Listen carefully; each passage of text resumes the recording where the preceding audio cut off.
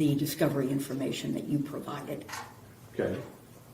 But anything that he said as to what he was thinking or what went on would come directly from him alone? Yes. From his report?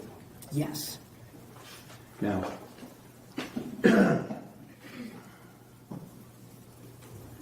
and so you'll agree with me that from your perspective, it's important to be accurate with what information you reviewed in order to make certain assessments in this case. Would you agree with that? Yes. And so in this particular case, you would agree with me that whatever somebody you're interviewing is telling you, it's of critical importance that they're being truthful with you. Don't you agree? Not necessarily. It's not of critical importance that the person you interview is telling you the truth? Depends on what the question is and what the issue is and what additional information one might have.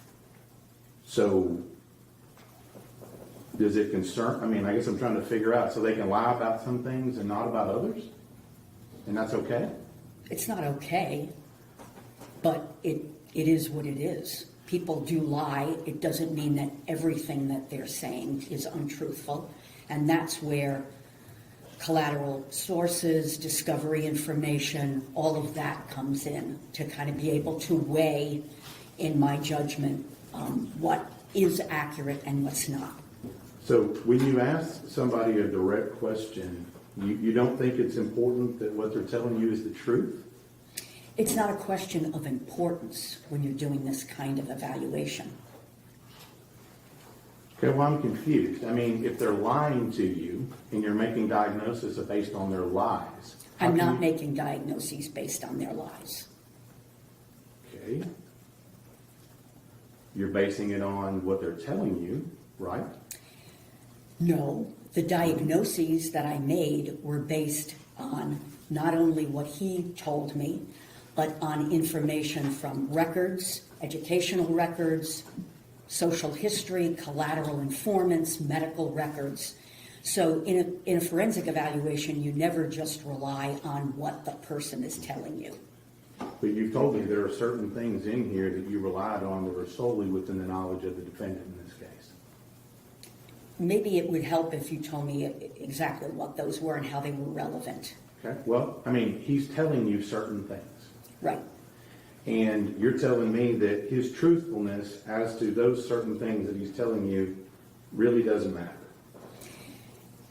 It's not quite that simple. It's clear that he lied on several occasions. What you mentioned before, that he used acid multiple times between the ages of 20 and 29, that came from him. It wasn't really all that relevant to the diagnostic issues that I think were relevant to this particular case. But if you're making a diagnosis on someone and it's based on what they're telling you and what they're telling you is untrue, how can you rely on that diagnosis? I think we're probably on a different plane in terms of diagnoses. So, for example, if Mr. Horner had been the only person presenting me with information that he had autism spectrum disorder, I would not have relied on that. I would not have made that diagnosis. It's only because there was collateral information, there were many records, as well as my evaluation of him, that indicated that that was a legitimate diagnosis to make. But let me ask you this, since we're talking about truthfulness, you agree with me that if the person you're interviewing is not telling you the truth about certain things that you're asking them, doesn't that call into question their truthfulness about other issues as well? Yes. So if they lie to you now, probably a liar later. I wouldn't say that. They could be lying later. And I would think, and you correct me if I'm wrong, it would be important for you to disclose to us in your report if somebody is being untruthful to you. You believe that's important, right? It depends. So how do you pick and choose what you tell us when somebody's being untruthful? Well, first of all, the report and what needs to be in the report is pretty much dictated by what has to be disclosed in the report. I didn't put the facts of the offense in the report. So that's not there, but I did disclose my notes to you. So you have those. Mm-hmm. All right.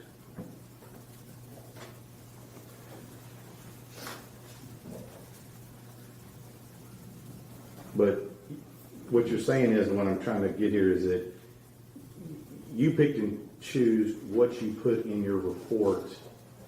You left some things in your notes and you put some things in your report. You made those decisions. I made the decisions about what would go into the report. There was 18 and a half hours of interviewing, and the report was already 38 pages. I didn't put every single thing into the report. But you dictated what you felt was important for your report and then left out the other things that were not important.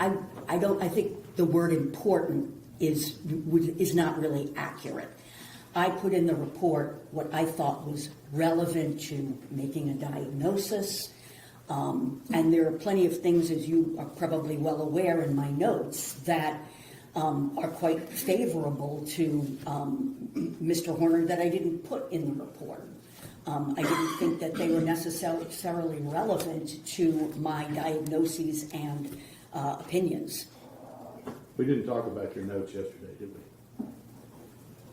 I don't recall them being brought up. So as part of your report, you put a list of information and records and things that you reviewed in preparation for this case. Correct.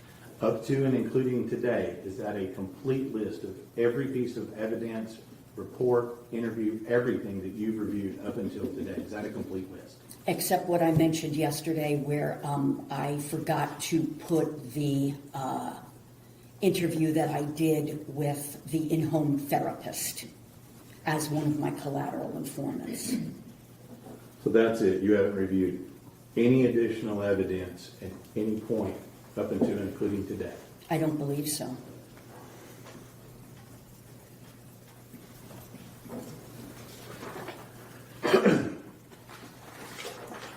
And I was a little confused yesterday. We talked a little bit about your bill, and you said something about it goes to Ohio State, something like that.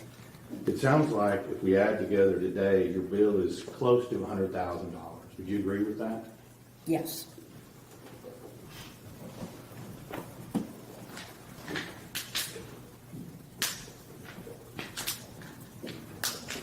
All right. So I tried to keep up with it yesterday, but how many actual diagnoses did you come up with for the defendant in this case? Was it 6 or 7? There were 10, actually. 10. I think one of those, and I'm just going to ask you this, one of those is something to do with PTSD. Did you make that diagnosis as well? I did. Have you read the report from Drs. Spence and Imhoff in this case? I did, yes. And they indicate he doesn't have PTSD, correct? I don't recall if they said that he did or he didn't. I got those reports, I believe, after I had completed my evaluation and report. If they say that he doesn't have PTSD, are you wrong or are they wrong? I believe I'm correct. Okay. So Imhoff and Spence are wrong. Okay. Now, we talked a little bit about fetal alcohol. And I know you're not an expert on fetal alcohol. I'm not going to ask you that. But you did give us some information yesterday about fetal alcohol. It's not syndrome. There's something else. It's alcohol exposed. Is that what you said yesterday? Fetal alcohol spectrum disorder, as opposed to fetal alcohol disorder. I'm going to write that down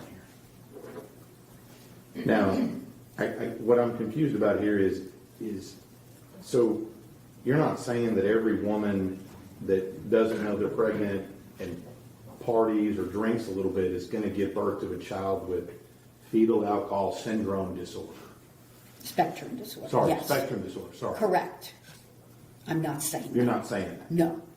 So just, there's not an actual number of drinks or whatever. Some people party a lot and don't give birth to a child that has any type of fetal alcohol problems, correct? That's correct. You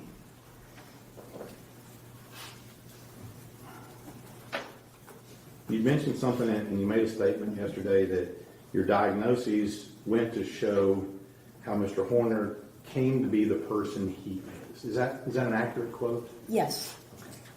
But in this case, let me just ask you, a lot of stuff that we had in this case was covered by pretty much all the diagnoses you gave. For example, you said he wasn't able to handle stress, right? He has a great deal of difficulty handling stress. Because of his autism. That's what you said. The combination of his autism, his trauma history, PTSD symptomatology. But that stress we're talking about, that stress, you mentioned that was FedEx causing him that stress because you said they changed his routes. No, that would be too simple an explanation. I mean, the architecture of his brain is such that these kinds of stressors cause him to become very emotionally dysregulated. Well, let me ask you again, the stress that you referred to and you listed out was something to do with his work-changing stress, correct? Yes. And it was something to do with his girlfriend at the time and whatever was going on with their child. That was one thing. I'm just giving you some examples here. That was something else. Yes. Correct? And that essentially that these were all things that were happening in his life, right? These were life stresses for him. Yes. And I'm just going to ask you, don't you think that some of those life stresses, for example, the things you were talking about, maybe were caused by doing drugs and partying all the time, some of those life stresses? I don't think that doing drugs helped the situation, but no, I don't believe that these stressors were, well, they were life stressors that I don't know that they were caused. I mean, they're life stressors that come up, you know, the postpartum depression, the financial distress, but his inability to cope with those is more biologically based. So you don't think that the fact is he had problems at his work, with his girlfriend, and his life had something to do with potentially work ethic? No, I don't. Okay. You don't think it has anything to do with the fact that he's going out and purchasing narcotics and using them and partying on the weekends? I don't know anything about narcotics, opioids. He used other things, but the drug use, in my opinion, the drug use was an effort to kind of modulate his mood and his anxiety level rather than just wanting to go out and party. So you're saying he wasn't using drugs just to get high. That's what you're saying? Well, that was probably part of it. But, for example, the cocaine use was because he was sleep deprived. He was also using those bangs, which have like 300, very high potency caffeine. He was using those to stay awake. And, of course, to improve his mood because he was very depressed. Okay. So whatever he had, whatever was going on in his life, that made him use drugs. That's overly simplified. He did not start to use drugs until he was 18 years old. So that in and of itself is somewhat unusual. I think that definitely the substance use began as part of an effort to fit in with the band and fit in with people that he was hanging out with. So there was a social element to the substance use, yes. So again, going through this, you indicated yesterday he wasn't able to handle executive functioning, and what was that because of? Well, he has poor executive functioning. It's not, he can't handle executive functioning, All right, but so- his brain, again, that frontal lobe, prefrontal cortex, he has trouble, in my opinion, because of the combination of the autism spectrum disorder and attention deficit hyperactivity disorder, PTSD, all of these. He has trouble with decision-making, judgment, shifting, what we call shifting cognitive sets. You know, when something happens, he has difficulty thinking about alternatives. That's executive function. Okay. And that was, so then you said he had poor impulse control, and that was because of his depression? No, poor impulse control, that's part of executive functioning, but also he has severe ADHD. He also, those two are the major reasons.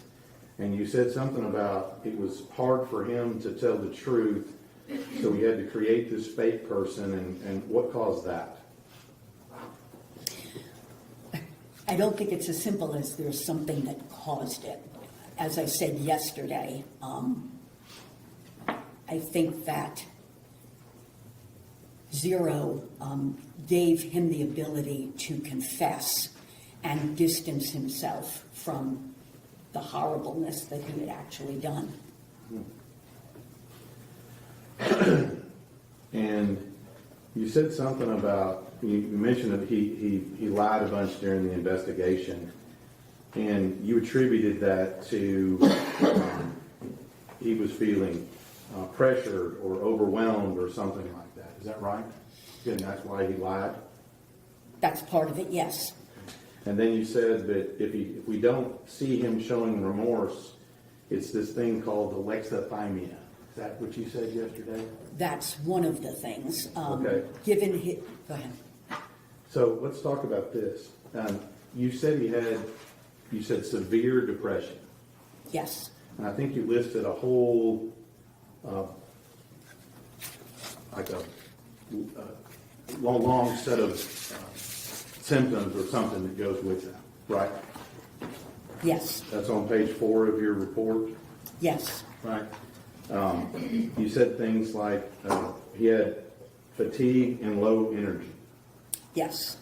And apparently it has something also to do with ability to concentrate. Right, that's what you said on here as well. That's one of the That's one of the criteria Okay. of depression that he exhibited or had problems But I mean, to be honest, ma'am, if he's out doing drugs, staying up all night, and he's fatigued and having all these problems, don't his own life choices cause these same symptoms? I took those into account, and he wasn't staying out partying all night. That was when he went with his fiance on weekends. But he was having trouble sleeping and was sleep deprived during the week also. So one has to, basically in my judgment, that the sleep deprivation was primarily related to his depression. It wasn't related to him playing video games all night, doing coke on the weekends, smoking weed, things like that. You don't think that was related to why he's got fatigue and low energy? I don't believe that was the cause, no.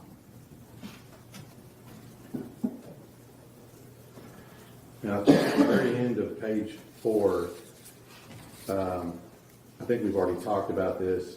You said at the very end of page 4, he says, it led to the use of substances.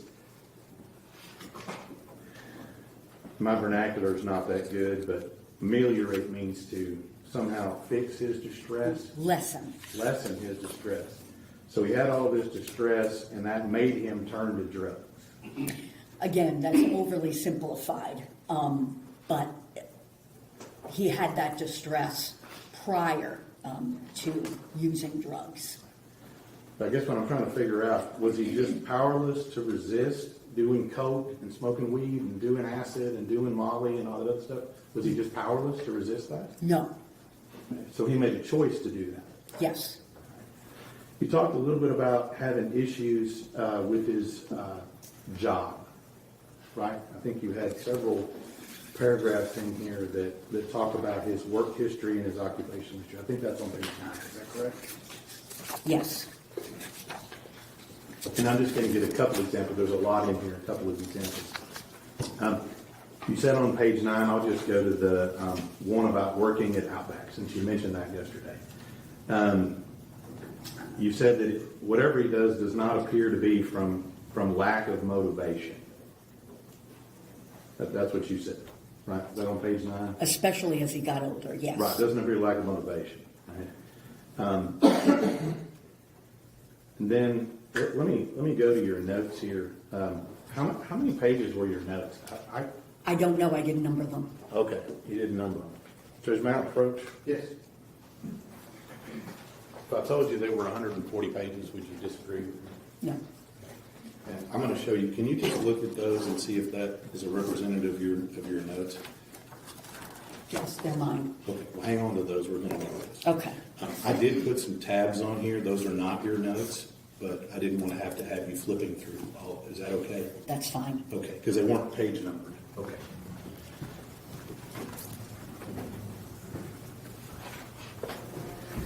You said in your report working for Outback that he was overwhelmed with the dishes piling up. That's what you say right here? Yes. Okay, will you go to number 2 on your records right there? Yes. Would you tell the jury what he sent a text to his boss at the time? What did he send to his boss before he left?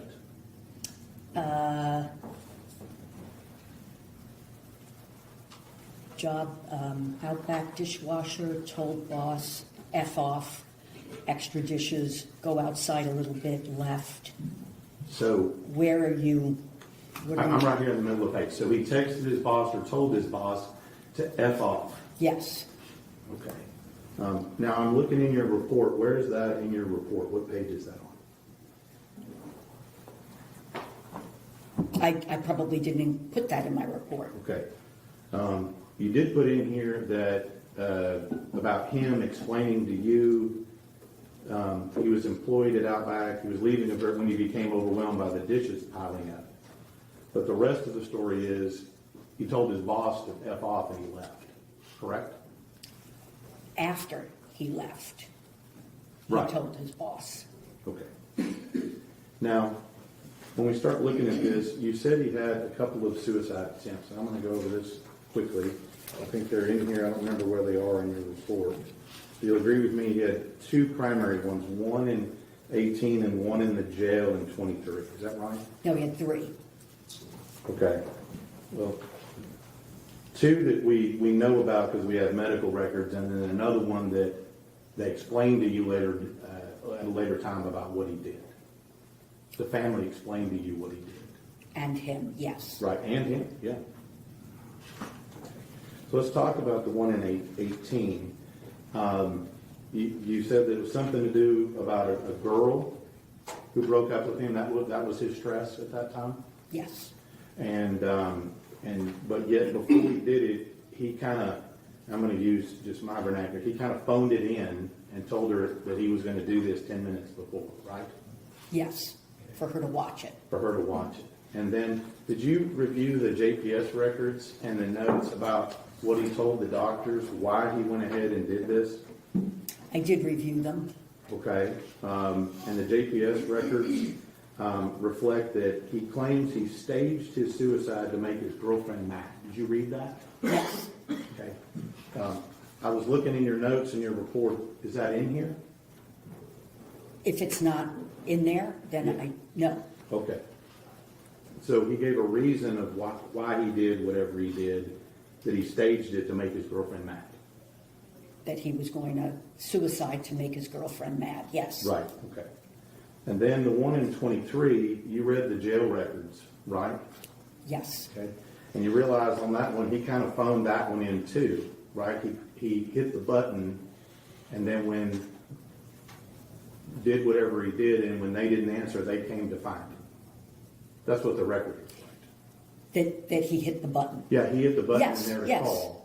And then when he didn't answer, they came running. Right? Yes, I think so. Okay. So we kind of phoned it in again the second time, right? I don't know that he phoned it in, but I believe he probably began to panic and press the button. Okay. So I'm going to go through a couple of quotes in your report here.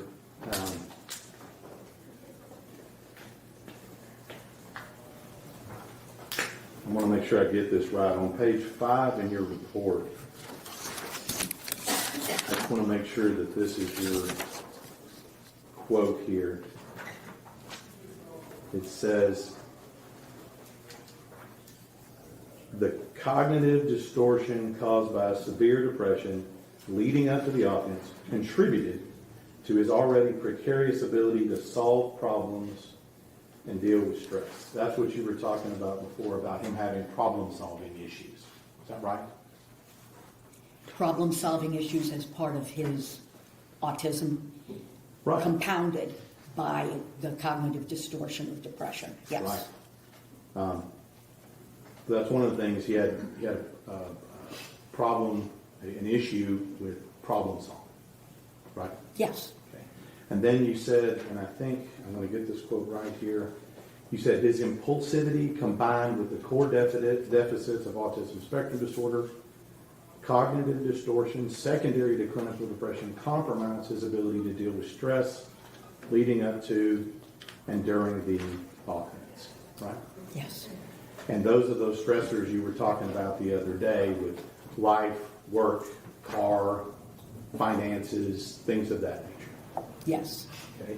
Now those sound like things that most people deal with every day. Would you agree with that? Yes. And even you, according to you, showing up unannounced, that threw him for a loop and caused him a bunch of stress. Yes. So his reaction, due to his autism spectrum, I'm going to get this right here because it's not additive, it's compounding, right? That's the word you use? Am I getting Yes. that right? Okay. His reaction to his autism plus his depression plus stress, his reaction to that, and plus the drugs, was to kidnap a child. That was his eventual reaction. All those things put together, that was his reaction, was to kidnap Athena Strand. The precipitant was panicking because she saw him snorting cocaine. Okay. So that, when we talk about this, that precipitant, that is what you told us yesterday, that's the point of the spear, if you will. That's where this thing begins, according to you. Yes. That's where the catastrophe begins. Yes.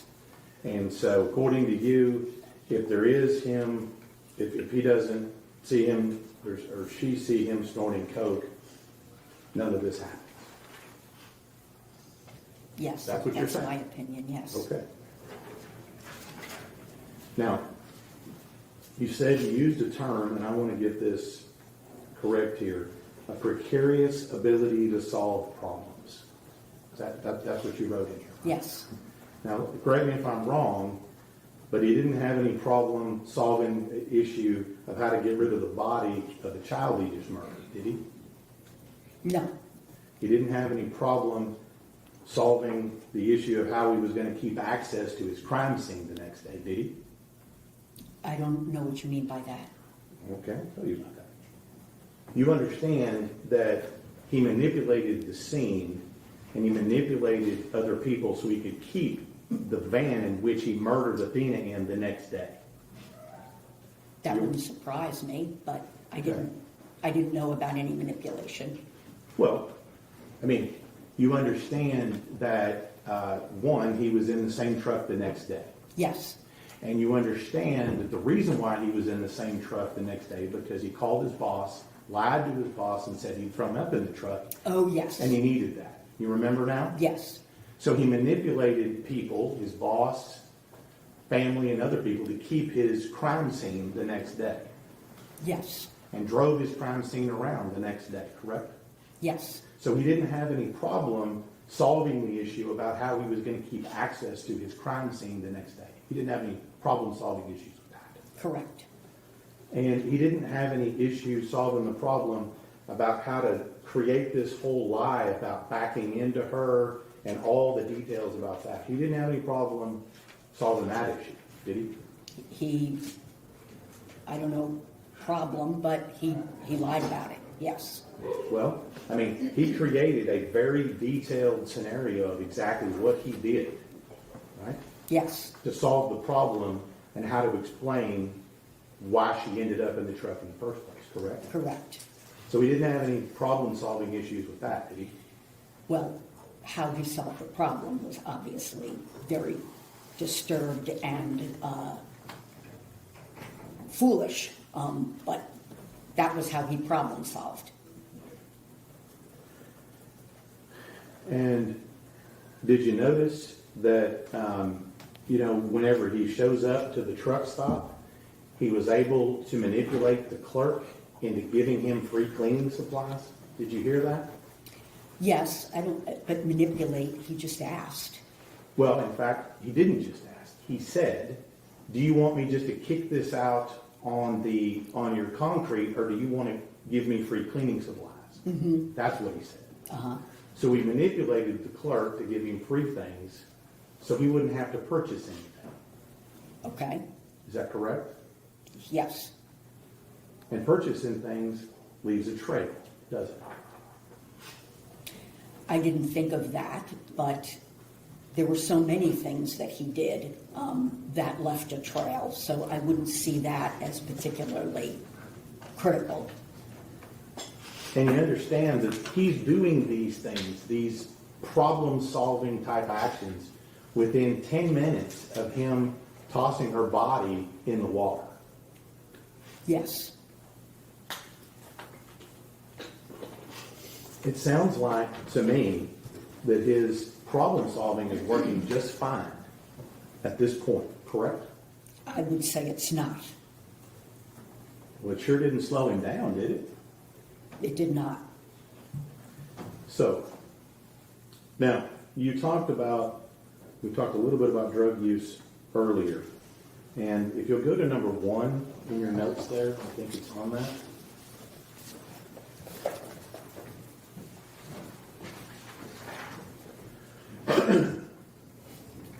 At the bottom of the page, you highlight something in orange, right?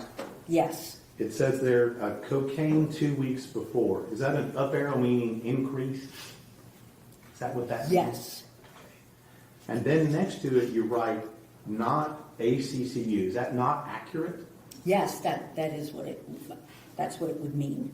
Okay, so you didn't believe him when he told you that? I don't know why I wrote it, I don't remember now. Now, did you put that in your report somewhere? I don't know. Okay. You want to take a look and see if you put it in there? Are you saying it's not in? I'm asking you if that particular bit of information about his drug use in the weeks before is contained within your 38-page report. I know that I had his use of cocaine prior in the report.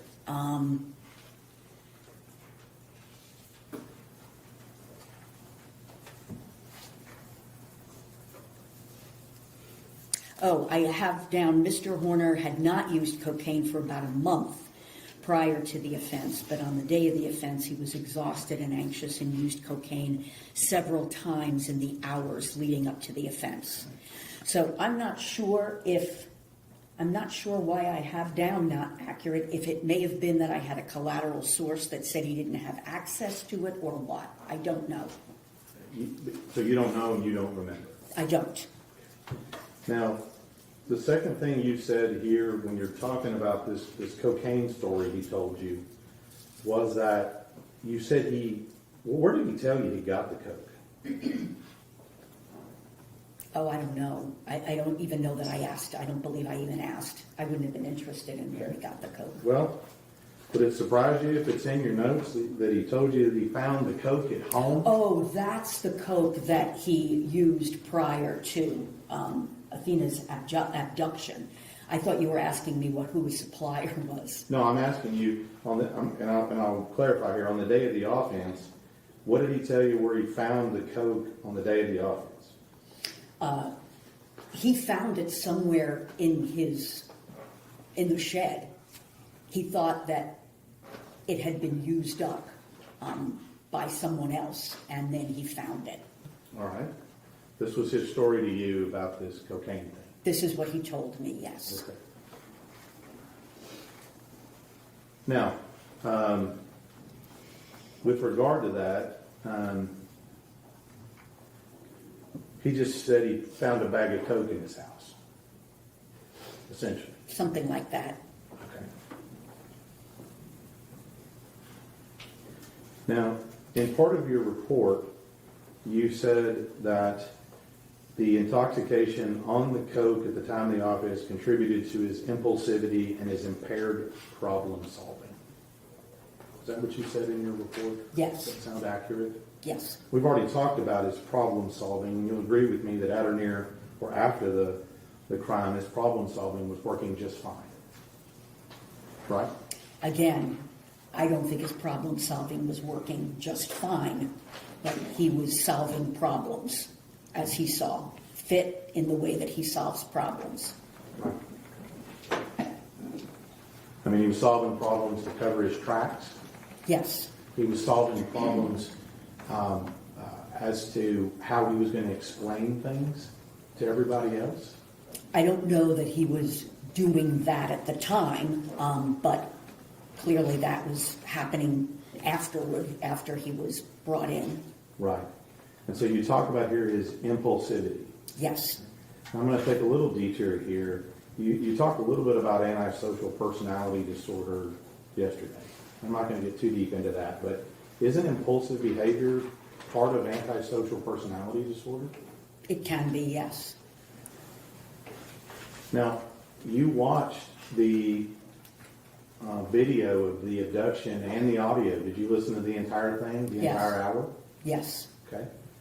And you'll agree with me, it wasn't impulsive when he covered up the camera an hour before he arrived at a delivery the day before. That's not impulsive, is it? No, I wouldn't call that. And you'll agree with me that his decision to cover up the camera again, approximately an hour before he kidnapped Athena, also not impulsive. No, I wouldn't call that particular act impulsive. That's planning, is what that is, right? In that moment, yes. That's planning and covering it up before you do something. He was covering it up because he was using cocaine and cannabis, marijuana. That's why he covered the camera. Oh, that's what he told you. Yes. You don't have any collateral source on that, do you? No, other than he had covered up the camera prior to that also, when he had been using. Right. So you're Smoking making or the whatever. assumption that that's what he's doing. And And- you don't have any information to prove that one way or the other. I don't.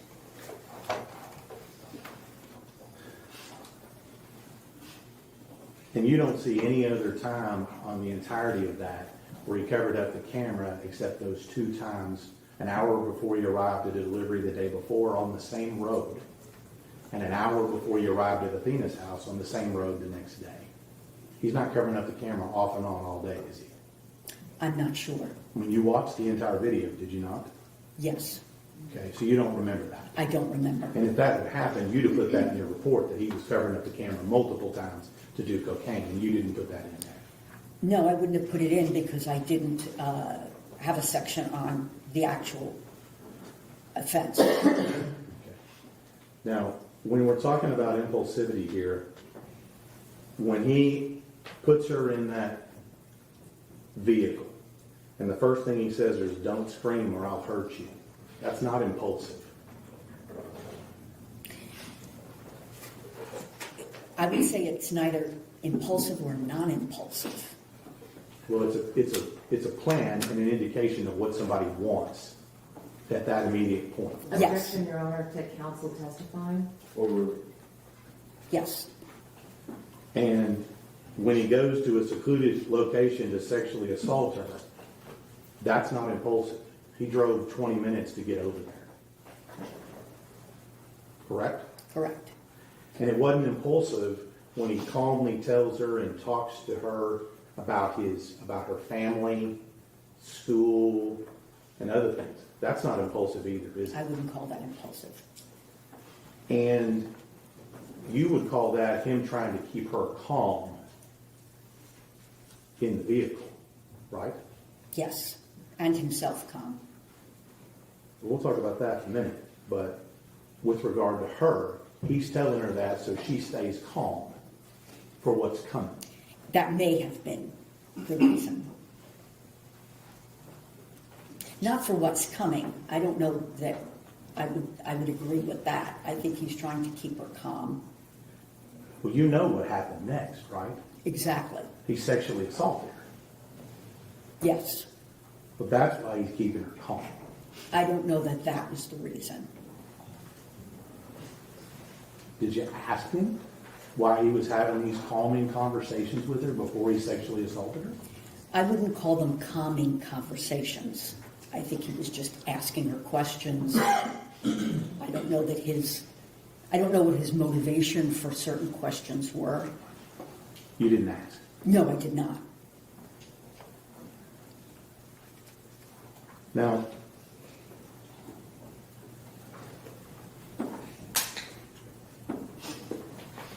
you'll agree with me that what he did in this case, this was intentional, correct? Yes.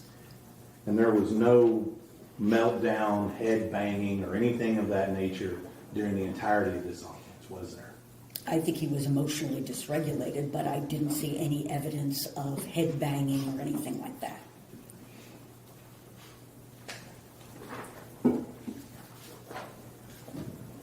Now you said, and I couldn't spell this word, but catastrophizing. Yes. My vernacular doesn't allow me to do that. So basically, this was something that you said when she saw him doing coke, it was all over, and essentially what you're saying is she was dead and she didn't know it yet. That's Those what would you not mean. be my words. No, but I mean, you said once that thing happened, it was all a catastrophe. No, I think that when he saw her having seen him snorting the cocaine, that was when he decided that he needed to do something to stop her from telling anybody. When he put her in the truck, in my opinion, he didn't plan on killing her. It wasn't until he recognized, now it's so much worse because I've put her in the truck, and now what am I going to do? I think it may be in my notes. It was when she asked him, "Are you a kidnapper?" That he thought, now I'm really done, something to that effect. And that's when he made that decision, not when she saw him snorting the cocaine. So we have the end result, but what you missed was what happened in the middle. Which Right. is what? Sexual assault. That happened in the middle. No. I think that maybe I'm misunderstanding your And he question. kidnapped her, he sexually assaulted her, then he killed her. That's how this goes together. Actually, that's not what he told me, and that's not my opinion. Okay, well, you listened to the audio, right? Yes. And at some point you recognize that he said, take off your shirt, take off your clothes. Yes. That was prior to the time that he's killing her, correct? Yes. Okay, so in the middle of this, when he's having this catastrophe, in the middle between when he kidnaps her and when he kills her, he takes the time to sexually assault her in the middle. Yes.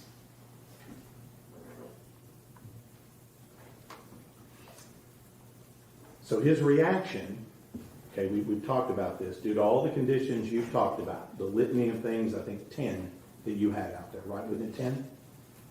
10 things that he has wrong with him? Yes, Okay.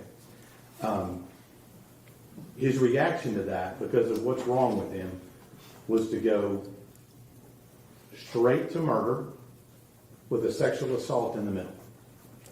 no, those disorders are not causative of what he did to Athena. They, again, contribute to the way that he thinks and the way he behaves. But it's not simple cause and effect. I'm not saying that his autism, PTSD, major depression, and ADHD caused him to do this.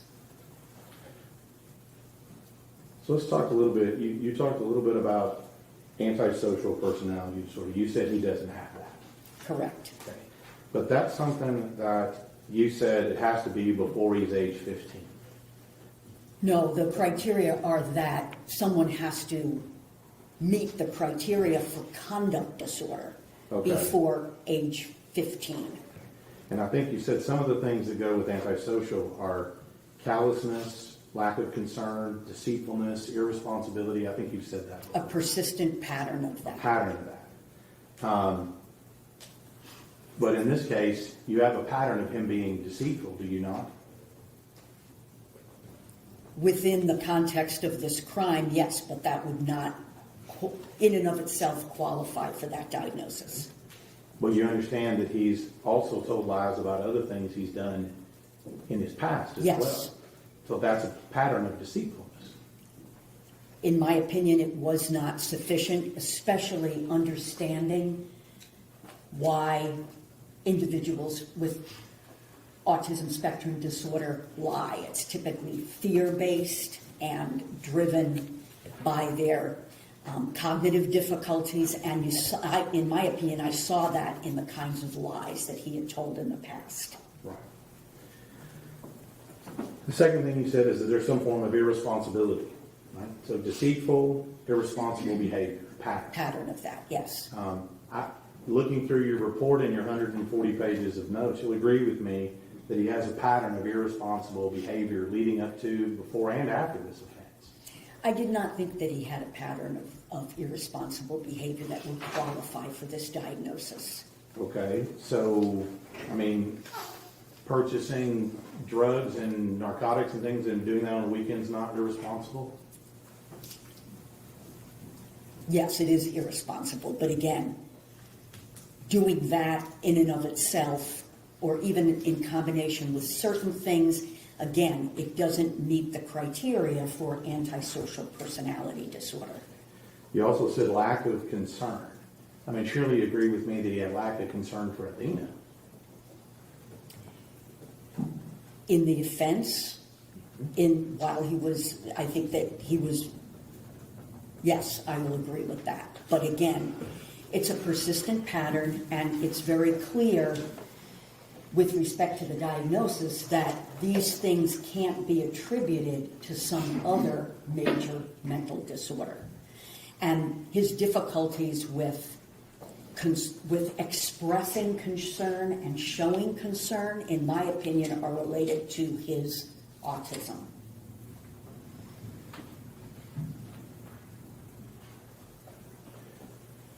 Now, the last thing on here is some form of, you said, callousness, right? Yes. I mean, you'll agree with me that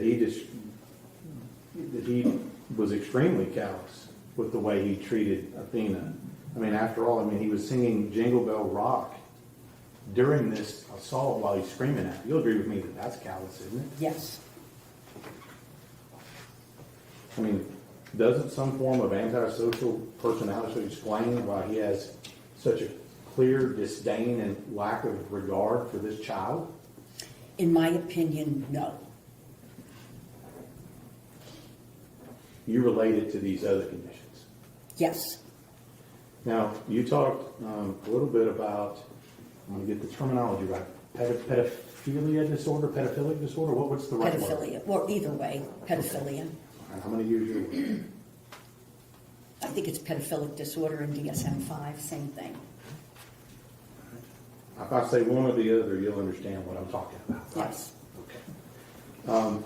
And so what evidence did you review in this particular case to make that decision? He does not have a persistent pattern of a sexual interest in prepubescent children, which is what pedophilia is. Okay. What evidence did you review to make that conclusion? The discovery information that was sent. Apparently, his cell phone was looked at in terms of what was on there. Of course, information from him, but in and of itself, that would really not be very significant, in my opinion, with respect to the pedophilia. But also, there was no information that I had that indicated that he had any sexual interest in children.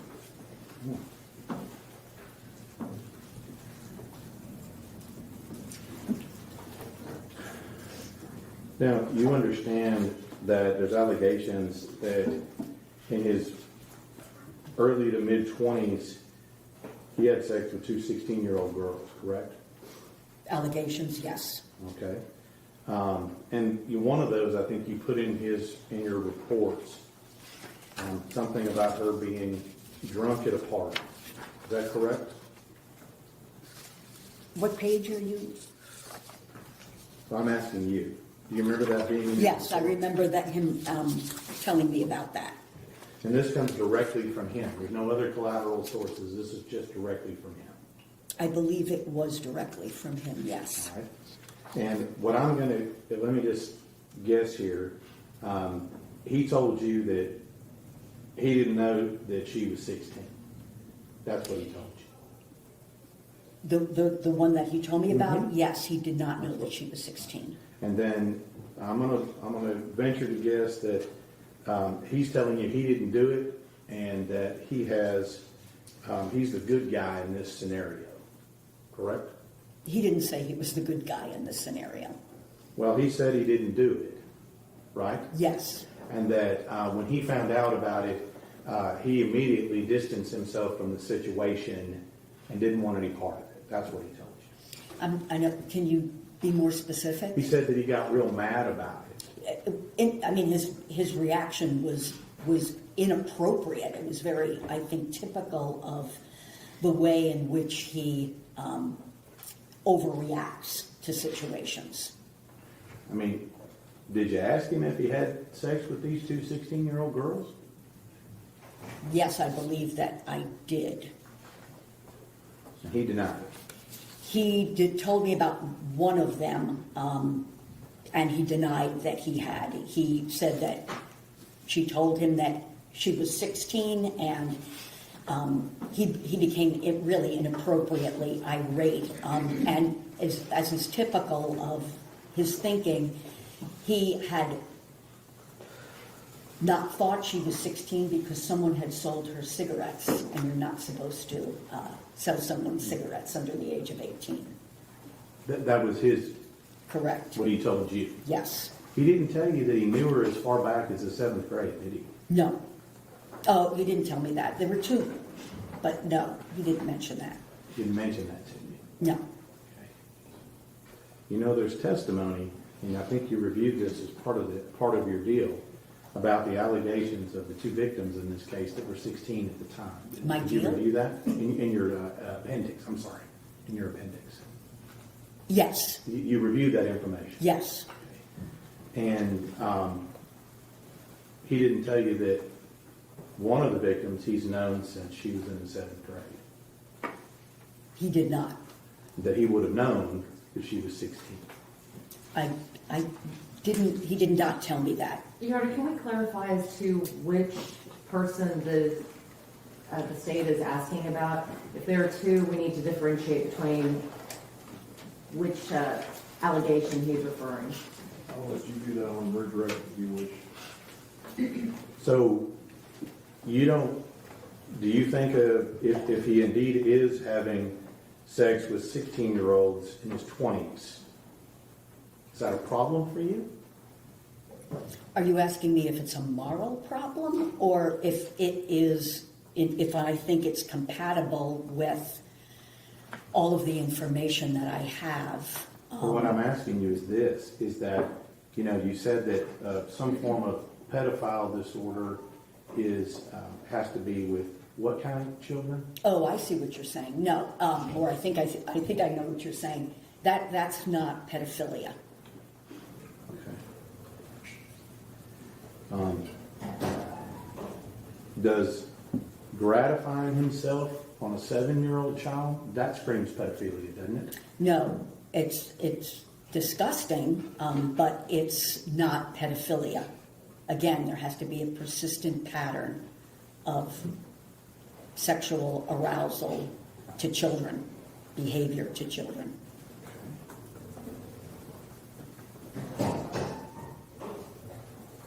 I mean, did you read the DNA reports in this case? I know there was DNA. Right. And you know where it was found in Athena, right? Not in Athena. I'm not aware that there was any DNA found in Athena. You didn't read that they found DNA both in her vagina and her anus? No, I did not. Objection, Your Honor. May we approach?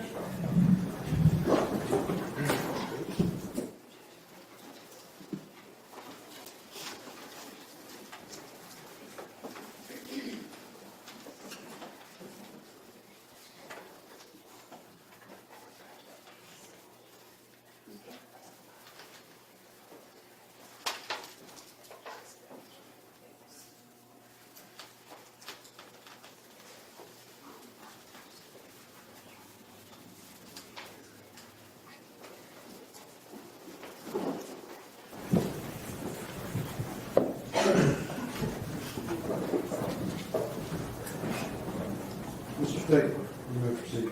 Thank you, Your Honor.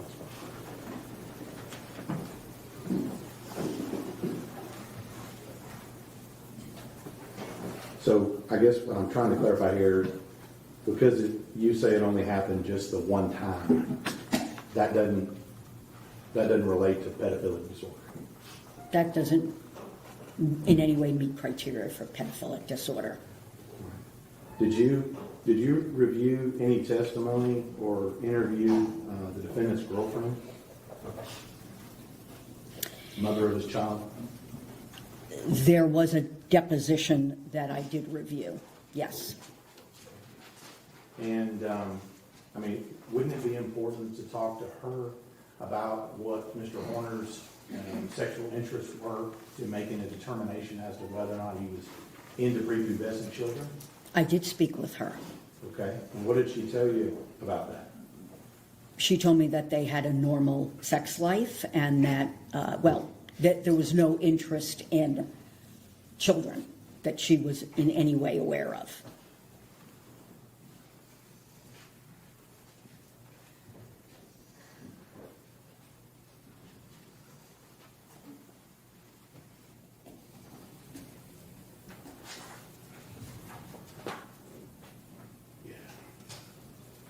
Now, I want to make sure I get this accurate here.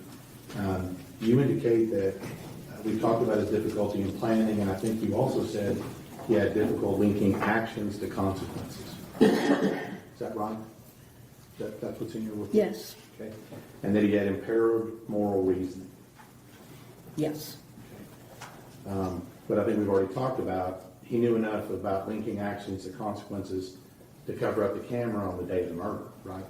Yes. And he knew enough about linking actions to consequences to cover up the inside camera when he was going to sexually assault her. I'm not sure why he covered up the camera at that point, but he did. I mean, objectively, the inside camera, when he covers it up, prevented us from seeing exactly what he was doing, correct? Yes. So that's actions and consequences. Could be. I mean, he covered up the camera before assaulting her. Same with him cleaning up afterwards, right? That's actions and consequences. Yes. So he understands that. Now,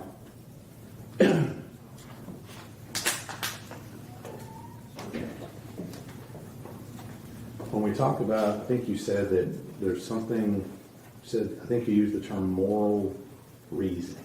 Did you use that term? I feel like you did. I may have. Okay. And, I mean, moral reasoning, you've already told us, he has enough moral reasoning to understand it was wrong to do what he did. Yes, And what he did was incorrect. That was wrong. He knew he had enough moral reason. yes. Right. And when it came to his knowledge of whether it was wrong to sexually assault children, what did he tell you that he did the night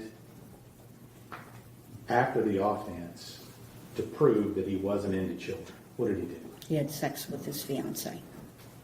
So, what page of your report is that on? It wouldn't be in my report because I didn't have a section on the offense itself. And I'm just asking you here, you didn't feel like it was important to have a section in your report on actually what he did to commit the offense?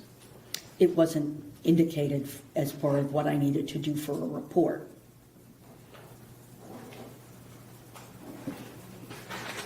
So, in your notes, if I remember correctly, if you're turning to number 10 in your notes, I think it's towards the back, man. On my little tabs there. Am I right? Yes, And it says here that this is in the same conversation, that night he had sex with his girlfriend, I won't use her name, just to prove he wasn't into kids. That's what he told you. yes. Well, I don't know those were his words. I was pressing him to find out more about any prior interest in kids, and that was something that he told me. Right. So he had, according to him, plenty of energy after committing this offense to go home and do that. He had sex with his fiancée, according to him. Right. Now, we talked a little bit about some of the interrogations. I'm going to go into that just a little bit here. You listened to the report in where he was re-interviewed by his own request by the ranger. Is that correct? Yes, That was 5 days after he'd been arrested. Promptly. yes. And what I'm getting at here is that at no point during that time did he express any issues with problem solving, moral reasoning, or any of the things you're talking about when he's trying to cut a deal to get out of jail.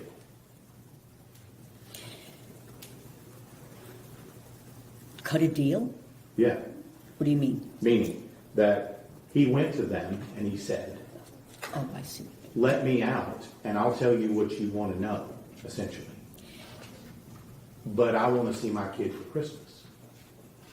He was fully aware of what he was doing at that point. He didn't have any problems with impulsivity, problem solving, or any of that when he's trying to cut that deal. Clearly problem solving. I mean, there's absolutely no way that someone who had just done what he did was going to get out on Christmas furlough. He sure thought he could. That's the whole problem. Yeah. I mean, his ability to think through in a reasoned way is really impaired. Now, despite all of this, despite everything that's gone on, despite murder, sexual assault, all that's gone on, I want you to go to page 29 of your report. The top of the page, if you will. What did he tell you about how good he slept his first night in jail? He said it was his first night of good sleep in over a year. So would you agree with me? It sounds like his conscience was clear at that point. He could sleep well. No, not necessarily. Now, the conditions and the diagnoses you've made in this case, I think you said are permanent, right? What do you mean? The Permanent? autism. Autism is, yes, it is a permanent condition. And all this other stuff we're talking about, the diagnosis you made, these are all, we seem to be permanent conditions according to you. The autism spectrum disorder, the neurodevelopmental disorder associated with fetal alcohol, yes. Major depressive disorder is episodic, and with treatment improves or even resolves, but you're at increased risk for further depressions. PTSD is chronic, will wax and wane his symptoms. Obviously, the substance use is in remission in a controlled environment. His tic disorder, that's likely permanent, and you see evidence of that under stress. So essentially what you're saying is the same person who committed these acts is the same person who's sitting here today. Yes. Now, talked a little bit about malingering yesterday. And malingering, you'll agree with me, is essentially lying about some things to achieve some kind of benefit, right? Yes, or exaggerating things, yes. And I'm sure you go over when you do these interviews with someone the importance of the person you're interviewing telling you the truth and not malingering. You go over that with them, don't you? Not specifically, because I really want to understand what they're going to tell me without giving them warnings. And I'm not going to go into all of it, but you knew when you walked into this interview that the defendant in this case had created a multitude of falsehoods and a multitude of stories about how all this went down. You knew that walking into this. When I first came into the interview, I don't believe that I can't remember what I actually had reviewed, the extent of what I had gotten to review, but I wasn't fully aware of all of the lies. Well, you know now. Yes. Right, the full extent of it. And you knew some of it, right, walking in the door to meet him for the first time. I knew some of what he had said. I wanted to assess for myself what was lies and what was related to other things. And again, you put it in your reporting, you concluded that he wasn't malingering. That's what you concluded. Yes. That's despite the fact that you knew walking in and after that he had lied to you directly. Malingering, in terms of the information that I received and the overall evaluation, I do not believe that he was malingering his deficits, his mental disorders. There was plenty of collaboration for that. Do I believe that he lied at times? Absolutely. So, but when he feeds you this story about him doing coke, right? When he told me the story, Yeah, yes. when he told you that, and Athena seeing him, you think that's the truth.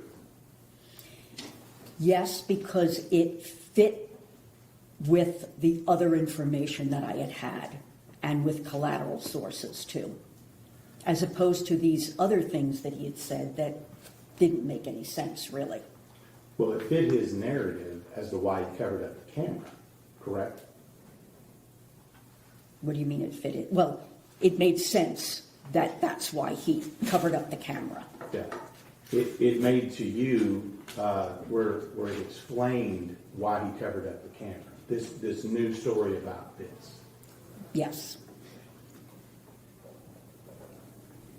That's what I mean by it fit his narrative. It made sense with the story he's already told. Along with other things, yes. Right. Well, but the other things are things outside of that. It has nothing to do with the vehicle, the truck, or anything happened that day, because you said that report of him doing coke, the only place it came from was him. Yes. And the only place that story about Athena seeing him doing that is only from him. That's right. So you don't even know if that's not another lie, do you? No, And it's a good chance it could be just another lie like everything else. in my opinion, it's not. So despite all the other massive amounts of untruth, you grab this story and say it's true. I think that's a little bit of an oversimplification. After all that I reviewed, after spending many hours with him and talking with other people too, I think that that is the more, to a reasonable degree of medical certainty, I think that that is actually what happened. You really don't know, do you? You don't know. I mean, it's coming from the defendant. With 100% certainty, no. So let's talk about this. You asked him at some point what he did to murder Athena, did you not? Yes. And again, you said you didn't put that in your report. No. We have to go to your notes to find that. There, it's in my notes, yes. All right. And I want you to go to the little section on there. I think it has a green tab on it. There's several things in that area I want to ask you about.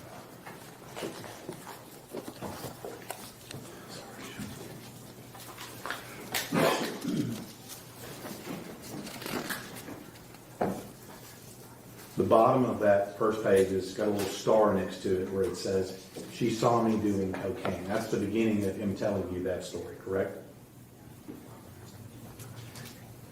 No, I think earlier on that page, it indicates that there was he put the sticker in front of the camera so she couldn't see it. I guess that's his boss or whatever. Did coke outside the truck to avoid the camera. And then at the bottom, yes. And, I mean, you look at these videos, you don't see him doing coke on any of these videos, do you? No. Now, what did he tell you specifically that he did? I think you've already talked a little bit about him trying to strangle her or what have you. What else did he tell you he did to murder Athena?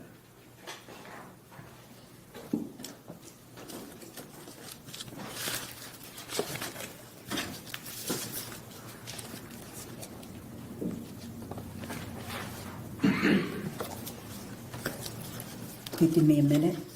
I think if you go to number 6. I think I have them in my notes too. It's more than one page, so I want to make sure that.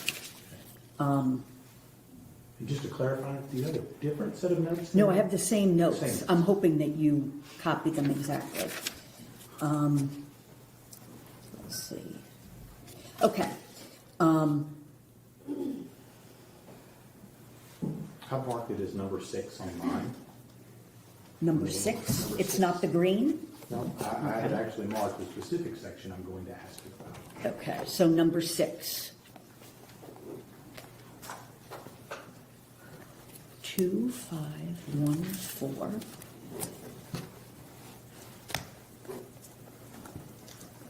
I don't see a 6 tab. I'm sorry.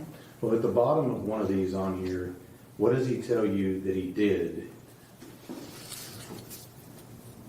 to murder Athena? Besides strangle her, try to break her neck, that you've already talked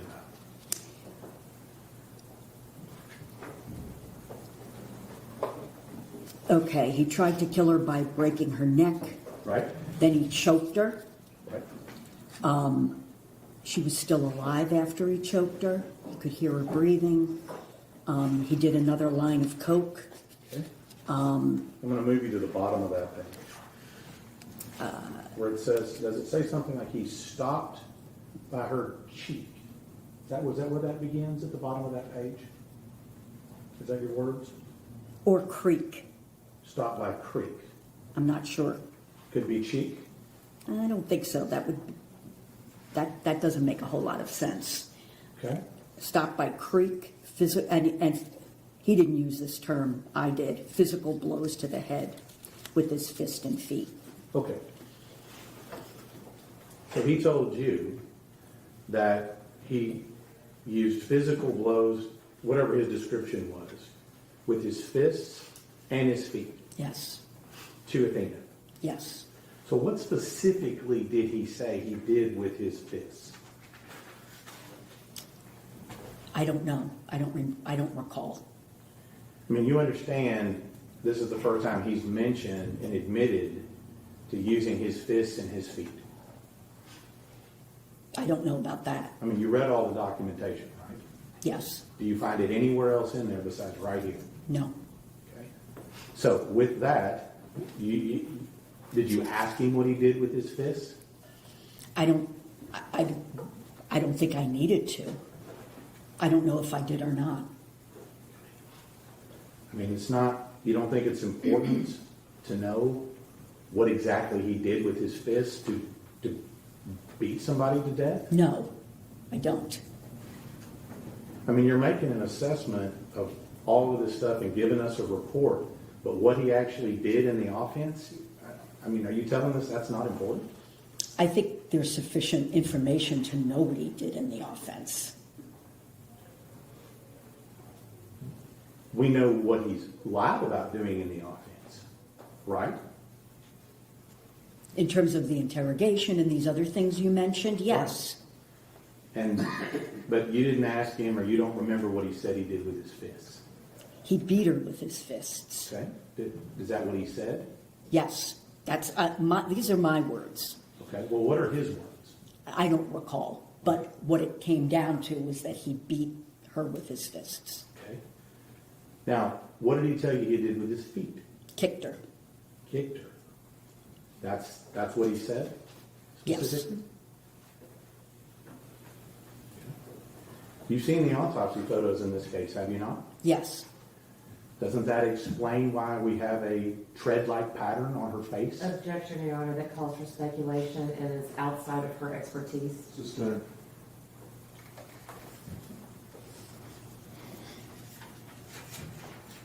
So he kicked her and he beat her to death.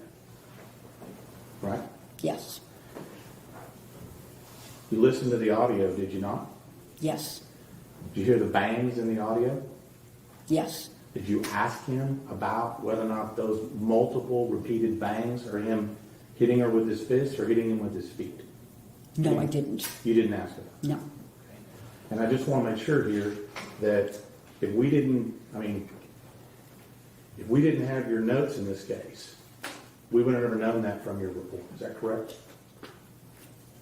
That's correct. There is not a section on the offense in the report.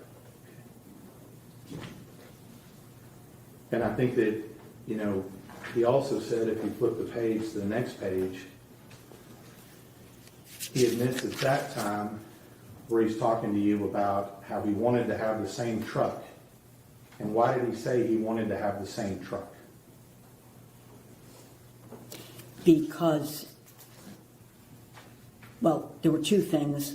She had lost control of her bowels, and he vomited after the offense. Okay. And I think your notes say wanted the same truck because there was blood, urine, and feces in the truck. Is that correct? Yes, Goes back to what I asked you about planning. That sounds like planning, doesn't it? what does? The truck, getting the Keeping same truck. Keeping the same truck. Yes, Now, let me just ask you this from an objective perspective. Other than him telling you that he did coke, you don't have any objective watching all the video to say that that's true, do you? Objection, Your Honor, asked and answered. Sustained. Now, you witnessed him go back down the same road the next day. You watched that video, didn't you? yes, And you witnessed him talking to people and finding out what's going on, right? yes.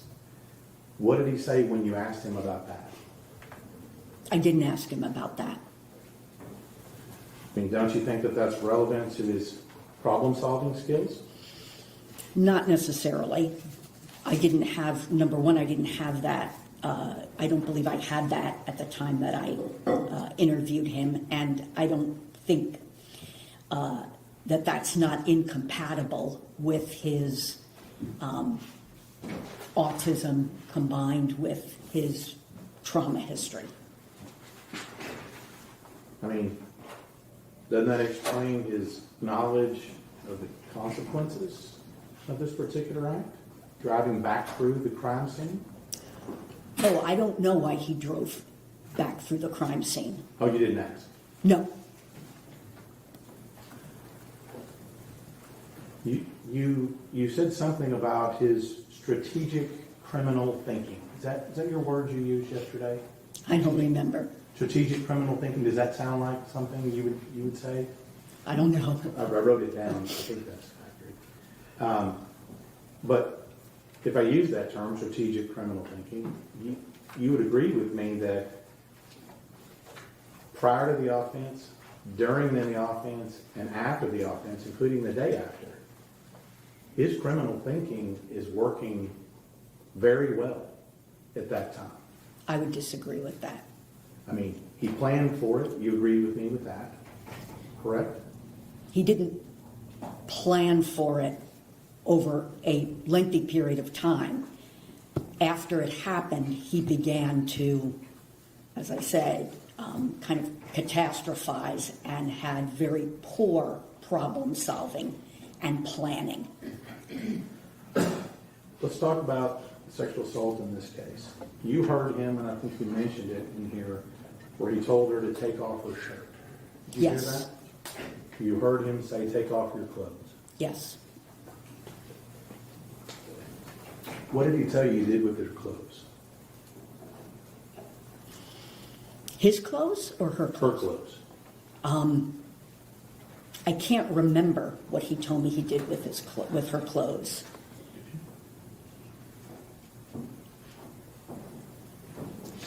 So up until this point, and including with you, he denied doing anything sexual to her multiple times. I don't know about multiple times, at least once he denied it. And now I think if you go to number 7, I think it's number 7 on my notes here. In your notes, you indicate 7. Sure, yeah, 7. Sorry about my handwriting on the notes there.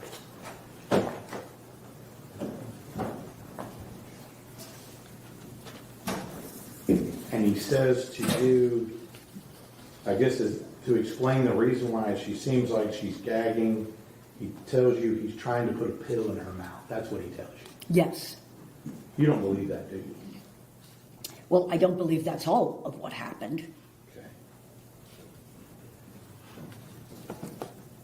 What do you believe all of what happened? I believe that he was attempting to have her perform oral sex. Anything to do with that comes from him again, does it not? Partly from him, but more from my interpretation of the video and what I heard. And so you've told us a couple of times, so this information he gave you about the pill and the other thing, that's only found in your notes and not in the report. That's right. There is no section on the actual offense. So he says to you in your report, he exposed himself to her, Yes. and that he also masturbated as well at the time, He attempted to. according to him. Yes. And when you challenged him with all that and said, hey, I don't believe you, what did he say? I don't remember exactly what he said in that moment. At some point, he admitted to what he had done. But his statement is he tried, but he didn't actually do anything. He couldn't get an erection.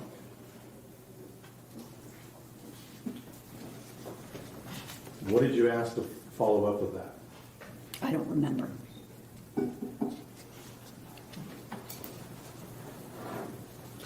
Now, you had a little bit, you talked about about future danger yesterday. Remember talking about that?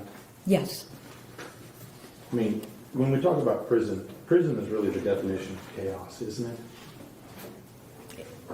it can be. And prison's really the definition of stress. It isn't can be. It depends, especially, obviously for a neurotypical person, it would be very stressful. And change in prison is not determined by the inmate. It's determined by the prison system, correct? Change, Any changes as far as location, cellmate, any of that is all determined outside of the inmate's consent. yes, And Matt, let me just ask you, you don't really think that there's no drugs in prison, do you? no, And in this particular case, you realize that prison, I think you said, offers some structure. They eliminate certain weapons and things like that in prison, right? yes, But in this case, you'll agree with me that Mr. Horner, he carries his preferred weapons with him everywhere he goes, doesn't he? his preferred weapons, Well, he beat her to death with his fists. Those go with him, don't they? he will be having his fists with him in prison. And his other weapon of choice to murder Athena was his feet. Those go with him, don't they? Yes, And you don't disagree with me that Mr. Horner has the capacity for extreme violence. in that situation, that was the only situation that I'm aware of that he exhibited extreme violence. So he has the capacity for it. You Yes. just haven't seen it again. Yes, And he also has the capacity to victimize someone sexually, doesn't he? a child, A child. yes, Potentially 16-year-old girls as well. I don't know that he victimized 16-year-old girls. I mean, you would agree with me that having sex with a 16-year-old girl with a 23-year-old male is illegal. Yes, Now, you talked about Mr. Horner's trigger being stress, chaos, with all the conditions you talked about, right? yes, And in this case, his trigger in this case, the end result was a kidnapping and a murder. Correct? correct, But you still say you believe he's going to be prey, not predator. yes, Now, if I'd asked you that question the day before the murder, you'd have said the same thing, right? yes, You'd have been wrong. No. Objection, Your Honor, that's improper question. Sustained. You would have said November 29, 2022, that he was not at a risk of committing violence at that time. Objection, Your Honor, that calls for speculation. Or a letter answer.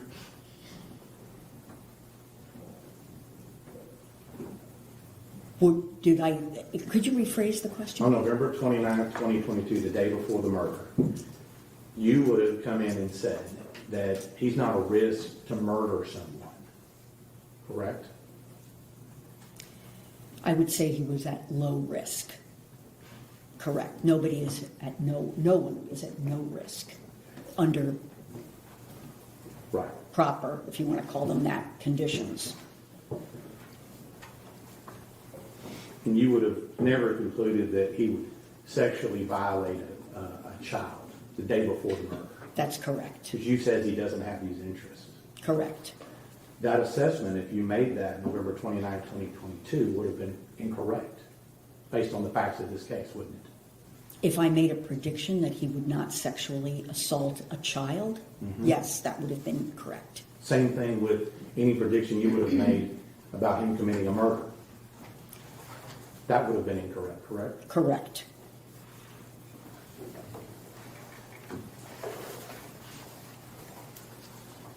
Now, I want to make sure I'm clear with this. The entirety of your report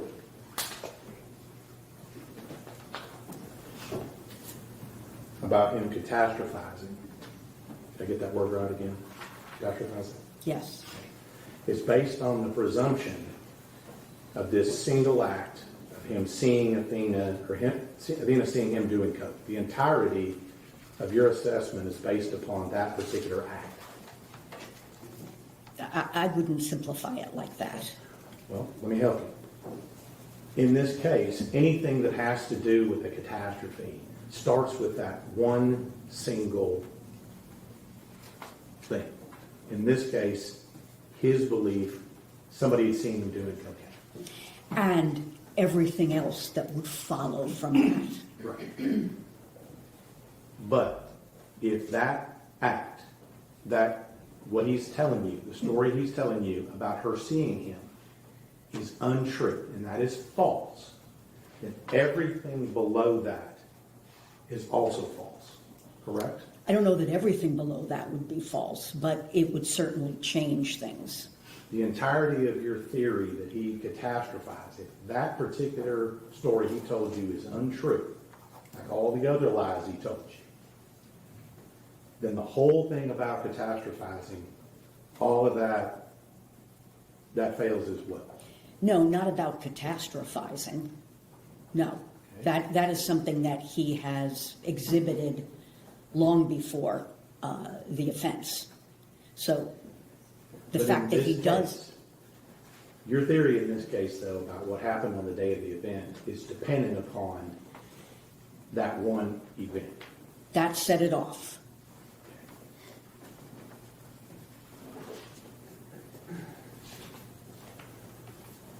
Now, part of this, and this is where I'm going to finish up now. Thank you for working with me here. You noted in your report in several places where Tanner wanted to be famous, didn't he? Yes. Wanted to be a rock star. Yes. And in fact, you said that was he told you it was his only goal in life. Yes. And I think you said you listened to some jail call. Did you listen to the jail call where he's talking about telling his story to maybe make some money? You listened to that. To get out of, I think it was, again, completely unrealistic and evidence of extremely poor thinking, irrational, that somehow he would sell his story to get bailed out, get enough money to be bailed out. Well, that's what he's telling me.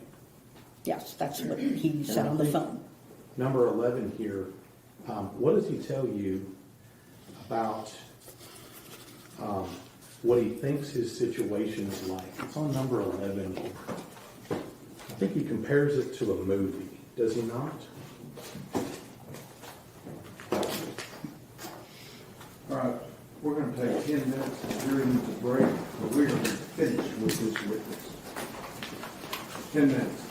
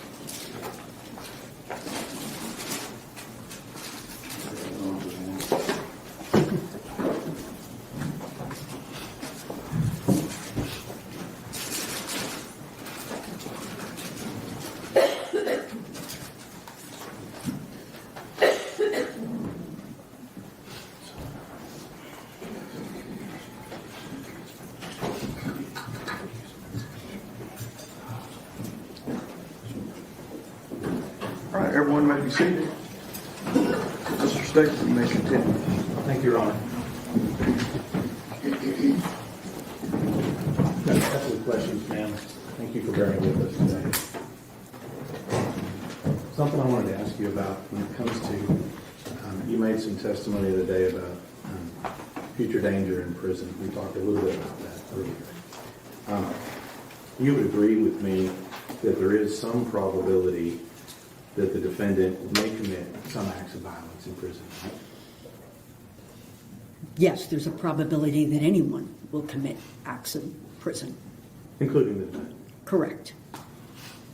Now, I'm going to ask you just very simple questions. We talked a little bit about pedophilia disorder. Yes. That's right. And you've reviewed some information in relation to that recently, correct? What information? You've reviewed some information related to your testimony with regard to pedophilic disorder. I know what pedophilic disorder is. Okay.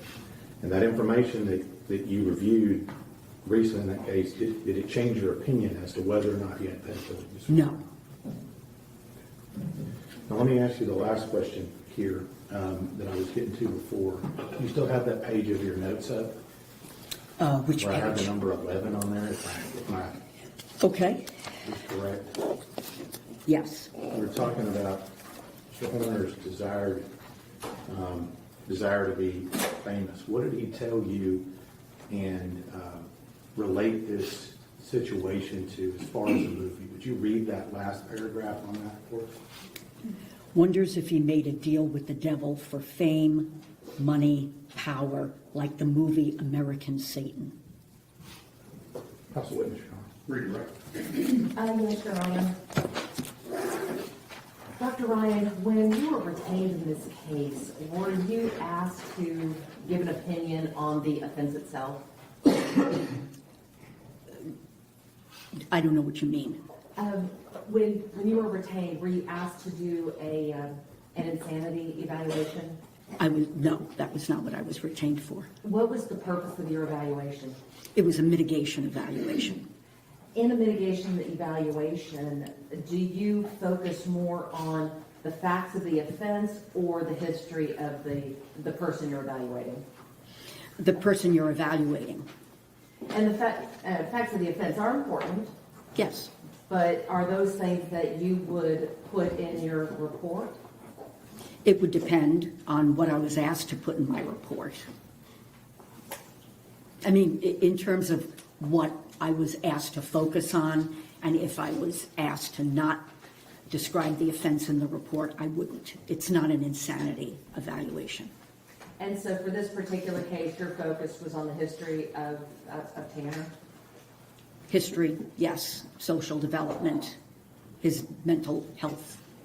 Dr. Ryan, the prosecutor asked you about self-report. And you had mentioned that self-report was important. But do you rely solely on self-report? No. How do you verify these things that you are given to, or given by the person you're evaluating? Well, in terms of verification, is it maybe not the correct word, but Corroborate? yes. We'll go with corroborate. How do you corroborate what has been self-reported? Just within the context of the evaluation itself, to be able to weigh inconsistencies and what they mean, and what they indicate, and how they fit into what I've already determined or am determining about the person's cognitive abilities, their cognitive status, more or less, their emotional abilities, and then to look at the body of information that I've received, see if things essentially line up, and also to talk with other sources of information. In this particular case, in reviewing all of the records, in reviewing all of the discovery that you were provided and the almost 20 hours that you spent with Tanner Horner evaluating him, the collateral witnesses that you interviewed, and you interviewed quite a few of them, did all of that line up with the self-report? Most of it, all of it that was important, and that went into my opinion. The prosecutor asked you about the suicide attempts, and he used the phrase, phoned it in. With these suicide attempts, were they serious attempts? Yes, Were they almost successful? yes, Does that give you an indication that he phoned it in? I think they were very serious attempts with an intent to die. The prosecutor also talked to you about Dr. Imhoff's report and that you did not agree with him on the diagnosis of PTSD. Is it uncommon for different doctors to have different opinions on very specific symptomology? Well, if the doctors are working with the same body of information, there should be that's called reliability. They should be coming to the same conclusion, but especially in a forensic case, this kind of situation, people have access to different types of information. They may not have met with the person for as long a period of time. They may not have spoken with other collateral sources. Do symptoms for something such as PTSD, are they present every time you meet with the person you're evaluating? They're not observable every time. And so if a person doesn't observe it at that time, does that mean it doesn't exist? No.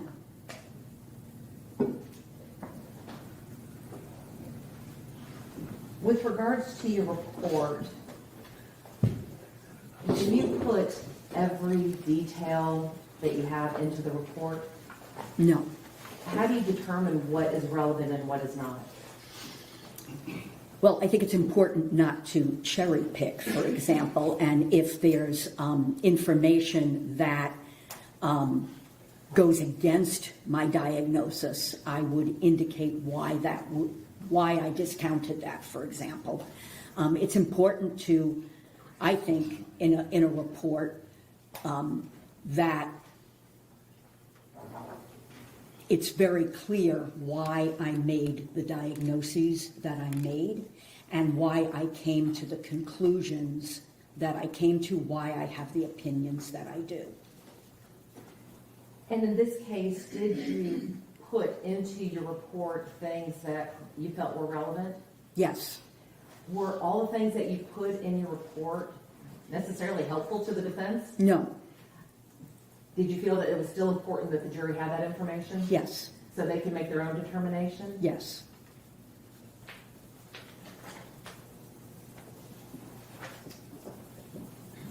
There was a lot of talk about problem solving. And I want to go back to, what do you mean by problem solving? Well, problem solving is different for different situations, right? Some problem solving requires very little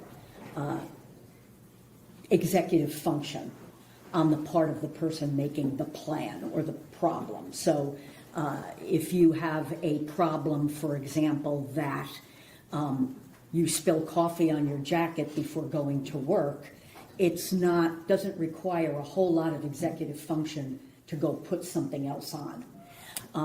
More complicated issues require more executive functioning, better judgment, planning, rational thinking, being able to shift from one thing to another.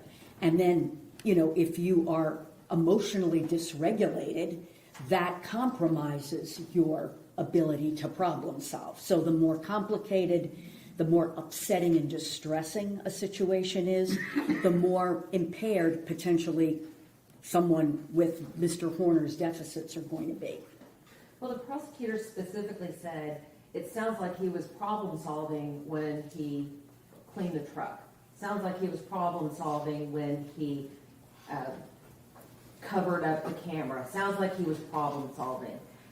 Based upon your training, your experience, and everything that you've reviewed in this case, what is your opinion about Tanner's ability to problem solve in that situation?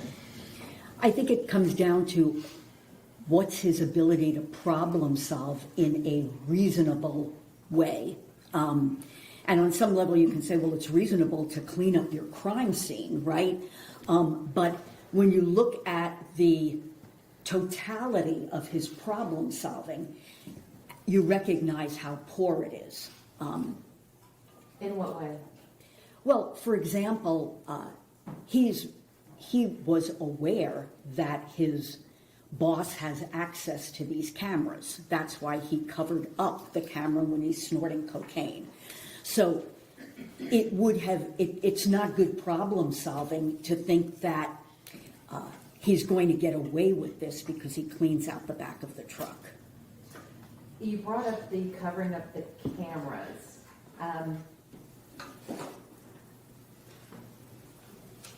There were a lot of assumptions that were being made about why this may or may have happened, covering up the cameras. So the question I have is covering up a camera after a kidnapping indicative of planning to kidnap? No. Tell me more about that. Well, I think it's an indication of his poor planning and problem solving.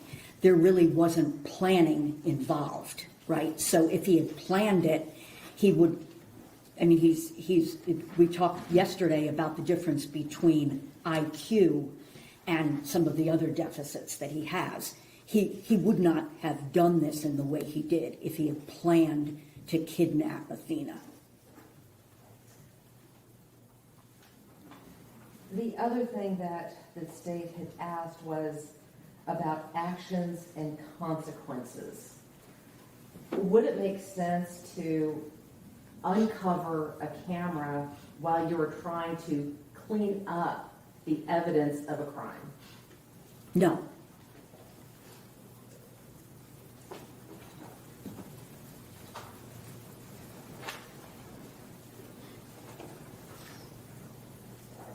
You were also asked about the story of the snorting of the cocaine and him catastrophizing that incident. And you were specifically asked, do you have any evidence that he was snorting cocaine? My question is, do you have any evidence that he wasn't doing what he said he did? No. Which brings up the difference between malingering versus lying. Please explain to the jury what the difference is between malingering and lying. Well, malingering involves lying, but lying doesn't have to involve malingering. So, in my opinion, the lying that Mr. Horner has done has been consistent with the lying that people with autism spectrum disorder do. It's fear-based, basically to avoid getting into trouble. That's the way I would see it, rather than, well, I'll leave it at that. Okay, well, continue. No, I think it's Okay. cognitively driven by his poor problem solving and his difficulties with executive functioning. But fear is a major driver, emotional dysregulation by being afraid. Do you take into account the deficits that a person exhibits when determining whether they are malingering versus lying? Yes. And in Tanner's case, did you detect that he was malingering in any way? No, and malingering has to do with fabricating or grossly exaggerating a disorder, for example, a physical or psychological disorder. So lying isn't the same as malingering. So as I said before, malingerers lie about their disorder, for example, to get into the hospital or to whatever. But you can lie without being a malingerer. And Dr. Ryan, there was a lot of talk about manipulation. When we're talking about, let me back up. The state asked you about antisocial personality disorder Yes. and callousness, things like that. Based upon your evaluation, did Tanner meet the criteria for antisocial personality disorder? No. Did he exhibit a pervasive pattern in this case? No. And I'm going to ask you to explain to the jury, what do we mean by a pervasive pattern? A pattern over a period of time.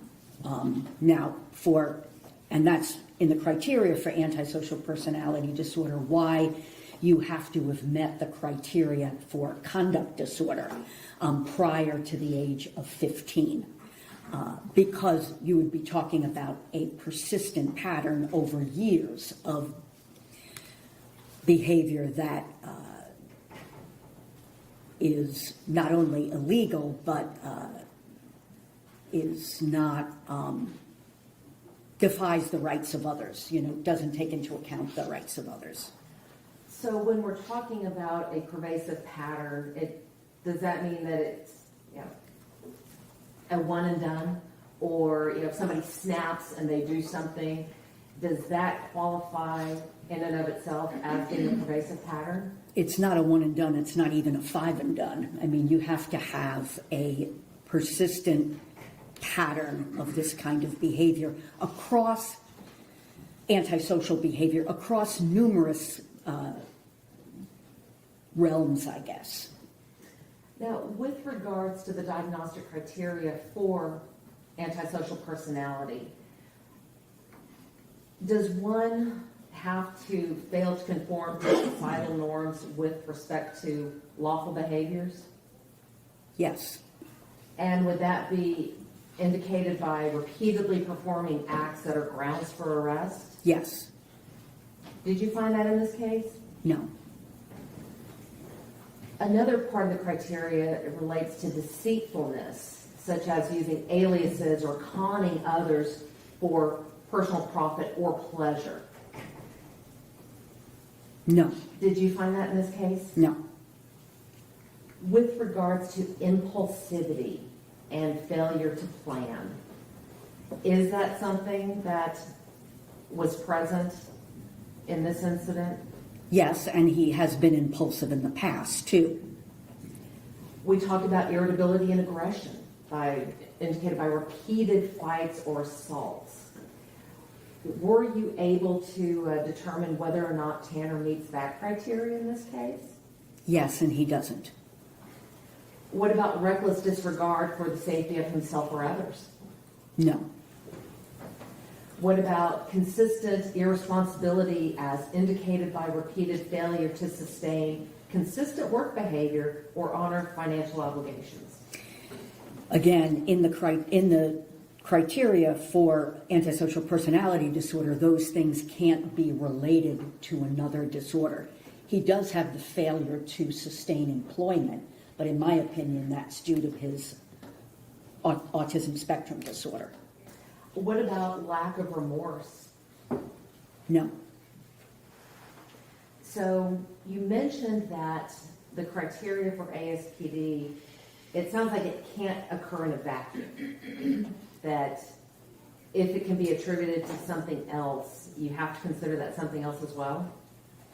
Yes, now you can have both antisocial personality disorder and autism spectrum disorder. Mr. Horner doesn't, in my opinion.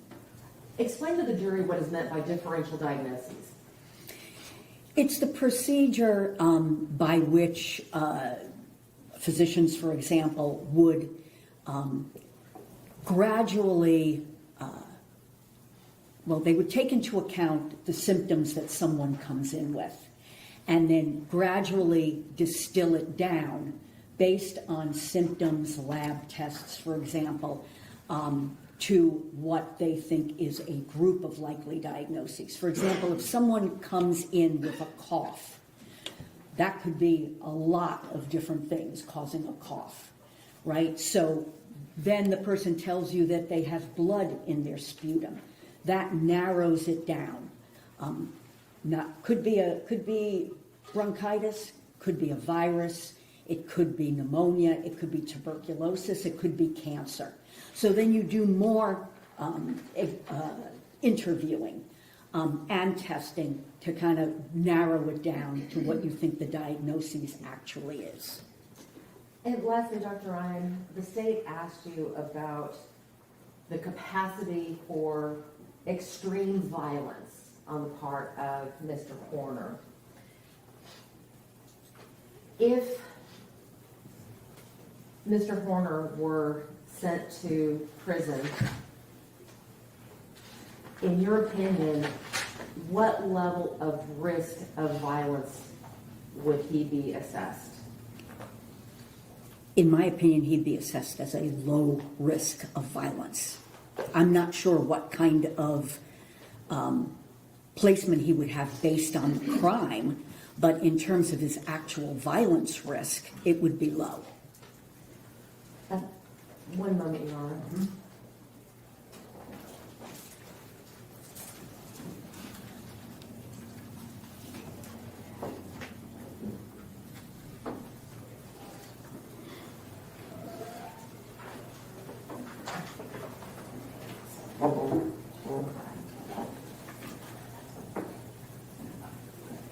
Nothing further, Your Honor. Mr. Stegman? All I'd like to do, Judge, is offer, I think, a market estates 309, 309, the good doctor's notes that you've been talking about in this case. And you're offering it for all purposes? Yes. Any objections? One moment.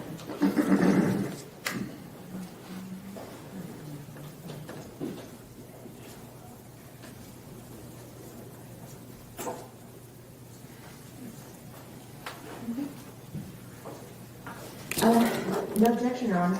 State's Exhibits 309 will be admitted.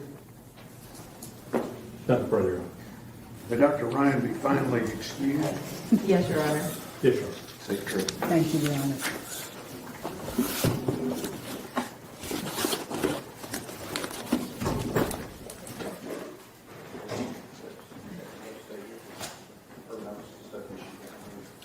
She's got a copy. Yeah. Who you have next? She should be in the Okay. waiting room. This is the first one that was listed on y'all's report. Okay. Your Honor, if you want me to step out and grab her, I will. I'm sorry? Okay, that'd be great. Never mind. Go get her.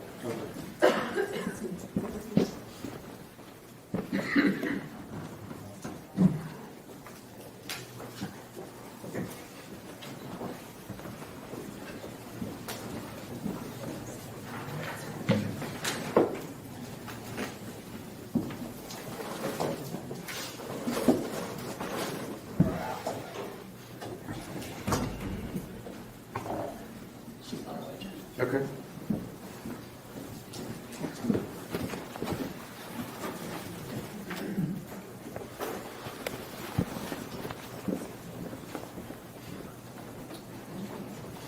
Good morning. Good morning.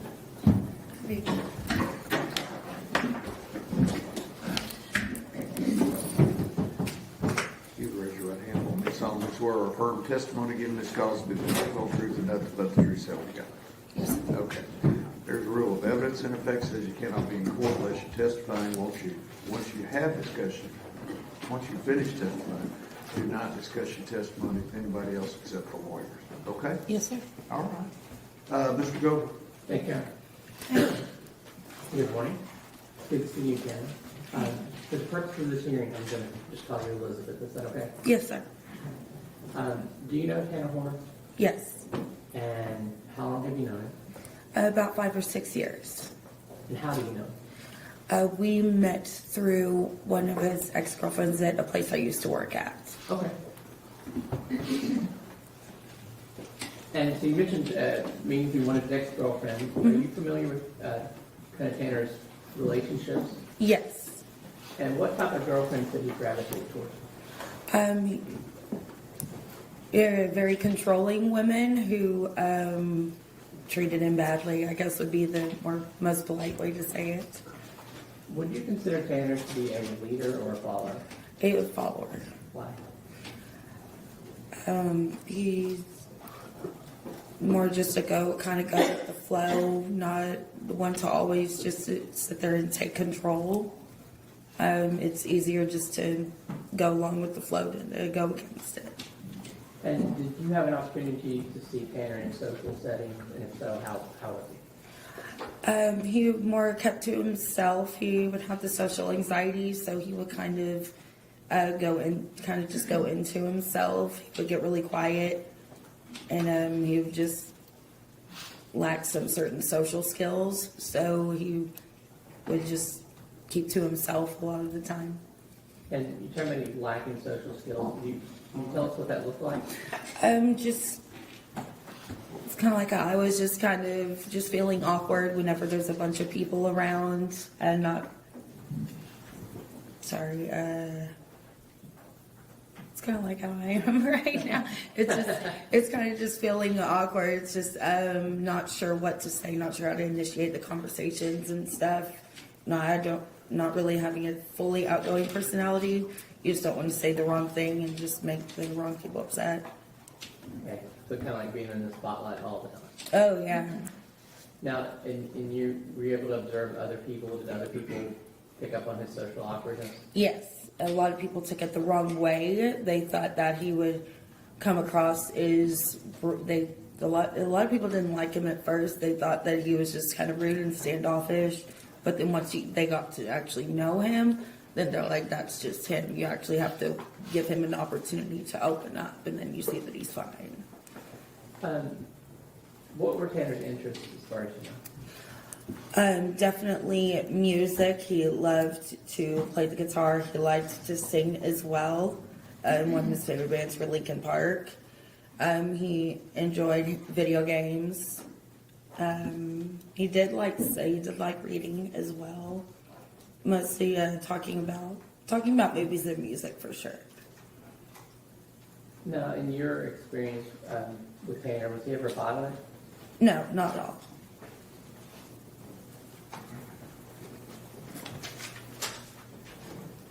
all. Did Tanner have friends? Yes. Not many. We shared the very few select friends. But in your observation and in your opinion, how did he feel about his friends? How did he feel about his friends? He absolutely adored his friends. He would do anything for them, and he did have some people take advantage of him because of that kindness. He would give somebody the shirt off of his back, but they wouldn't always do the same for him. Now, did he ever mention mental health or developmental issues to you? Yes, me and him talked about mental health a lot. Well, you talked about it, but did you ever observe any behaviors from Tanner that made you think he had mental health or developmental issues? Yes, whenever it would come to the short attention span with ADHD and with the anxiety as well in high stress situations. And what we talking about, the short attention span, what, like ADHD? Oh yeah, Can you expand on that a ADHD. little bit? Yes, getting easily distracted, going off on a tangent, and just having your mind running a certain way, so where he would say something you would think it's completely random, but it's just the ADHD mind connects a lot of things really quickly, and it comes across to a lot of people as random, but that's just how. Did you ever see Tanner panic? Yes. What would cause him to panic? Sometimes his women would push him to a certain point to where it feels like they would just try to make him crazy. One of his exes did something, and we got to see his reaction to it, and he's just grabbing the sides of his head, just trying to calm himself down, but just freaking out. So that was directed towards himself? It's mostly directed towards himself. He wouldn't when he was panicking, he wouldn't lash out at people. If anything, people would be trying to calm him down. He would actually, like, pull himself away.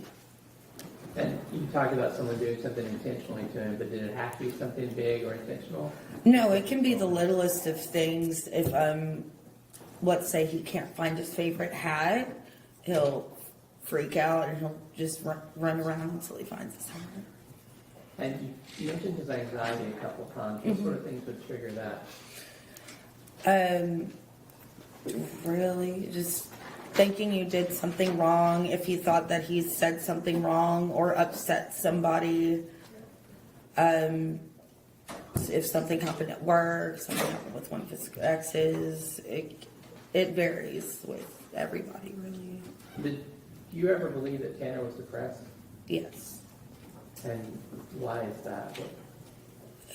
He's been through a lot, and I've seen him be put through a lot, and that would make any normal person depressed.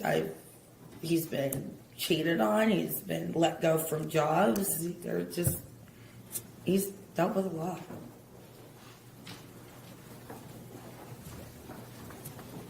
And to your knowledge, was Tanner ever on medication? He wasn't, but that was because he didn't have the resources to start to get on medication. And it's a couple of months before everything happened, he had actually started seeing someone. He had actually started to get on medication. He was on it for about, I want to say, maybe 2 to 3 weeks, but he was starting to get on medication. Do you know if anything, or did you see anything that helped with his anxiety and depression? Music definitely helped. Having some sort of outlet, whether it's just writing, reading, something that could seem so simple to somebody else, can be the thing that you look forward to the most. How did Tanner react to fatherhood? Honestly, words can't describe how excited and proud he was to be a father. He didn't know, in my opinion, he didn't know how bad he wanted to be a father until he was a father. And then everything just changed. No, without telling me what he said, did Tanner ever speak to you about his parents? Yes. Did he ever talk to you about aspiring to be a better parent to his son? Yes, but but it wasn't a conversation that came up much. It was something that he didn't always like to talk about.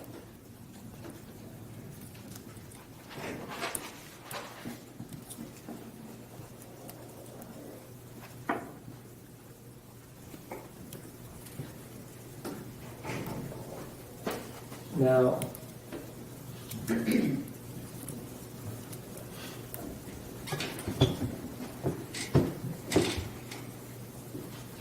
in this case, you're aware that Tanner has pled guilty to kidnapping and murdering Athena Strand. Yes. Just have 1 second. Yes.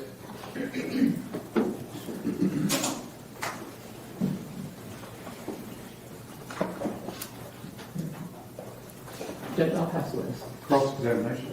Appreciate it. Ma'am, you said you've known Tanner for 5 or 6 years? Yes. What was the situation in which you know him? Do y'all hang out? What's the situation?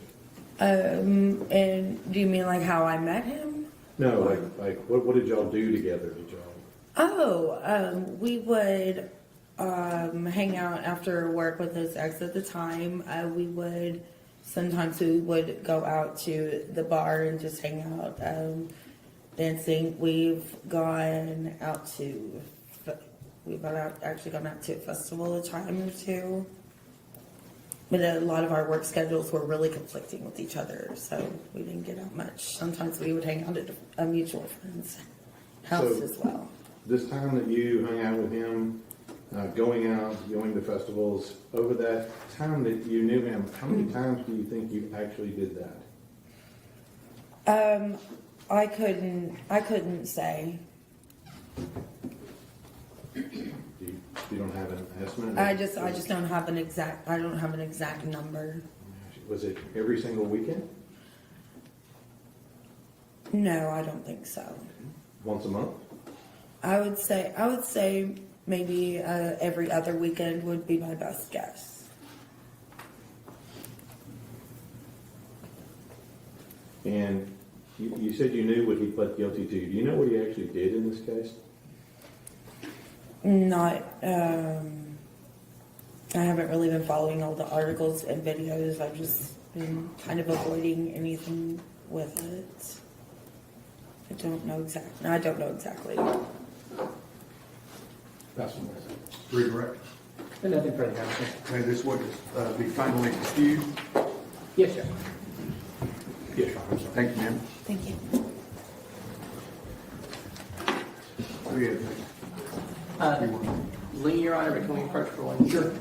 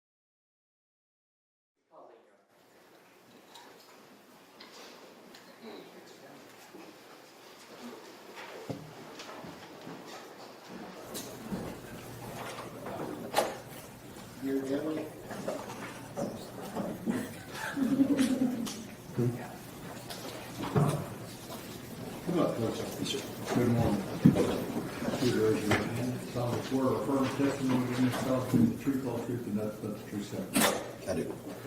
There's a rule of evidence in effect that you cannot be in court unless you testify or unless you have testified. Do not discuss your testimony with anyone else except the lawyer. Yes, sir. Watch yourself in that chair. Good morning. Thank you, Counsel. Good morning. For the purpose of this hearing, I'm going to, excuse me, by the way. For the purpose of this hearing, I'm going to call you Lee. Okay. All right. So, Lee, how did you first meet Tanner? Through a friend. Okay. And you remember where that was at? And that would be Electric Cowboy. And how would you describe Tanner? He was fun. Got along with everybody. Was there anything unusual about the way Tanner behaved? He just wasn't good at closing jokes. He was just a little different. I don't really know how to describe it. Just Okay. Just one of the things that you noticed that is tough to put into words? right. Yeah, it's just a little different. Well, how, and you said he struggled to tell a joke. Like if he was telling a joke and like the timing when you finish it, the laughter thing, it would be like an awkward pause. It didn't quite finish off. It kind of leave a weird, silent awkwardness. And did you ever know him to kind of be lacking in common sense sometimes? Yes. Now, did you have a chance to actually work with Tanner? Yes. Was that at a glass company? Yes. And how long have you been in the glass business? 35 years. 33, sorry. What was Tanner's job title at the glass company? Installer. And what does that mean? What would the job be? They would be out there in the job field, residential, installing mirrors, showers, anything that needs to be done on the job site. And was that like mostly manual labor, or Yes, sir. is there any kind of specialized training or a class that's required to do that? Not to start out, but you develop that as you go. And how long does it typically take someone to learn that trade? You're always learning, but to go from like a helper, as I hate to say that, to a lead man, usually a year and a half. Okay, he would have started out as a helper, and in a year and a half, you'd expect him to work his way up to a lead man? Yes, sir. And how was Tanner's work performance? He a little bit slower than most. He did show up on time. He just was retaining stuff was hard for him. Like retaining Knowledge. the knowledge, the skills.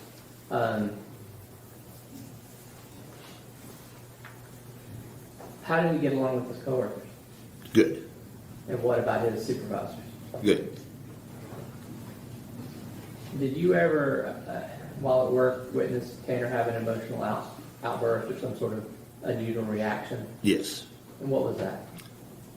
He had carried in some equipment. Got sat down. Door got open. It was just behind the door. We couldn't find it. Something so simple, but he just kind of lost control. Freaked out. Like he just couldn't handle himself. It's kind of like not really screaming, but almost crying, and slapped himself in the head and such. So that was kind of directed towards himself. Yes. And was it expensive equipment or just No, it's just simple stuff. But you just couldn't do the job without it. And did you also have social interactions with Tanner? You said you met Yes. the Electric Cowboy. Yes. What is that? It's just a nightclub. Okay. And did you have a chance to observe his interactions with people in that social setting? Yes, sir. Was that in any way unusual? Hadn't been, no. Was it easy for him to make friends? And you said he was a little awkward on jokes. Was there other awkwardness? No, it's just, he seemed like he could make friends. He didn't really go inside much. He more or less stayed outside. Smoking cigarettes and such.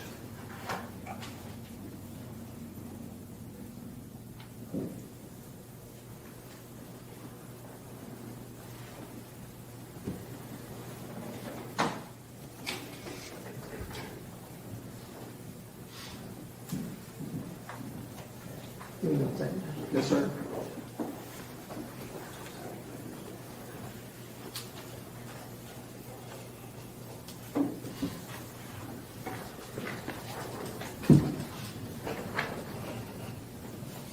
Now,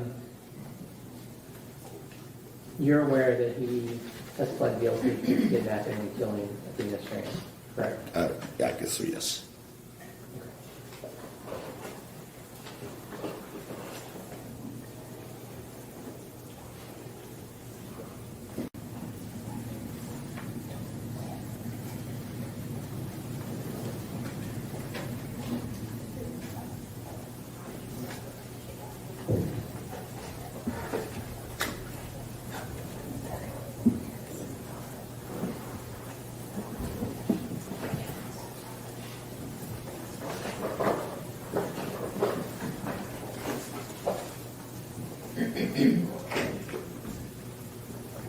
Your Honor, I'm going to pass the witness. Cross-examination. Yes, Your Honor, thank you. Sir, Yes, sir. Lee, if you Yes, will.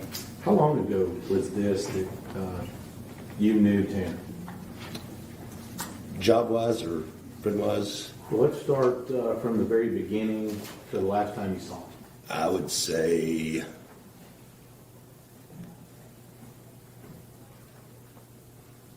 2000, no, not 2000, sorry. 2019. This is probably when I first met him. Last time I'd seen him would probably be right there around 2021, 22. Okay. And was it during that time that he worked for your business? Yes, sir. And how long did he work for your business? From November 20 to December 21. And so at that time he was a helper. Yes, sir. This wasn't the first helper you had that didn't get the job and you had to let go. Oh, no, there's been many. Now, with regard to the social interaction, you said this was at a bar? Yes, sir. Okay. And how frequently would you see him at the bar? Maybe once every week or two. Now, at some point, Tanner told you he couldn't go to the bar anymore. Is that right? He may have. I don't remember. Did he tell you why he couldn't go to the bar? I don't remember the conversation. Did he have an altercation with a bouncer? Now, he did That's say hearsay. Sustained. What did Tanner tell you? he was not There's allowed. hearsay. Well, he's answered the question. Go ahead. He was not allowed in that bar. He was banned. Not allowed in that bar. Sir?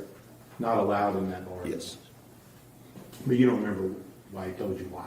No. That's what I'm sure. Redirect. I'm sorry, I forgot to ask you about Tanner losing the job. Did you have to let him go at some point? Yes. Do you remember about how many months into it was? We told him just because he wasn't catching on, but the homeowner was present when he lost control of himself. And the message that's sent and so forth like that, we just couldn't have that. Okay. Now, did he get his Christmas bonus that year? Yes. And did he really earn it? Or? We do our best for everybody. And did you, even after that, did you remain friends with Tanner? We didn't see each other too much, no. But, we crossed paths sometimes. It was a while. But that wasn't kind of the, No. you didn't cut him off because he didn't do that job? No, sir. That's what it's showing. Mr. Stegman. Nothing wrong. Thank you. May this witness be finally excused? Yes, sir.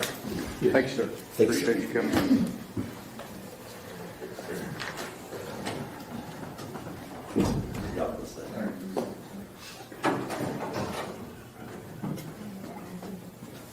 Next witness up on the list. Yes. Give me one second, that's the same. Okay. May we approach? Yes.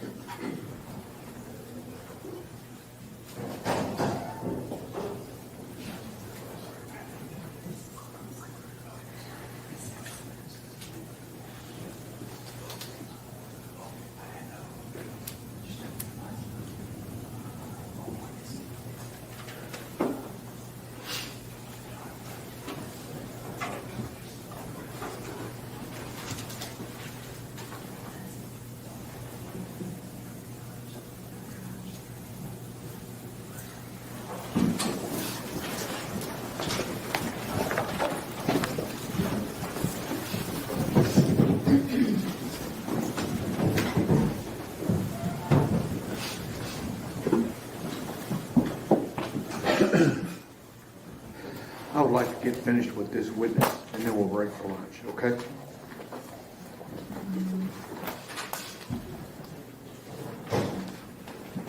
Come in, please, sir.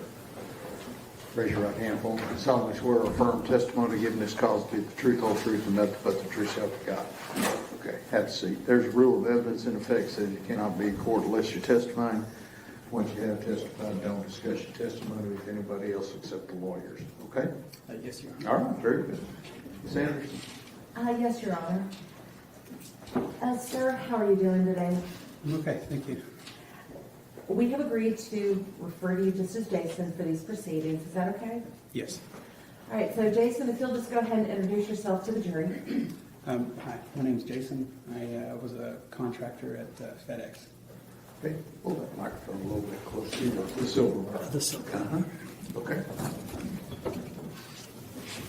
All right, Jason, you said that you were a contractor over at FedEx. What does that mean?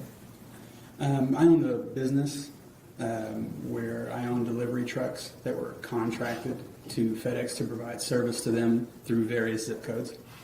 Oh, was Tanner Horner one of your employees? He was. How long did he work for you at your company?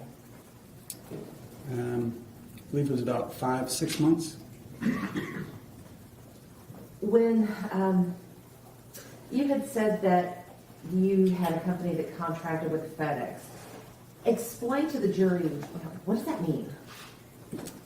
Yes, so FedEx contracts areas for service providers such as myself to deliver packages to their areas, to their customers.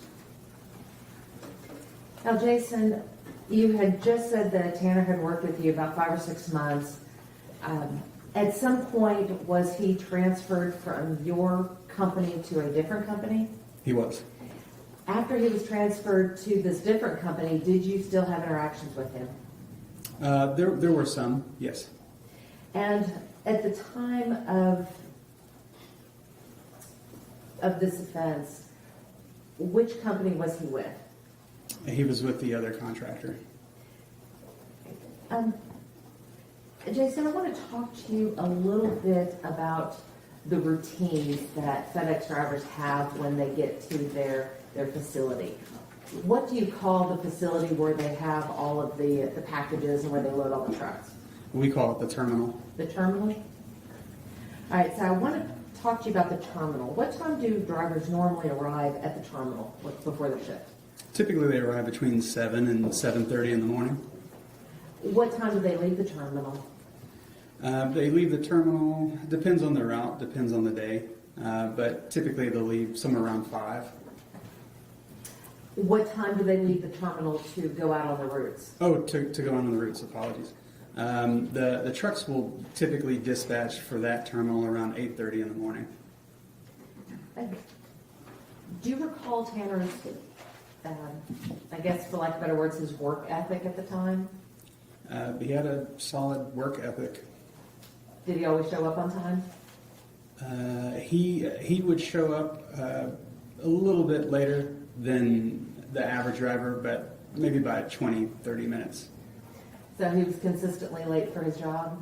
I wouldn't consider him late. He's still within the window to dispatch for the day at a decent time. Would he leave the same time as the other drivers, or would he leave later? A little bit later, about 20 minutes later. Jason, when a driver arrives at the terminal, are his or her trucks already loaded? They are loaded, yes. Who loads them? The loaders employed by FedEx. How are they loaded? They're loaded in sequence. We have what's called sequence numbers. So all of the packages on the truck usually range in sequence numbers from, say, 1,000 to 8,000. So your first deliveries will be in the 1,000s. Your final deliveries for the day typically are in the 8,000 range. So how, I know that they're loaded by sequence numbers, but are they grouped in a specific way? They'll be grouped by their sequence number, which is typically the way the route will run. So you'll have your 1,000s will be your first deliveries, your 2,000s will be your next deliveries, and so on until you get to about the 8,000s. Do the drivers typically organize their own packages once they've been loaded onto the truck? Sometimes. The load quality on the trucks can vary, depends on staffing. If the station was having staffing issues, the trucks maybe wouldn't be fully loaded. The drivers would have to step in and just do quality checks to make sure their routes are loaded correctly so they don't have any hiccups along the way.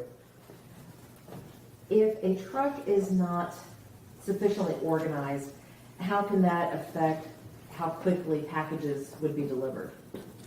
When you're making a delivery, typically you want to know exactly where the package is on every truck.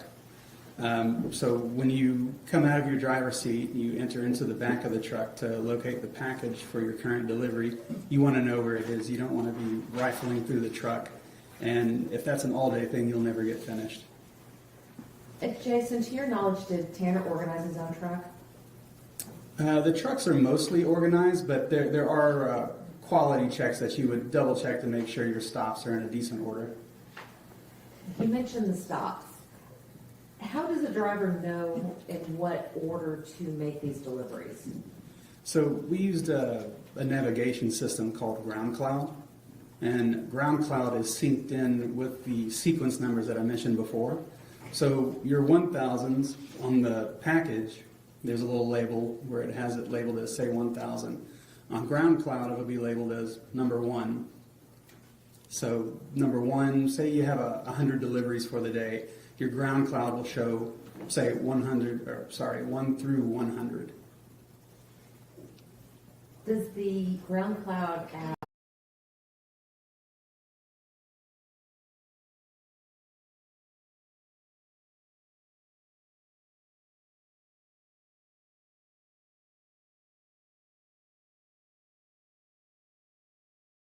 direct that direction? Would Ground Cloud be notified?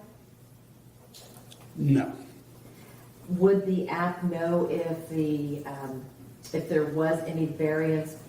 Let's say he decided to deliver package 5 first before delivering package 3. Would that be noted in the Ground Cloud app? No. While on their routes, are the drivers their own bosses? They pretty much manage their own days, yes. Well, who's responsible for the time management of these drivers? That would be myself or other managers. And while they're on the route, who actually determines how long it takes to get from point A to point B? The routes, I would time them myself. So I would just go out on these routes and I would deliver it at a normal pace. I'm not running, I'm just walking as if I have somewhere to be, carefully navigating through the deliveries, for example, like 1 through 100. And that sort of estimate of time would be more or less what we would use to judge whether a driver was way ahead of schedule or way late for the day. But at the end of the day, is the driver responsible for making sure that all the packages get delivered? Yes, ma'am. And what happens if a driver isn't able to complete his route? If there's some issues during the day, the driver would notify either myself or management. Did this happen with Tanner, where he wasn't able to complete his route? He did have an instance where he wasn't able to complete his route, yes, Just one? that I recall. Was it possible that he had more than one time that he was not able to complete his route? It's possible. Jason, when is the peak delivery season for FedEx? So the peak season would revert to the Christmas holiday season. Peak season usually starts around late November and it runs all the way to pretty much Christmas Eve. What is the atmosphere like at the terminal during this peak season? The terminal's a busy place during peak season. The volume almost doubles for the building. Lots of extra loaders, lots of extra trucks, and lots of extra drivers. So you have extra trucks, extra drivers, extra loaders. It sounds like you have a lot of extra noise as well. A lot of extra noise, yes, yes.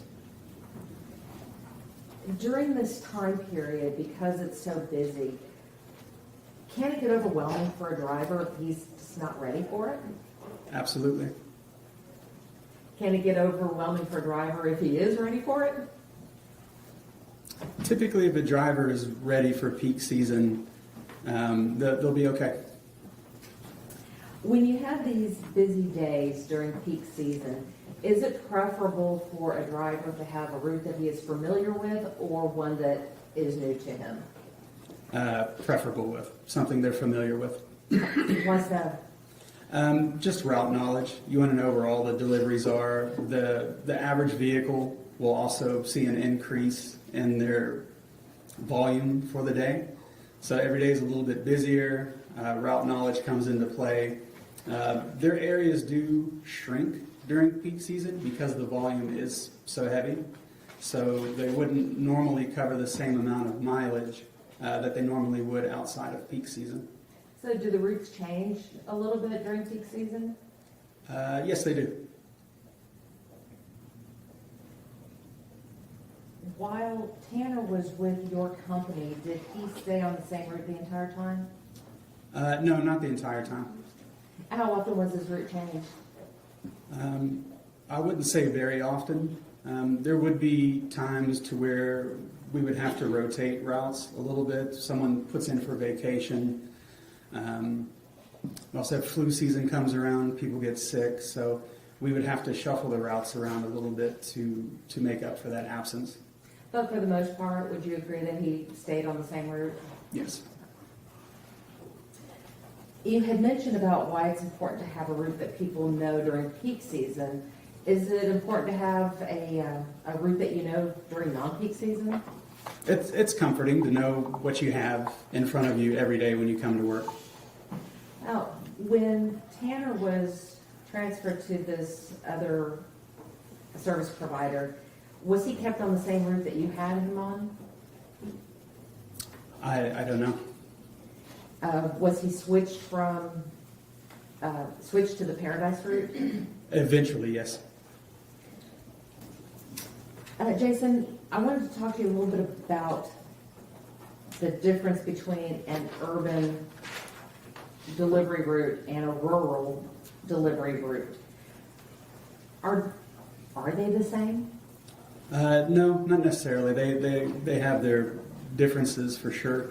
Rural routes usually have less deliveries to make because they have more mileage to cover, whereas urban routes they have less mileage and more density within the route, so they would have more packages to deliver because they have less mileage to cover.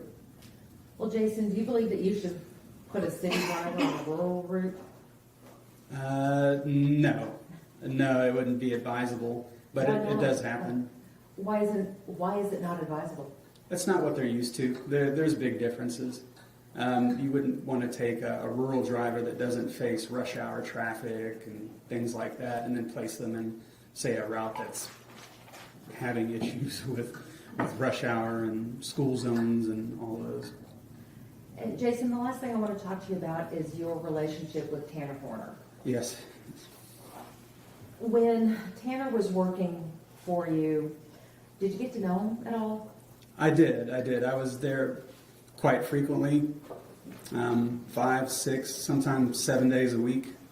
I made sure to touch base with everybody, get to know them, their personal lives. They are driving my vehicle, but it's labeled with another company's name, and it's full of other people's property. So I wanted to get to know the drivers for sure. During the time that Tanner worked with you, did he talk to you about his life? He did. And based upon your interactions with Tanner, and again, without telling us what may have been said, did you get the feeling that he was struggling with things at home? Financially, yes. Did you know whether or not he had just become a new father? I did know that, yes. Now, you mentioned the financial difficulties. Did you try to help Tanner with his financial difficulties? Yes, ma'am. I gave him a loan. Do you remember how much of a loan you gave him? I believe I gave him about $1,100 to help him with his family. his living situation. He had car troubles. I just wanted to help him. He needed help. He didn't have anyone else to go to. And he seemed like a good enough person. Jason, do you remember a time in May of 2022 when Tanner had to take a leave of absence? I do. Do you recall how long he was gone? He was gone for approximately 1 week. And to your recollection, was that due to a medical issue? Yes. I'll pass the witness. Cross-examination? Yes, Your Honor, quickly.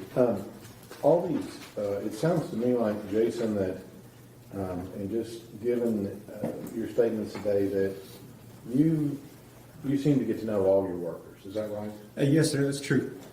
And I get the vibe from you, just talking with you today, that you loan money to just about anyone if they need it. Am I right? If they needed help, I was in a position to help, and I would do so. Right. And I'm betting your employees appreciate that and value that in you as a boss, don't they? They do. Now, in this particular case, you only knew Tanner 5 or 6 months, right? Yes, sir. And during that time, with all the other drivers that are going on, how many other drivers do you have at that time? At that time, I had close to 20 delivery routes. All right. Each route has a driver, I'm assuming. Yes, sir. And then you probably have a couple of extra to help out. I do. And in that particular situation, the routes for all the drivers can change at different times, can't they? It happens sometimes, yes. It's not preferred, obviously, but it does happen. It does happen. And those drivers, they understand that that's part of working for you and getting paid, is that sometimes they might have to go on a little different route. Yes, sir. All right. And also, when they go on these different routes, you talked about peak season. Even during peak season, do you make accommodations to provide help or assistance? In other words, would you yourself actually go out and help one of your drivers deliver packages? Yes, I was on the road just as much as the drivers would be. So even during peak season, the drivers during that time, those that are behind, would you have the other ones who are maybe ahead go help them? Yes, sir. During peak season, the holiday Christmas season, we would set up buddy plans. So you would have a route, and the route closest to it would be their buddy. So sometimes I would have to ask the buddy to go help out another route, and otherwise I would be on the road myself. Right. And during this time, this 5 or 6 months that you had Tanner to work with you, he was able to do all that, wasn't he? He was, sir. He was able to manage the GPS and manage his route, wasn't he? He was. And was able to communicate with you when he needed help or additional help delivering packages? He would have been able to communicate. I don't remember an instance where I would specifically have to go and help him, except for the one day when he had to leave early and go take care of a personal issue. Right. But you didn't have any problem with him doing all the things that you needed him to do during that time that he worked for you? I did not. That's the witness. Redirect. No, Your Honor. May this witness be finally excused. Any objection? Not for me, Your Honor. None, Your Honor. Thank you, sir. Thank you, Your Honor. Okay, your lunch is here, and we'll see you at 1:15.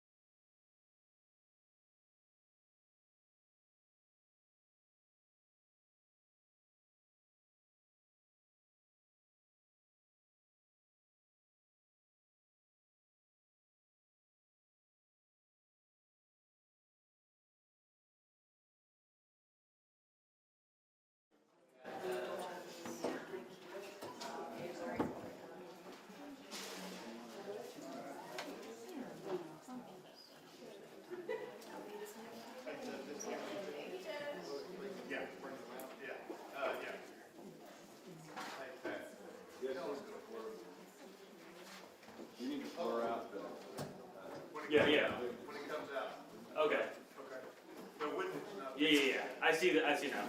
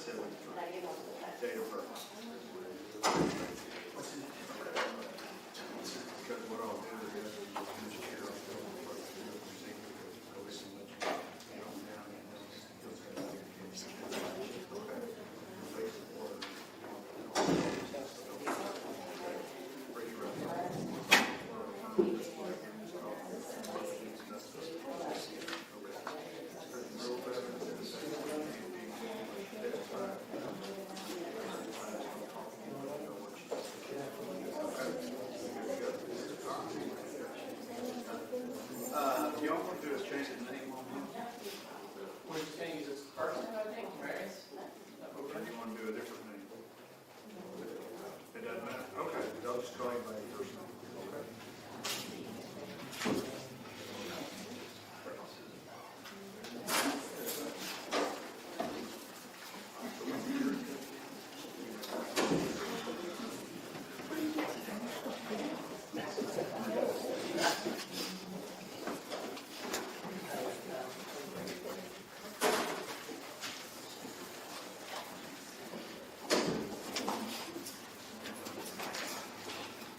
Both sides ready for the jury? Ready, Your Honor? Yes, sir.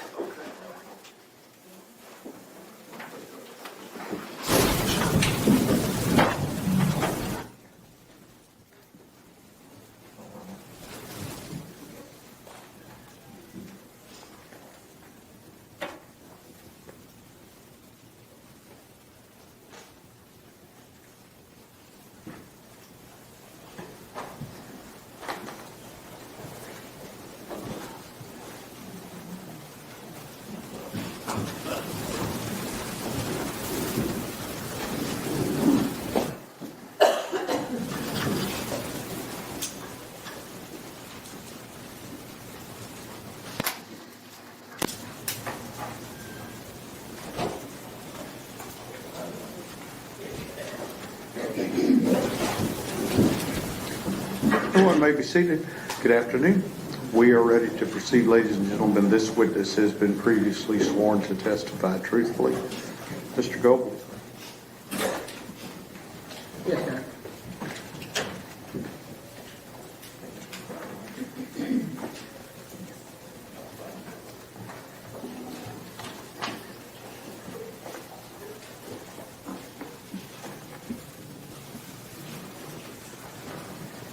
Deputy Grants, for this purpose of hearing, I'm just going to call you by that one name. Is that okay? Yes, sir. All right. Good to see you again. Thank you for coming in.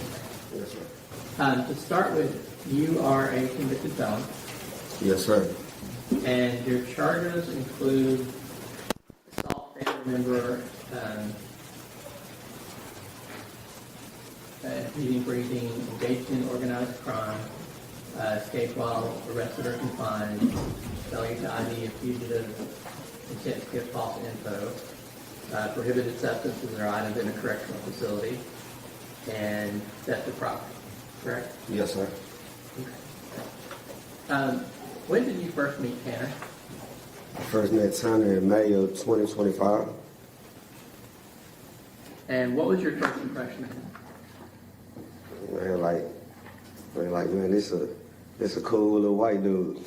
Like, that was my first impression. Like we used to sit there and just talk about cartoons all day. That's all we do. We sit there and talk about anime all day. I just thought it was like, he was just cool, man. Just a cool vibe just to get the stress out of being back there 24 hours confined in this cell. You give a dude a laugh. And Okay, hang when on. you first Hang on. I need you to enunciate a little better because the court reporter's having a hard time understanding what you're saying. Okay? I mean, I just thought he was a cool gentleman. Yes. Like, yeah, he just. Oh, hold on, let him ask you a question. Let me just clarify what we've already gone over. He said he was a cool little white dude. Yep. And you all taught anime and cartoons, things like that. Yes, sir. Did you notice anything kind of different or unusual about him when you first saw him? I mean, like he just didn't get what was going on around him. Like, he just ain't get it. You didn't get what was going on around him? Yeah. Mr. Fellow, I'll let you lead if you need to. Thank you, sir. So, did you, we talked to some other witnesses, and I don't know if you've seen this or not. Did you see any kind of physical reactions to him being in a new place? Just speaking from my past experience of being around men in jail, I don't think he gonna be. People will take advantage of time if he don't know no better. Yeah, people will take advantage of him. Okay. And let's go ahead and talk about that a little bit. You spent already a big chunk of time in prison, right? Yes, I spent 13 years flat in prison, day for day. 13 years flat. Yes, sir. And you've got, you signed already for another how many years? 7 years. When Tanner found out that you were about to head out, how did he react? Like, bro, really was like you could see it in his face. He was like, bro, you gonna leave me? Like, it's like, you know, like how your puppy look? Yeah. Like, or like just like somebody you just lost your friend. Like, he looked at me like, bro, you gonna leave me?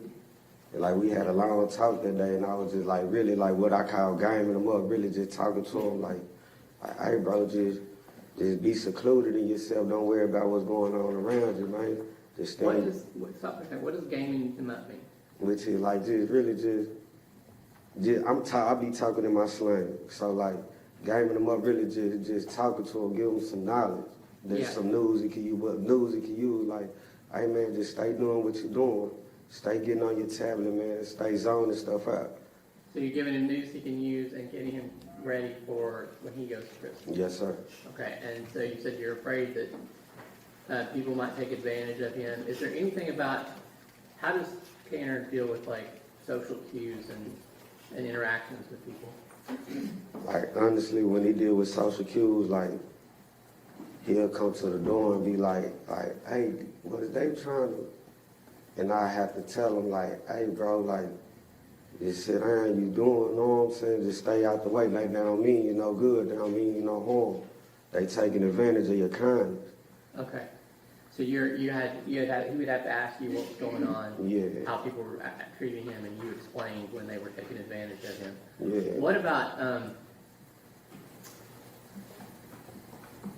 well, let's talk to you about how, has anyone at the jail given you a hard time for being friends with Tanner?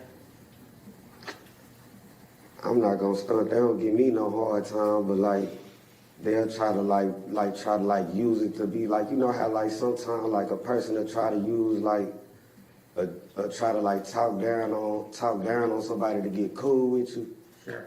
And like they'll try to be like, man, look at your boy over there, he be such. And I'll be like, look at you though, you doing such. So they tried to pick on him to get on your good side, and you just gave it back to him. Yeah, I just give it back to him. Sure. Like, who is me to judge? He ain't never showed me nothing like that, nothing wrong like that. Now what, besides cartoons and anime, what do you and Tanner kind of talk about? Man, we just talk, man, the news, Donald Trump, man, we Bible study. Man, we talk about everything that's not don't pertain to being locked up. Yeah. We just keep our mind up out of jail. Well, let's start with the kind of Bible study. What sort of stuff have you done with that, Tanner? All right, like, this what we'll do. All right, we got tablets, we got Pando tablets in ourselves we use all day, but like, sometimes we'll do this, like, I'll get the kiosk and they'll open up my slot. We'll get our Bible, I'll be like, man, Tanner, I call him Thorn. Yeah. I'll be like, Thorn, man, or he'll call me, look out, chicken. Hey, man, let's do Bible study. And we'll get on the run. I got my Bible in the slide. We'll just sit up there like Like we was reading in the book of Acts. We in the book of Acts chapter 14 right now. Yeah. We done read through Luke. We done read through all Matthew. Like, so we in the book of Acts right now, the conversion of Paul. So like, 1 second here. So your nickname for him is Thorn, his nickname for you is Chicken. yes, sir. And you're in 2 different cells, Yeah, but you'll be able to open the slot and sit down and go through the Bible together. And you've worked through Luke, and Yeah. you're in Acts chapter 14, the conversion of Paul. yes, sir. Go ahead. And so like we just sit there and break it down, just interpret it, and then like we'll go back and like, man, and just really apply it to our own life. And just like Paul, man, like if he able to change and God didn't condemn him, like it's the same thing for us. Right. So you're taking those lessons and applying to each of your lives. Yes, Has sir. that been beneficial for you? Man, it's been beneficial to me. I know it's been beneficial to my friend, because at the same time, like, y'all don't see what I see throwing in their cell 24 hours a day. Like, early in the morning, he wringing his hands. Early in the morning, where I got to tell him, hey, bro, pick your head up. Hey, it's going to be all right. Pick your head up. Hey, how you doing today? Hey, bro, you good? Hey, man, come back, come talk to me, man. So, like I said, in the morning you wake up, you see him already wringing his hands. Is that kind of a sign that he's anxious? Yeah, because like he don't see me like, he don't see me, I see him though, like I get up and use the restroom, it'd probably be like 3 o'clock in the morning. He already up pacing his flow. At 3 a.m. he's already up pacing. Pacing his flow. Okay, I gotta come to the door, look out, Thorn. Hey, sit down, so what? Hey man, come to the door, man, what's up, what the news talking about, change his mind? Yeah. You know what I'm saying, what's up, you want to talk about it? No. All right, then, hey bro, what's up, man? I remember this such episode? I remember we were little watching Pokemon, man. Yeah. You know what I'm saying? Just change. So you redirect him back to episodes of Pokemon, things like that. You Yeah. get him calm that down. Calm it down, just to try and get his mind off his situation. And we talked, I know you and I have talked a little bit before, but for the jury, about when he comes back from court. Is that another time when you need to kind of pick him up or distract him? Man, look, every day I come back from court, every day he come back from court, I look out, Thorn, how today was? Thumbs up or thumbs down? He do me like that, I know not to question him no more. Yeah. I'm finna go watch Naruto. Yeah. I know he's finna go watch cartoons and zone it out, get his stress up off of him, lose himself. Okay. So when he comes back and he's like that non-responsive, he's got to take time and I try to already, get away. And you mentioned earlier like the tablet and Pando. Pando is an app on the little computer tablets that Yes, you sir. all use, right? That's how you all get information now. It's not like the old days where someone would come around with books. yeah, it ain't the old days. No. Nah. All right. So let me see.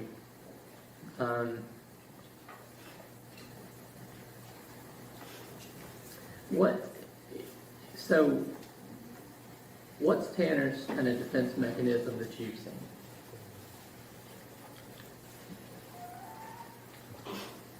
Man, Tanner goofy, man.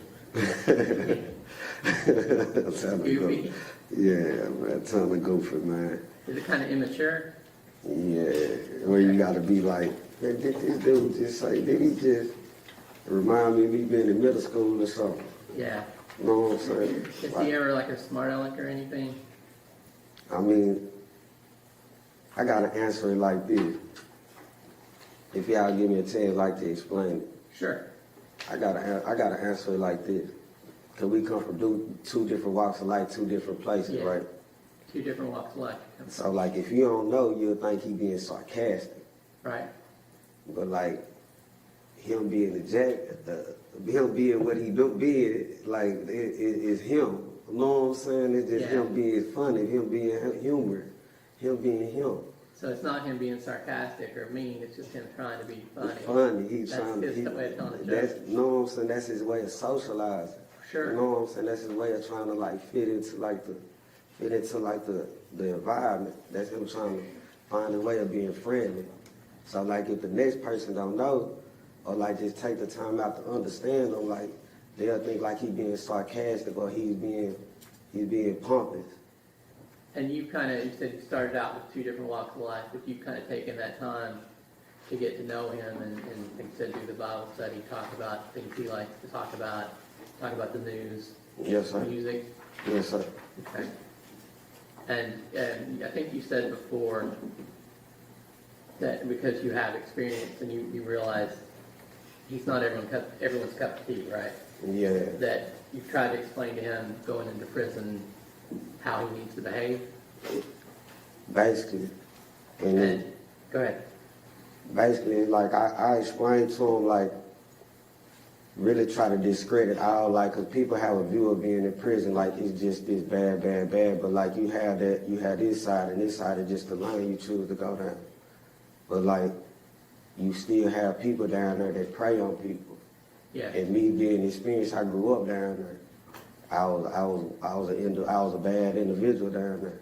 Yeah, So, so like, wait one second. So you said go down there, everyone thinks that everyone's bad, but it's not that way. It's not that But way. there are people that will prey on. It is people that prey on other people. Sure. You got sheep and you got wolves. Yeah. And like time, like people will get a man with messed up intentions. I think being a good man, I think because China being a good man, just want to help somebody, they'll confuse that with being green. Right. And I don't think he's doing is just being a good person. And what does being green mean? Naive. Naive, okay. So as between the wolves and the sheep, which one is Tanner? China, a baby lamb. Baby lamb, okay. Yeah. So a little worse than a sheep. So Yeah. you're telling this because you're worried about his safety. Yeah, the past experience with people, us just being in a little vicinity behind them doors back down there. Just back there and on it. Like it's been situations where I had to, hey bro, go on, chill out now, he don't go. Or like just, I'm gonna tell you a situation that just happened, like we had a neighbor over there Yeah, you got a neighbor and what happened? and he was asking Tanner for some coffee. Yeah, you asked for coffee And basically messed Tanner over. You know what I'm saying? So I'll give you this for this. And basically really jacked him for his coffee. And then acting for me, basically stole it from you. basically stole his coffee. And Yeah. like just to make it good, I gave it back to Tanner. You know what I'm saying? And let bro know, like, nah, you really out of line. You know what I'm saying? Yeah, so you kind of tried to stand up for it. Yeah, you know what I'm saying? Really, you don't do that, man. Sir, if I can explain, like, sir, you don't do that to no person that's naive. Cause like when you being down there in prison or just man in general, a grown man, you don't bully nobody that don't know no better. Yeah. You know what I'm So saying? in prison, you're not supposed to bully people that don't know any better. That you were trying to tell that guy that. And Exactly. you've also tried to tell Tanner that he trying to teach him Like not to get taken advantage of. yeah, like everybody don't go. Sometimes you gotta say no. You But know? it's okay to be nice to people. It's alright to be respectful. I would be respect get you everywhere with a grown man. I'm gonna approach this, y'all. Yes, sir. I want to show you a copy of the letter that's been marked. That's Exhibit 88. Yes, sir. You recognize that? Yes, sir. That's my handwriting. That's your handwriting. Who is that letter to? That's the form.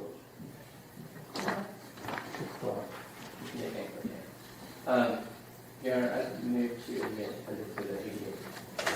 No objection, John. Defense Exhibit 88 is admitted. Now, do you remember how long ago you wrote this? Yeah, probably like last month, a month or two ago. And obviously, all like mail between inmates is intercepted and copied, right? Basically. Good. Would you mind reading that letter for us? I say, bro, think about it. Okay, hang on. It might be better if you read it. Yes. Okay. No offense. Yes, sir. My bad, Mr. Gallagher. Don't worry, I have access to you. All right. Now, proceed, bro. Absolutely. Bro, think about Jesus, his character, heart, posture. I just want you to know you're loved, forgiven. Bro, I'm serious when I say you taught me so much, bro. You're a light, and you shine bright in this darkness. Fam, you actually make me grow the fuck up, Thorn. I have a messed up view of life that gets the best of me at times. But you know what? When I come to the door, see you, I have to self-check myself. I have to appreciate the gratitude, the faith, the foundation, the peace you show. I can't stress when I see that you wake up and fight so hard for sanity that for sure I know I wouldn't have the way you believe, and not doubt God is amazing. Bro, stay solid.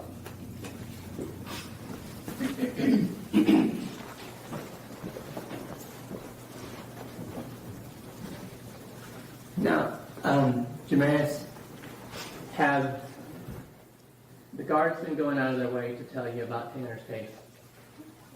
It's all object that calls for hearsay. He can answer yes or no. Tell the truth. Just a yes or no? Yes, sir. Okay. So at this point, you know that Tanner pled guilty to kidnapping and murdering Athena Strand. I know we pleaded guilty, but I just didn't know the extent of the charge Until now, or until? until did the proceedings and stuff start. Oh yeah, yes. So you once it started, you knew what it was. Until then, you did. Yes, sir. Is Tanner still your friend? Of course. Are you still trying to help prepare him? Man, I talk to Tanner every day about like, hey, bro, when I catch change, man, stay in your lane. Just stay in your little box, man. Don't let nobody interfere, change anything you got going. You was not what they say you is. I keep that on in mind daily. And in the time that you two have been together over there, Tanner hasn't had any disciplinary issues? No, sir. I'll pass the witness, John. Cross-examination. Briefly, Your Honor, thank you. So let me ask, so this situation that you guys are in, are y'all in some type of different confinement where you have to talk through the little holes? All right. What is Can I that? use this for example? Yeah. All right, look, say this. This my Put it cell. on the rail so that the jury can see it. This my cell. This Turner cell, and this the room. We have to talk through steel door. Okay, To big steel door. okay, I can see Turner through a window this time. okay, We got a beam slot that go about like this big. right, We in there 24 hours a day. all right. That's where y'all are currently. Yes, sir. And how long have you and Tanner been across from each other? May gonna make a year. Okay, so for a year? Yes, sir. Okay. And let me just ask you, sir, it would appear that you've had a bit of a rough life. Would you agree with me with that? Yes, sir. Maybe by some of it your upbringing, Yes, sir. maybe some of it your family? My family all right, but yes, sir. Rough family life. Yes, Is that sir. right? Probably some bad choices on your part. Would you agree? Yes, sir. But I'm looking at your criminal history here. I don't see where you've ever killed anybody. No, sir. I don't see where you've ever abused a child or beat a child to death, have you? No, sir. So when you're in this cell with Tanner, what did he tell you that he did to this little girl? He never told me nothing what he did to a little girl. Okay. You didn't ask? Y'all didn't talk about that? No, sir. Do you have any idea what he did? I mean, like some of the people around me told me. But that don't change my view. I don't let people dictate my view. Okay.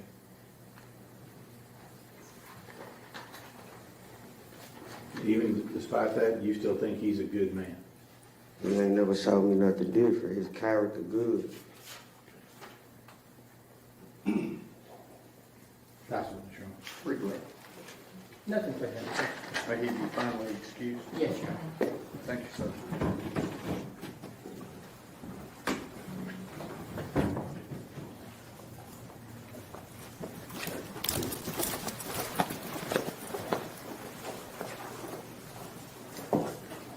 Who do you have next? Dr. Davies, Your Honor. Dr. Davies.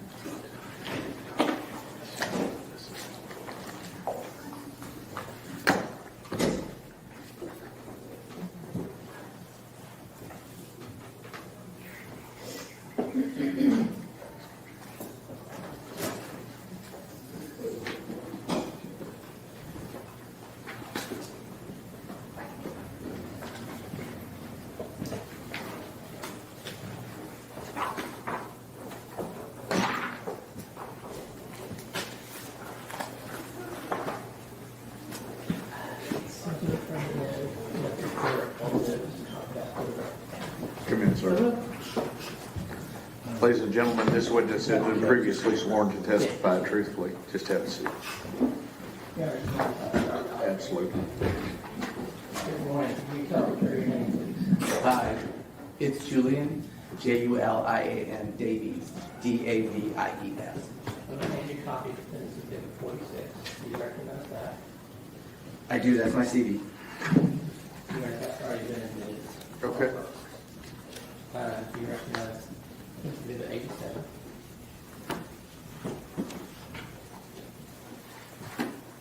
Yes, that's my report. Yeah, I move to admit Defendant's Exhibit 87. Any objection? No, Your Honor. Okay. Defense 87 is admitted. Sure. And could you look at Defendant's Exhibit 85? Sure, and that's the PowerPoint. Senator, that's the Defendant's Exhibit 85, hard copy of the demonstrative. I think that's it. Enter that for the record. Any objection to 85 for purposes of the record? No, Your Honor. 85 is admitted for purposes of the record.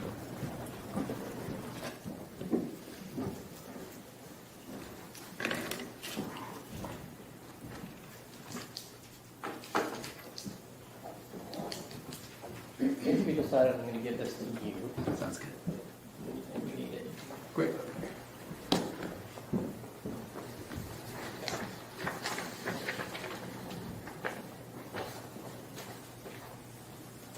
So let's go ahead and start with what your profession is. Sure, I'm a clinical professor of pediatrics, medical doctor. Okay. And pediatrician. So, can you tell me about your education? Sure, my undergrad was at Yale. My med school was at the University of California, San Francisco School of Medicine. And then I did my pediatrics residency at Seattle Children's and the University of Washington in Seattle, where I now practice. And what professional accreditations, licenses, or certificates have you been granted? I have medical licenses in the state of Washington, which is where I usually work, as well as licenses in California, Florida, and Georgia. And for the purpose of this evaluation, the Texas Medical Board gave me a visiting physician temporary permit. And do you currently hold any faculty positions? Yes, I'm a clinical professor at the University of Washington, which basically means that I teach residents and medical students, but I have my own faculty practice. And it's a general pediatric practice with some specialties. I see a lot of kids with histories of adoption or foster care. And then I think most relevant to today is that I'm the pediatrician on a team at the kind of the original fetal alcohol spectrum disorders diagnostic clinic. And so I've been working in that clinic diagnosing children and adults with fetal alcohol spectrum disorders for about 22 years. And are you giving hospital positions right now? Hospital, I don't do hospital work. Seattle Children's Hospital has me on staff, but I'm an outpatient guy. Okay. And do you say your current teaching responsibilities do include fetal alcohol spectrum disorder? Yes, and so at that diagnostic clinic, we do diagnostic evaluations, but we're also a training center. So we have teams coming in from around the country and actually teams from other countries who come in to learn about FASD diagnosis. And do you have any affiliations or memberships in any professional organizations? Yes, I'm a fellow of the American Academy of Pediatrics, and I'm board certified by the American Board of Pediatrics. And your responsibilities include any organizations that address FASD? Yes, I'm involved in planning conferences and teaching. There have been some conferences held in Seattle that I've spoken at, if that's what you're asking. Sure, and well, on that same vein, have you given presentations on FASD? Yes. What about, have you been published in that area? Yes, as well. And have you been qualified by courts to give testimony on FASD before? Yes, in about 9 states I've been qualified as an expert in FASD, including Texas. And FASD, is that a recognized diagnosis? It depends who you ask and what country you ask. FASD, or fetal alcohol spectrum disorders, our clinic uses as an umbrella term. that describes the full spectrum of birth defects and brain injuries caused by maternal drinking. The diagnoses that we use are under that umbrella term, and there's a couple that you might be diagnosed with if you come to our clinic. Sure. And there's actually, not going to try to confuse people, but if you look this up, there might be some different terms for diagnoses than what you use, but they're the same category, right? Yes. Okay. And I'm familiar with the other doctors too, so. Yep. Let's talk about, but there are generally accepted methods that you rely on to determine if someone has FASD. Yes, the at the University of Washington, we developed something called the 4-digit diagnostic code, and a lot of clinics around the country and the world use that, and it was developed in the mid-90s, and it's currently in its 4th edition. Now, did you examine Tanner? Yes, And did you review records pertaining to him? a lot of records. Yes, Did you review reports of other experts? yes, And it's the ones that have been testifying so far, they're coming up. yes. Are you being paid for your work in this case? Yes, And what is your hourly rate? it's $450. Do you have know approximately how many total hours you anticipate billing in this case?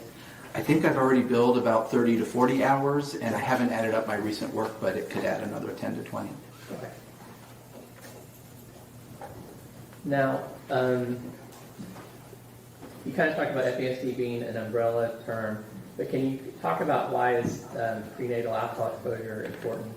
Sure. Kind of an interesting topic. You'll hear a lot of different things about what amounts of alcohol might be safe and whatnot. So I like to start out before we get to diagnosis about what alcohol can do. So alcohol is a teratogen, and that means it causes birth defects, and in particular can cause brain damage. One thing that's tough about alcohol is that the placenta protects the developing child from many things, but alcohol goes right through it.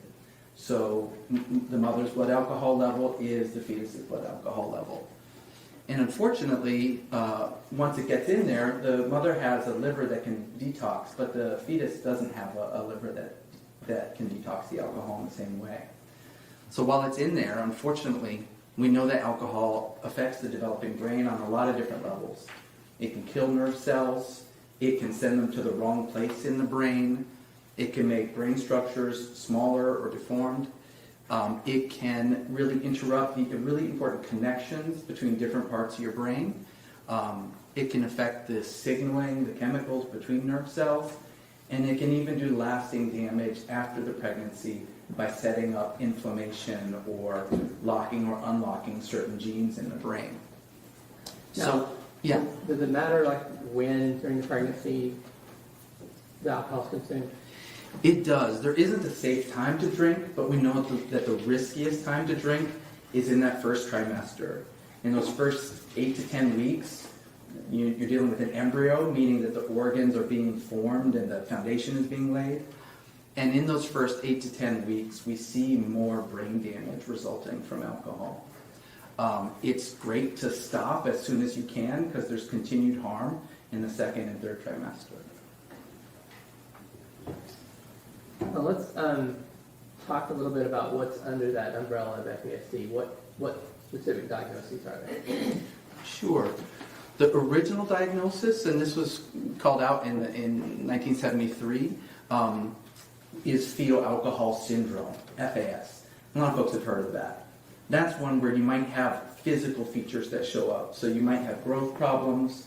There's this unique set of facial features that those 4 kids have. Evidence of brain damage or dysfunction. And that's what goes into FAS. That was the original diagnosis. But we've learned a lot in the past 50 years, and now we know that FAS is just the tip of the iceberg. And a lot more people have the brain injuries, but might not have those facial features. And so there are other diagnoses under that FASD umbrella where you're talking about brain damage from alcohol, but you might not have those physical features. Can you kind of walk us through those? This one kind of breaks it down. So we talked about FAS, and again, that's only 11% of the folks we see in clinic. So the next one down is called static encephalopathy, alcohol exposed. That's where the brain damage is essentially the same as FAS. It's just that you don't have all those physical features. That's about a third of the folks we see.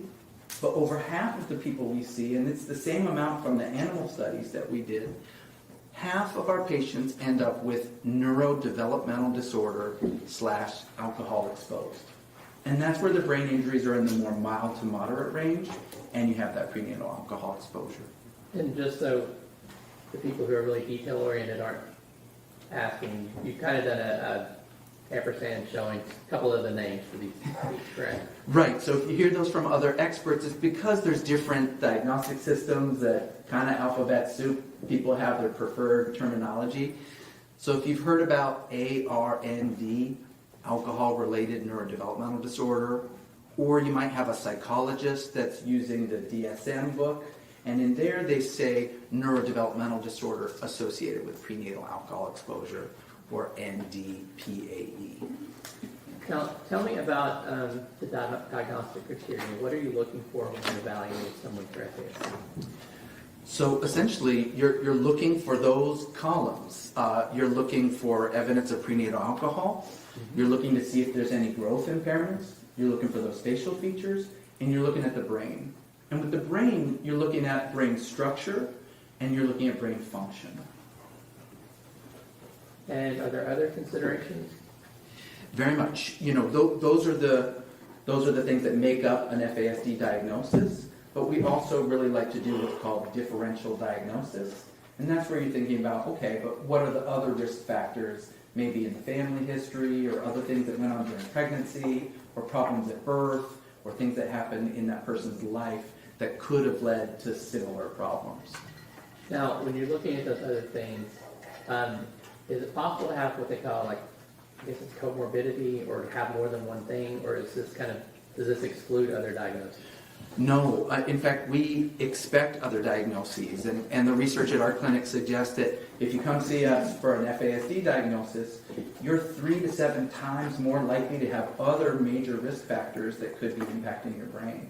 And so sometimes we say that FASD is like a adversity magnet, or the hits keep coming, which is that unfortunately we see high rates of other comorbid, meaning co-occurring diagnoses. So it's really common to have more than just an FASD diagnosis.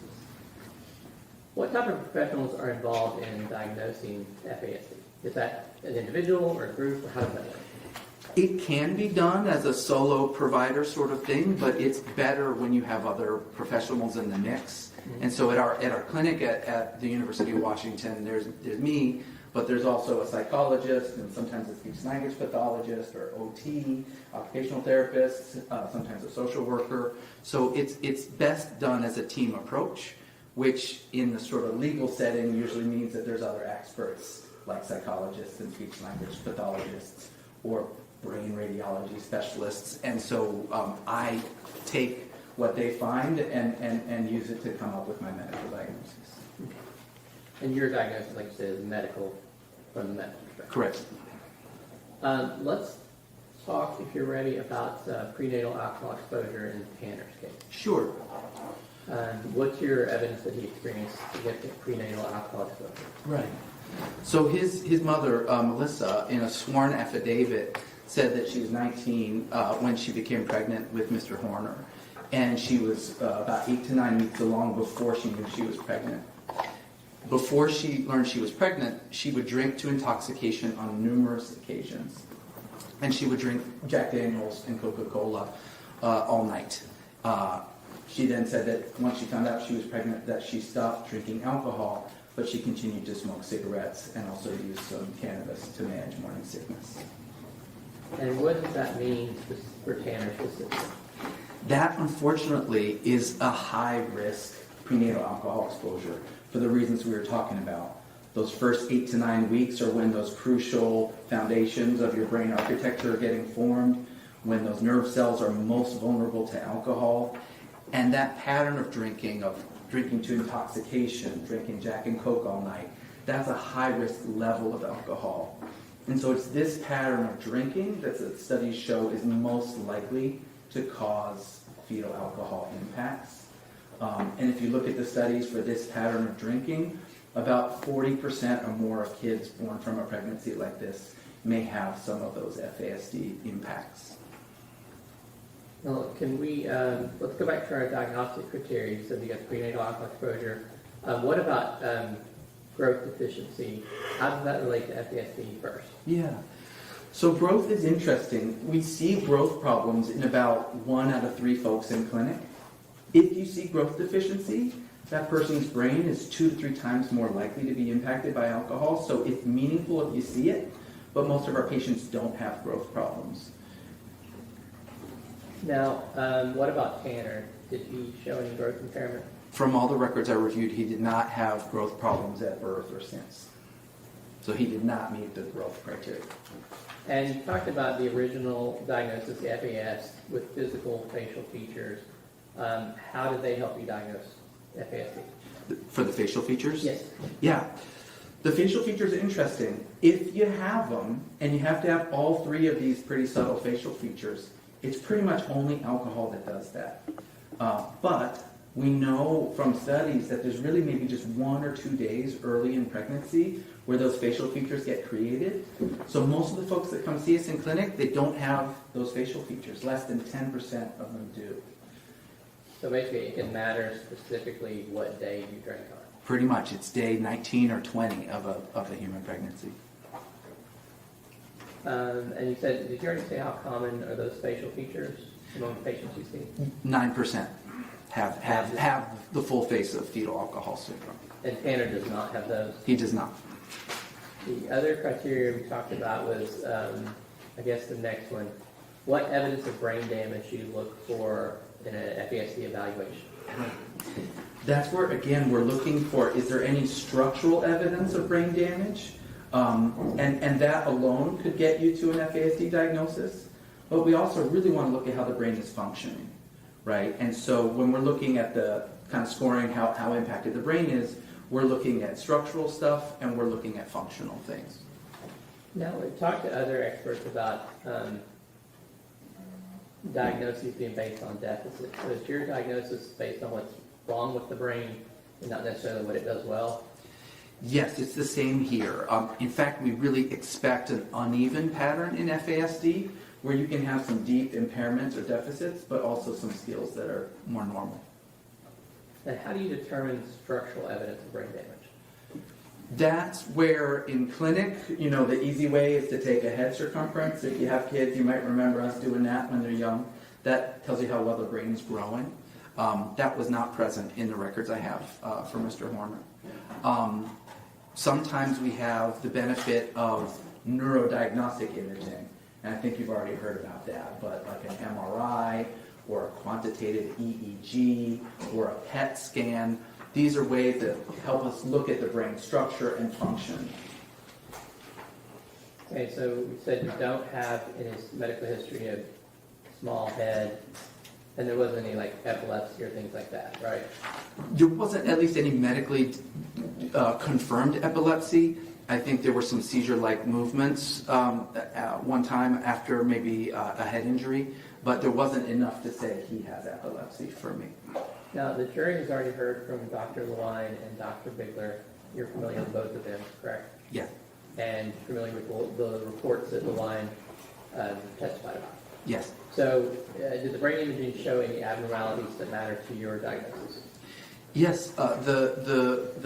What you already heard about is that there are some areas in both his gray matter and white matter that are abnormal. And those are in areas that we see in the fetal alcohol spectrum literature. They're also described in other conditions like autism, ADHD, head injuries, and so on. So they're not unique to FASD, but they are potentially caused by maternal drinking. And so we saw that on the MRI. The quantitative EEG was looking at the brain electrical activity and how coherent it is and how well different parts of the brain are talking to each other. And there were some EEG abnormalities that are also potentially consistent with what we've seen with FASD. So those abnormalities are there, and it usually is one of those conditions you just named. You're actually leading, Your Honor. Don't lead your witness. So the brain abnormalities are real. Yes. And you're giving the jury, would you give the jury that list of things it could be? Sure. You know, again, on the imaging, there are multiple possible causes, right? So FASD or maternal drinking is one possible cause. But if you look at the literature for autism and ADHD and severe mood disorders and head injury, you can see some of those same areas of the brain being potentially affected. And that is why you do further work to do your evaluation. Yes. Okay. So did you also look at the PET scan performed on him? Yes. Did that reveal anything useful to your diagnosis? He did have abnormal brain metabolism where some areas were working too hard and some areas were not working well enough. And those were areas that support memory and attention and the emotional regulation of your behavior and social understanding. And in fact, a lot of those other areas that we just talked about influence how well you do with those skills too. So what I found striking about the neurodiagnostic evidence was it lined up quite neatly with the things that have been challenging for Mr. Horner in his life and on the sort of functional testing that he's had. Let's move on to that. What functional evidence of brain damage do you look for in an FASD evaluation? Sure. There are levels. You might remember that there's a severe brain dysfunction and then there's a mild to moderate range. And so what we're looking for when we're looking at scores, and these are when people see a psychologist and have a day or two of testing and get a lot of standardized test scores. If you have scores that are below the third percentile, meaning that like 97% of people do that better than you, we call that a significant impairment.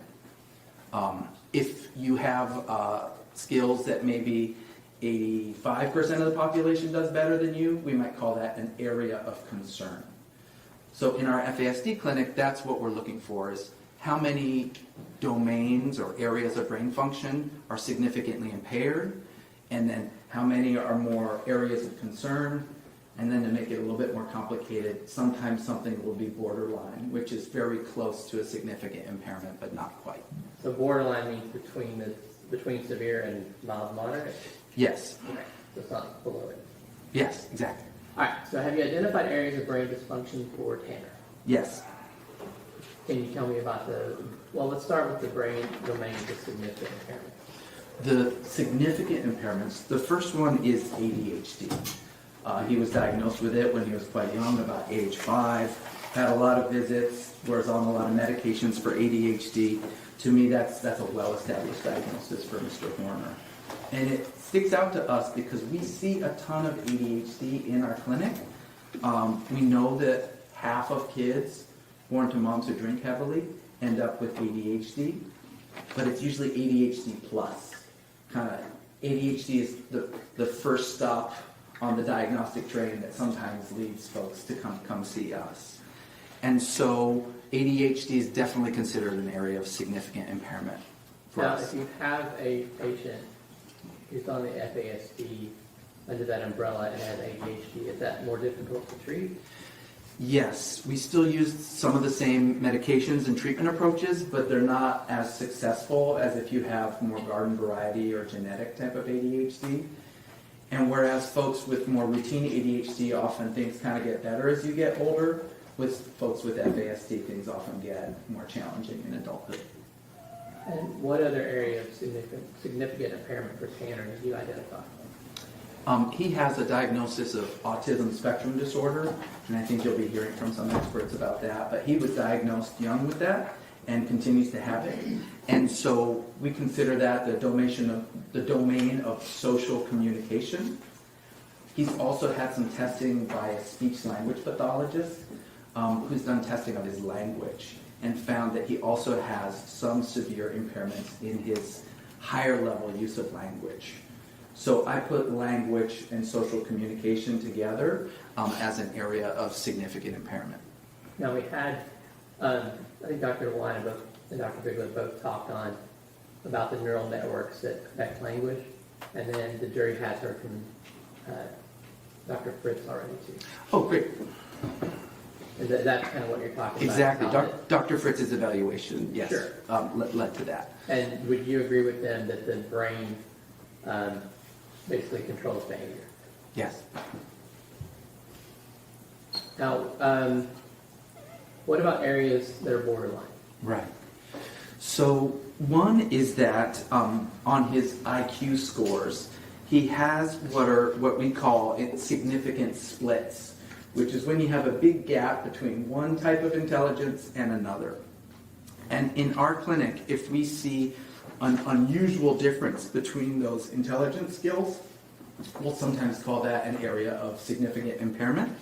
And his splits were significant, and they were between his verbal abilities and his nonverbal abilities, as well as his verbal and nonverbal intelligence and his processing speed.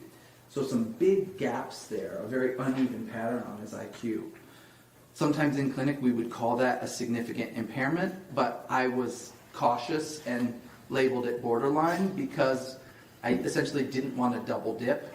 And I knew that his ADHD could affect those gaps, and I also knew that his language impairments might explain some of those splits. So that's why I called it borderline. Now, the IQ testing, that's not testing that a pediatrician performs either? No, that's a psychologist. Okay, and so you relied on data from a neuropsychologist for that? Yes. All right. And I just want to clarify too, you put your original report into the record, and then after you received Fritz's report, did you do an addendum? Yes. And what did that make the changes you talked about? It didn't change his overall diagnosis at all, but when I got more evidence for the autism and the language, that moved up to a clear area of impairment. It had been borderline before, and that's when I cautiously moved the splits down to borderline. So they swapped. Did we have other areas of borderline impairment? Yes. Tic disorder. He has described certain tics, and I saw some during my evaluation. And I believe Dr. Ryan was just testifying, and she may have mentioned a tic disorder as well. That's significant for us because tics are neurologically based. So when people have a tic disorder, we may give them an area of impairment for that. We know that tic disorders are about 5 times more common in folks with FASDs. And we also know that folks with tics are also more likely to have mood disorders like depression or anger episodes or meltdowns, such as have been described for Mr. Horner. And I apologize, if you have a slide you wanted to show on the IQ splits first. It's hard to see here. Is this what you're thinking about? That's what I'm thinking of. Yeah. And can you tell us who prepared that slide? So the neuropsychological testing was done by Dr. Kaufman, and the graphing was done by a colleague, Dr. Connor, who does a lot of FASD psychology work. And I'm not asking you to go to detail because it's hard to read. Yeah. But basically, what does the green line represent there? Sure. The green line is average for the general population. And then what's the red line representing? That represents more than one standard deviation below the mean. That gets you into the area of concern range. That's at about 80, when you're in the 16th percentile or below. And when you answered before that these kind of vary, is that what you're seeing here? This is what we call in clinic a very spiky profile. He has some unusual differences in his IQ, which you can see there on the left. And you can see that some areas of brain functioning, he's got some normal things, right next to some areas that are, in the area of concern or significant impairment range. And some things that aren't on this are his diagnosis of ADHD, and also Dr. Connor didn't yet have Dr. Fritz's report. So you'd be seeing some lower scores for language there if it were on there. Now, what other, do we have any other borderline areas of concern? The IQ splits and the tic disorder are the borderline domain. And in the other domain, what do we have? So for areas of concern, and again, that's generally if you're in the bottom 16% of ability. There were some of his executive skills that were lower. He definitely had some learning and memory scores that fell into that area of concern range, particularly short-term memory and facial memory. He had some visual perceptual skills that were in that area of concern range, and his fine motor abilities were also in the area of concern range. And overall, is Tanner's profile consistent with FASD? Yes, all the things that we've been talking about, we see all the time in clinic, including that uneven, spiky profile. And which diagnosis specifically are we talking about for Tanner? Sure. He has those two areas of significant impairment and two borderline, which means he's very close to the threshold that would get you to that severe brain dysfunction, where we require 3 areas of significant impairment. But conservatively, I diagnosed him with moderate dysfunction because I only counted 2 of those as severely impaired, and that brings him to a diagnosis of neurodevelopmental disorder, alcohol exposed. And you can get that for mild to moderate impairments. He's definitely got at least moderate, and he was close to severe, and he was also exposed to alcohol in a high-risk way. And I think you already touched on this, but NDAE, that's a common diagnosis among people with FASD? Over half of the people we see have this diagnosis, and over half of the animals, which is not the happiest studies, but at least in those animal studies, you can control for all the other risk factors that humans have.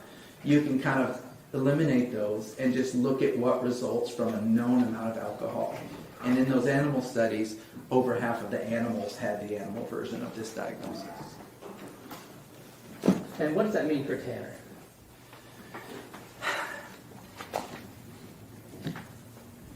Neurodevelopmental disorder, alcohol exposed, is a tough diagnosis to have. You don't have the physical features that might flag the attention of a pediatrician early on, right? So he wasn't tiny at birth. He doesn't have those facial features.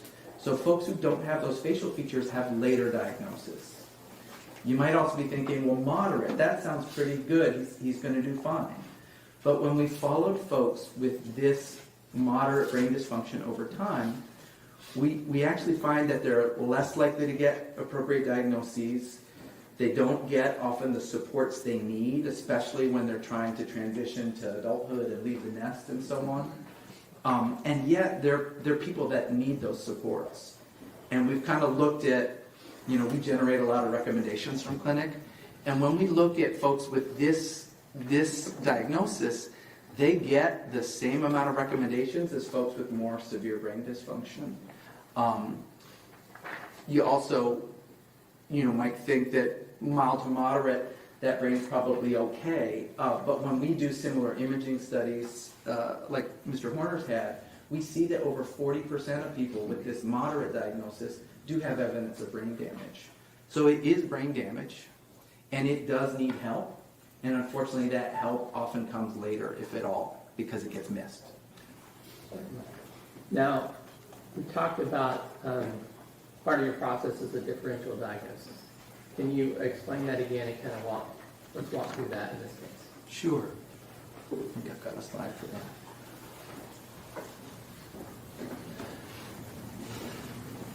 Mr. Horner had a lot of risks and has a lot of diagnoses, and you're probably hearing from a lot of experts, so I appreciate your patience on that.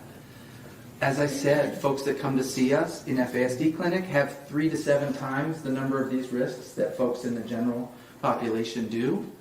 And so when I looked at Mr. Horner's history, a couple of things popped out. Sure. Tell me about the family history. So we know that he's got a strong family history of substance use disorders. And that, together with being exposed to substances while you're in the womb, really increases your own risk to have substance use problems when you get to adulthood. We also know that there is a family history of psychiatric disorders and suicidality, and Mr. Horner has suffered from similar things. Because of that family history and because of his autism, I did do some genetic testing because I was curious to see could we find a difference in his genes that would explain his outcome. And we did pretty comprehensive genetic testing, and we didn't find a clear, aha, it's this gene that caused all of this sort of thing. Did you talk about other potential prenatal exposures or things like that? Did you consider those in your differential diagnosis? Not yet. You saw his mother's statement that she smoked and used cannabis as well. And when you look at all the things you could use during pregnancy, unfortunately, alcohol is common and legal, and it's the worst thing you could be exposed to. But those other things have risks too. So if you smoke during pregnancy, it can increase the risk for ADHD or antisocial behaviors. If you use cannabis or weed during pregnancy, it can affect your executive skills like planning and organizing. Also can affect your academic achievement and your risk for using substances yourself. But they are present, but not generally as dangerous as alcohol is here. And what other differential diagnoses did you consider? Sure. Another one that really jumped out as a prominent risk factor is that Mr. Horner's, and may I ask, has the jury heard about lead? Yes, Dr. Speck has testified already, so that they'll be familiar with that. And if you just want to Sure. act as if you had a conversation about it already. Right, great. So you heard about lead. You know that his bone lead level was 24 times higher than other folks his age. And if you calculate back to what that would have been when he was a kid, that looks like a level of almost 30. That's really high. The lab flags a level of 3 for me. So his level as a kid is estimated to be about 10 times that. And I can tell you, I've been doing pediatrics for 23 years. I can think of only, and I order a lot of lead levels, I've only seen one result that high. And that was a child adopted internationally where there was a lot more lead. So for me, that was a significant risk factor because that amount of lead can impact your IQ, can impact ADHD-like symptoms, and unfortunately is linked to delinquency, aggression, and explosive tempers. So lead was a significant feature of his history for me.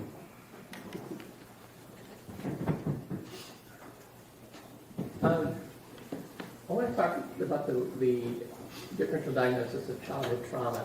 Why does that matter? I think Dr. Bigler mentioned trauma actually affecting the structure of the brain itself, this neural network. Can you tell me about that, please? It matters because essentially you can be born with genetic risks or impacts from drinking and things like that. So you can be born with a brain that's damaged. But then there's further damage from neglect, abuse, and other adversity or other traumatic experiences in childhood. And we've looked at that because we see so much childhood adversity in our clinic, and we've tried to weigh what does more damage. And what we've found is that alcohol is probably the riskiest thing, but that if you add up a lot of childhood adversity and these other risk factors, then they start to rival alcohol in terms of what does how much damage, in terms of brain structure and brain function. And so Mr. Horner's childhood adversity, which was very significant, added additional risk and added additional damage. Okay, now next I want you to talk about ASD and FASD because I've asked you about both, and I guess there's different ways of identifying them, different ages they get identified, and maybe different support you could give for those. You can absolutely have both fetal alcohol spectrum disorder and autism. And we're still learning about how much of a role alcohol might play in developing autism. We know that autism is primarily genetic in terms of the risk factors, but we know that there's other things during pregnancy that can increase the risk that someone's going to have autism. And what I can say is that from our clinic stats, if autism is about 1 to 3% of the population, well, folks that come see us, 10% already have an autism diagnosis, and 10% get referred for further evaluation. So it does seem like there might be some impact of maternal drinking, and there's also certainly some overlap in symptoms between autism and FASD. Did you also look at potential brain injuries in Tanner's case? Yes. And how did you factor that into your differential diagnosis? He's definitely had some head injuries. He got stitches at age 4. He unfortunately tended to hit himself in the head when he got really upset or was having a meltdown as both a child and an adult. He's recorded that at times he knocked himself unconscious from punching himself in the head. He was knocked out in his mid-20s, passed out, and then there was a suicide attempt that involved strangulation where he was unconscious for some amount of time. So he's had a number of head injuries that could have added, harm to his developing or young adult brain. And did you consider Tanner's substance use in your differential diagnosis? I did, and when I do these forensic legal evaluations, we hear about a lot of substance use that often starts very early, middle school or before. And so Mr. Horner did use substances, but for me was lower risk compared to other legal cases like this. He tended to prefer cannabis or weed and did use, a lot of that. He also used K2 or synthetic weed from about 18 to 23, and also has used some other things, but maybe not as much. So MDMA and psychedelics were things that he used sometimes, and more recently, before the instant offense, there was use of cocaine as well. Did you have a chance to review mental health records for Tanner? Yes. And how did that factor into your differential diagnosis? There was a lot there. There's depression, there's anxiety, concerns for bipolar, self-harm, suicidality, suicide attempts. And we know, unfortunately, that when you're going through life with disabilities and the risk factors that he's had, and the childhood that he had, and the family history that he's got, that we really unfortunately expect to see a lot of that. So in young adults with FASD, with his kind of risk factors, we expect to see those. But I don't think that those mental health diagnoses better explain, what we see on his testing. So what was your ultimate conclusion from that differential diagnosis? Right. So there's a lot on that slide. There's a lot we just talked about. When I weigh those, I know that the research tells us that alcohol is a dominant risk factor that in our clinics explains a lot of the brain damage and dysfunction. So we'll usually put that near the top of the list of culprits. But in Mr. Horner's case, we've got that really high lead level. We've also got autism. We've got a lot of childhood trauma. And so in terms of weighting those, this is one of those situations where you can't scientifically say 100%, I know what this risk factor did, right? I can tell you with my clinical and research experience that I do think that the high risk drinking caused at least some of what we're seeing. And in particular, I'd point at ADHD as a common result of maternal drinking. I'd point at those language difficulties and those IQ splits. I point at some of those behavioral and mental health challenges, but that's not me saying alcohol is the only thing that did those. I think we've got a mix of risk factors here, and I think his FASD diagnosis is part of a broader picture where his brain has had a lot of hits from before he was born to now. And I know we brought you in here to help give us a why and how Tanner's brain works, but ultimately, those abnormalities are there, there's structural, there's functional issues, and all that's present, and you are just trying to tell us kind of a root cause of it. Yes. That approach, Sean? Yes.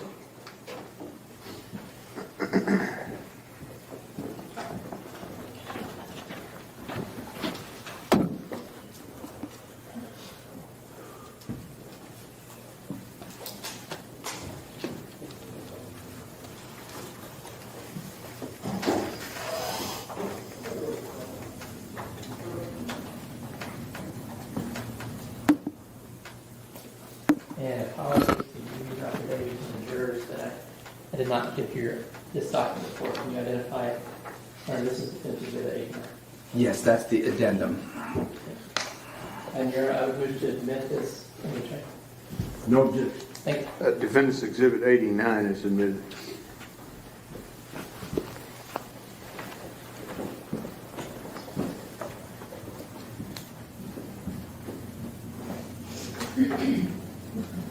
I have nothing else, Your Honor. I'll pass the witness. Let's take a short break and then we'll call you back in, okay? About 10 minutes, all right? Yes, sir.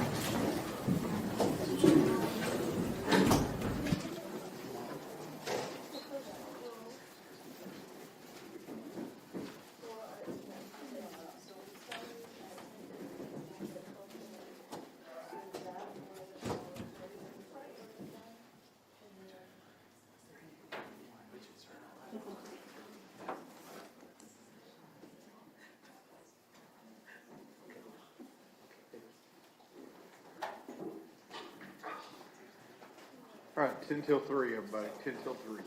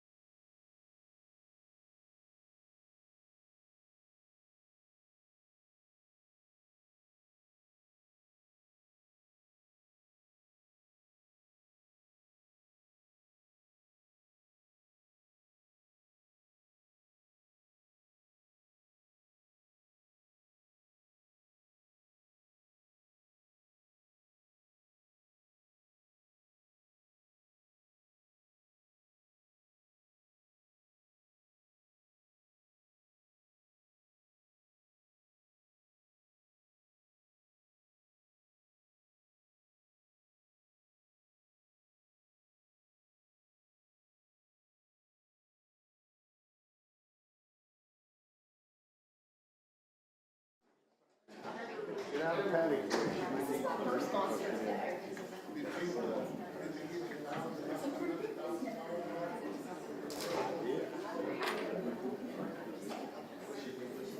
know, yeah.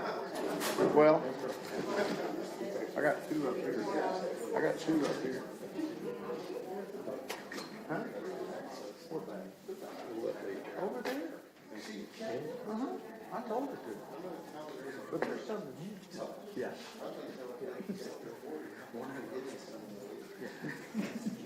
Go, yeah, do that. See if she does. All right. Both sides ready for the jury? Well, I lost Carrie.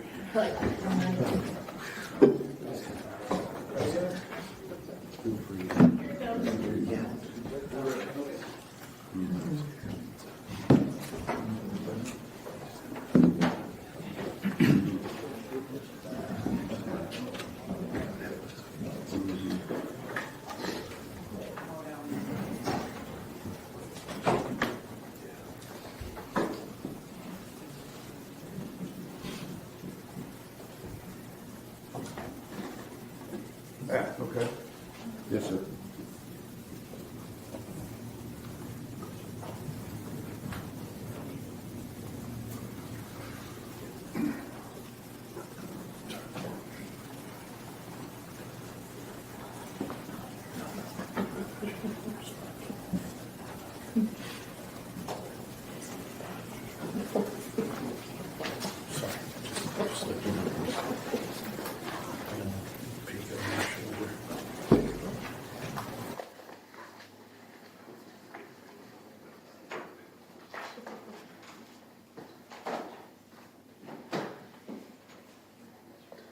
Y'all want to sit down if you see him coming? He's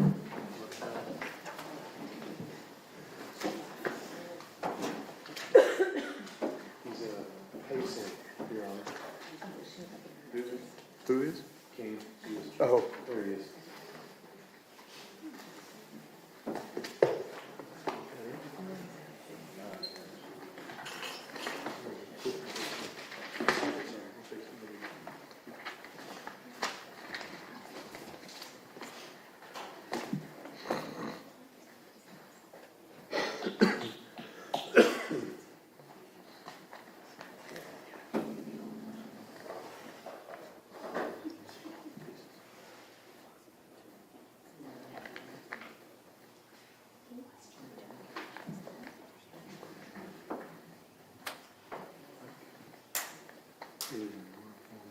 I do have it on flash drive, but it's on my page.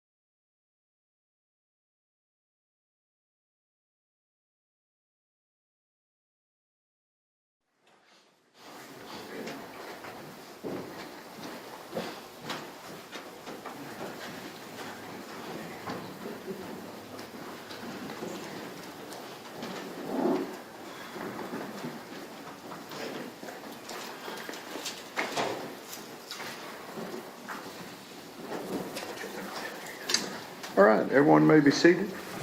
Cross-examination, Mr. Berry. Thank you, Ron. Good afternoon, Dr. Davies. Good afternoon. Welcome back to Texas. Thank you. You've been down here a couple times, correct? Yes. You've recently testified on capital murder, correct? Yes. Here in Tarrant County? Yes. And at that time, I think you were more testifying on expertise related to adoption services and things like that. It was both. There was FASD question and international adoption questions. Understood. So I want to talk to you about kind of what you know about this case and where you know it from, all right? Now, you, as an expert in this case, were excluded from the rule of witnesses, correct? I believe so. I haven't seen any other testimony. You have not watched 1 minute of the testimony on live stream? No. And you haven't seen any of the other experts testify?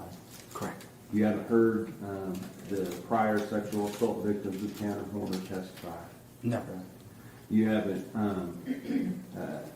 seen any of the evidence in this case other than just what you're here right now?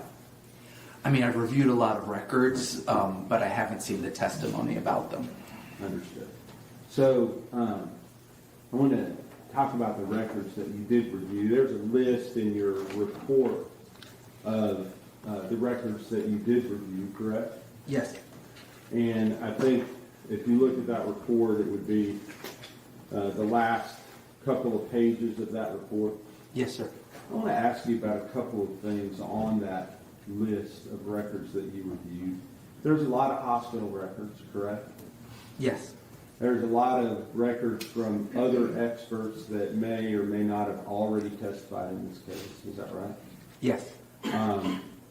There are some different genetic sequencing reports, things like that. Yes. There's, it looks like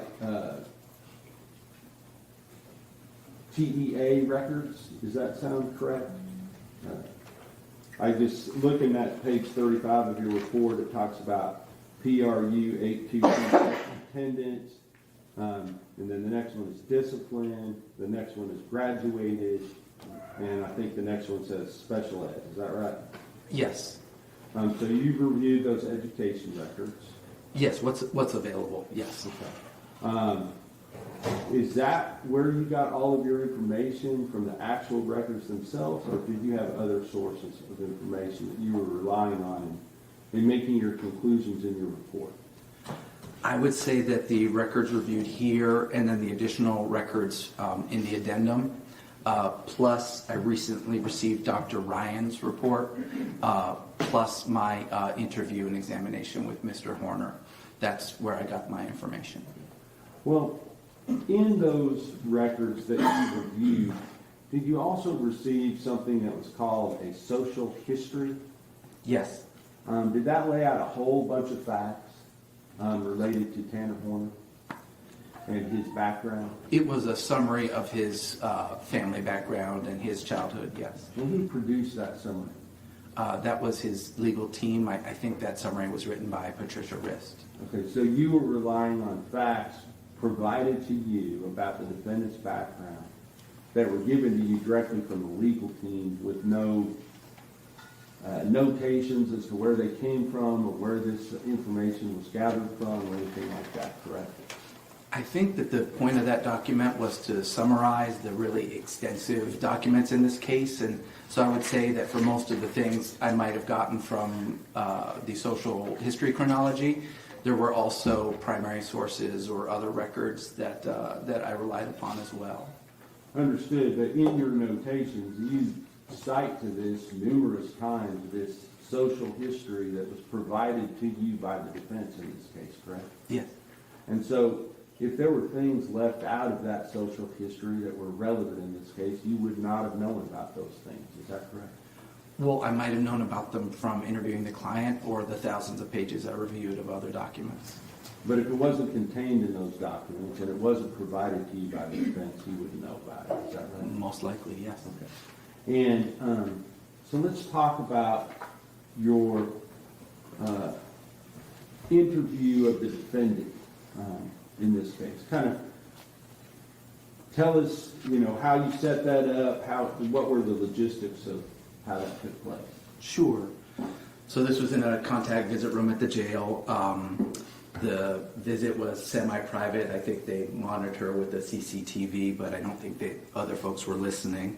I was introduced to the client briefly by one of his attorneys, but then it was just me and Mr. Horner. And we spent about 2 hours and 45 minutes together that included my medical interview as well as my physical exam and taking some photographs.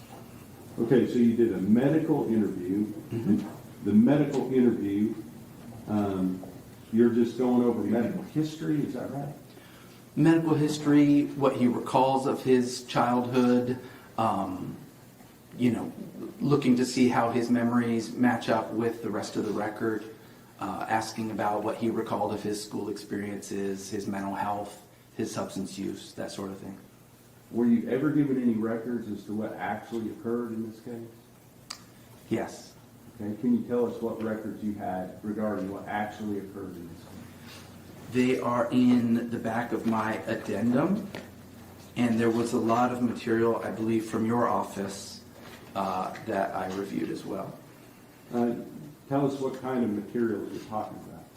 That was the video and audio from the truck, as well as some breakdowns of that.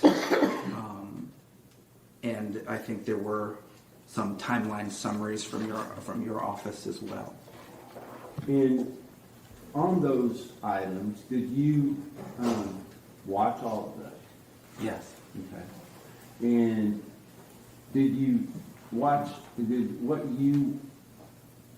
what you were provided, did that include only the day of the abduction, murder of Athena Strand, or did it include all 5 days of videos that were available for you to be able to review? I know that there was material from before and after the offense. I don't know if I have all of it that your office has, but I know there was material from before and after. So, for instance, were you aware that the defendant had covered up the video showing what the van could see forward, looking forward, prior to the day of the abduction, kidnapping, sexual assault, and murder of Athena Strand? I recall sometimes where he covered the camera. My impression it was because he wanted to smoke or do something around the vehicle, but I'm not sure if I recall what you just said. Well, I guess where did you get the idea? Objection, Your Honor, relevance. This doesn't have anything to do with this diagnosis. Where you headed? I'm trying to figure out what he has reviewed and what he knows about this case. Okay, just asking. All right. So you've reviewed the days before, so you're aware of what took place in those days. It may be incomplete, but I did see some stills and video from before. Okay. And then as far as the days after, as far as what he did on those days after in those videos, meaning December 1st, December 2nd, the day he was arrested, did you review those as well? I don't know that I reviewed everything that you have. I recall a little bit of material from after the event. Okay. And I just want to lay the groundwork because I want to talk about how his NDAE and the comorbid other things, that risk factors that I think you listed out, may have been on display or not during the facts of this case. All right? Sure. Does that make sense? Yes. All right. So let's just talk about, first of all, your diagnosis. Because ultimately you made a diagnosis that boils down to one sentence. And then the other things are related to more of the comorbid or the, what do you call it, the differential diagnosis. Is that right? I mean, the diagnosis is generally pretty short, so if we boil it down to the diagnosis, it's 4 words, but I did write a pretty long report. I understand. But a lot of that was talking about other things other than fetal alcohol syndrome or fetal alcohol spectrum disorder, correct? Yes, I tried to be comprehensive and look at the other risk factors. Understood. And then, so let's talk about your diagnosis.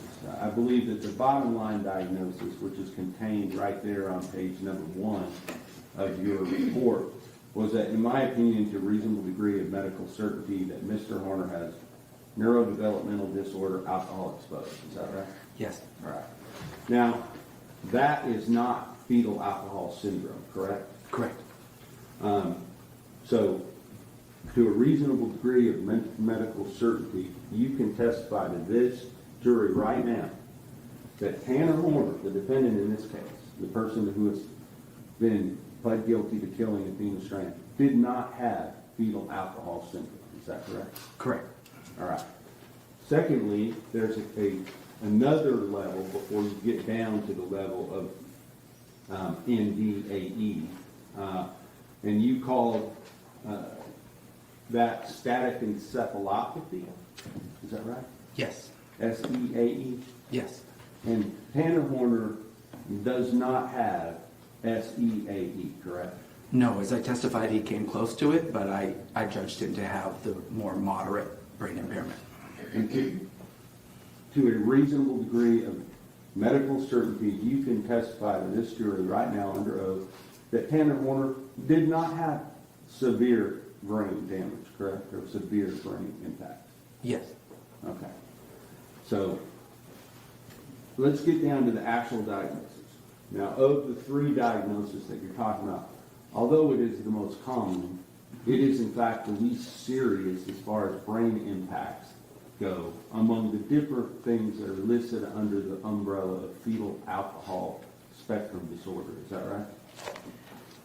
If I can quibble with you, it does involve a lower level of confirmed brain dysfunction.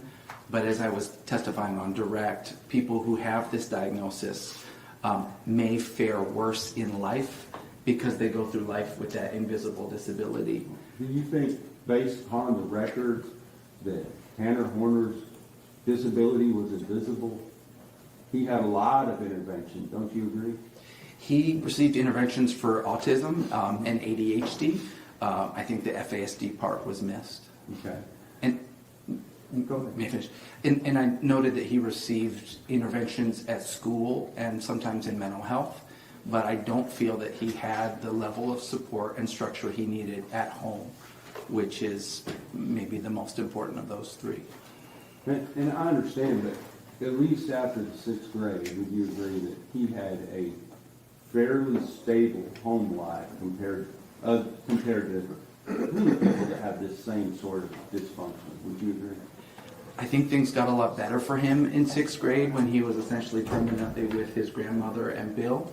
But I know that his mother was coming in and out of his life and that there was a fair bit of chaos with that was difficult for him.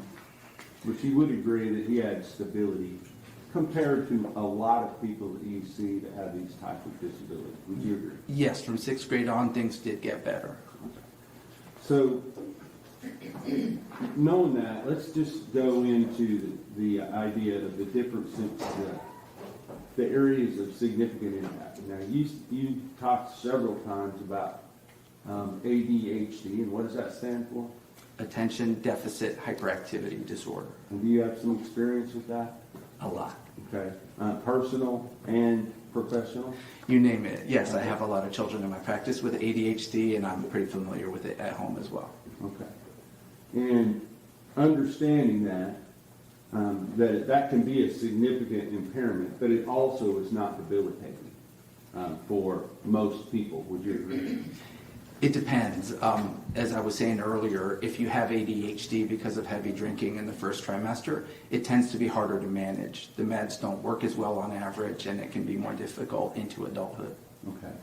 So that's an area, but it's an area that there is lots of treatments and therapies and other things that are available. Would you agree that Tanner Horner availed himself to many treatments and therapies along the way to deal with his ADHD? He tried a number of medications, yes. Not just medications, but at school and at home, and had intervention of multiple different people to help him through that diagnosis. Would you agree? I wouldn't say that at home he got a lot of support for his neurodevelopmental differences. I got the impression that his grandparents maybe didn't understand or believe in that as much as Some other folks do. And where are you getting this from? The records. What records are saying that his parents didn't believe it, that he had ADHD or that he needed help? I recall that Mr. Horner told me that Bill, his grandmother's partner, husband, didn't really understand autism and thought he just needed to be different. And I think he also told me that his grandmother didn't really understand neurodiversity or autism. So this is coming from Tanner Horner, the person that you were examining, that you're getting these facts from? Yes, and if I may be recalling incorrectly, but I believe that Dr. Ryan had some interviews with family members that had similar information. Okay. So, but you didn't talk to any collateral sources? No. And what you had at your disposal, other than the records that you went through, was this social history written by the defense? I had lots of things, and that was one of many records. Okay. So with regard to the areas of significant impairment, Tanner Horner was tested for IQ when he was 18 or 19 years old, is that correct? Yes. All right, and at that time, would you agree that was part of a determination as to whether or not he was still going to be eligible to receive benefits based upon his previous diagnosis of Asperger's? Yes, it was a social security disability evaluation. I don't know if it was to rule in or rule out Asperger's, but I know it was to determine whether he should continue to receive benefits as an adult. And you also know that as a result of that examination, at that time, that the United States government decided that Objection, testifying. Let me hear the question. Do you know as to whether or not his benefits were denied based upon that evaluation? I did read that evaluation, yes. And were they denied? They were. So he had been receiving benefits up until a certain period of time, and then after the evaluation that was done when he was 18 years old, the benefits were no longer available to Mr. Horner, correct? Yes, and I have to say that was a very Objection, inadequate. non-responsive. With regard to that, at that time, there was a report issued by Dr. Cleves regarding her examination, correct? Yes. And you had that as part of your, part of what you had available to make your determinations, correct? I did. And in that report, would you agree with me? Do you have that with you? Not on me. I have it. No. Well, I'll just ask you if you have any quibble with what I'm saying. I'm going to ask you to tell me, all right? That as part of that, he had a full-scale IQ of 102. Is that right? I do have that data, so I'm just going to double check.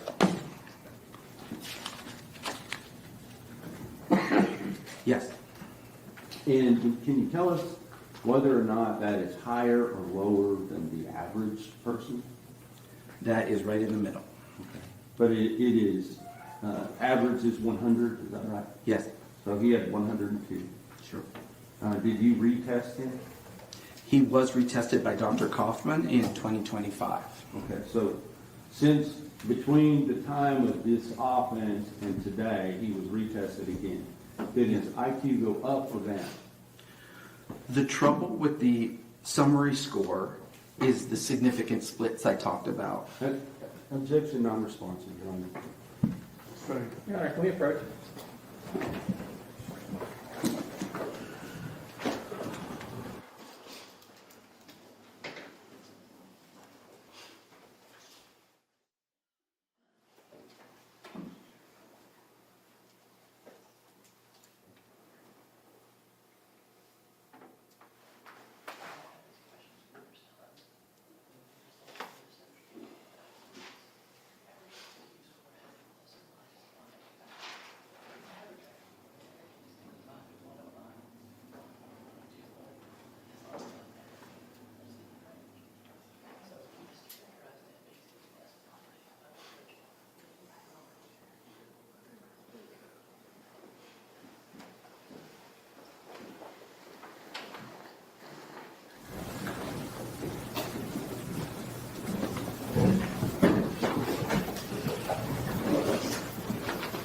Dr. Davies, would you agree that when he was 18 years old, as part of this testing procedure, that he had a verbal comprehension index of 107?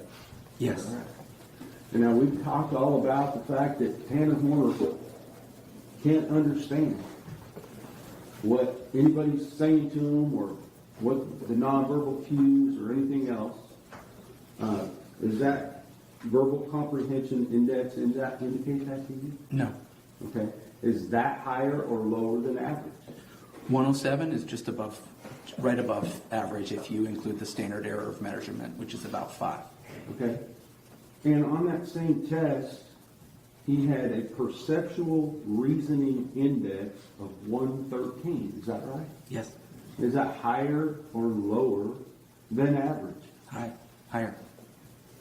Now, I realize that he had some other indexes that were lower. Working memory index of 97. Is that right? Yes. Is that still within the normal range of plus or minus from 100? Yes. Okay. And then the only one that he had that was lower than the normal range was the processing speed index. Is that right? Yes, that was 81, which was a very large split between that and his verbal and nonverbal intelligence scores. And you're saying that the fact that he had verbal comprehension index of 107, perceptual reasoning index of 113, but only processing speed of 81 is an area of significant concern for you? Yes, because those are unusual splits.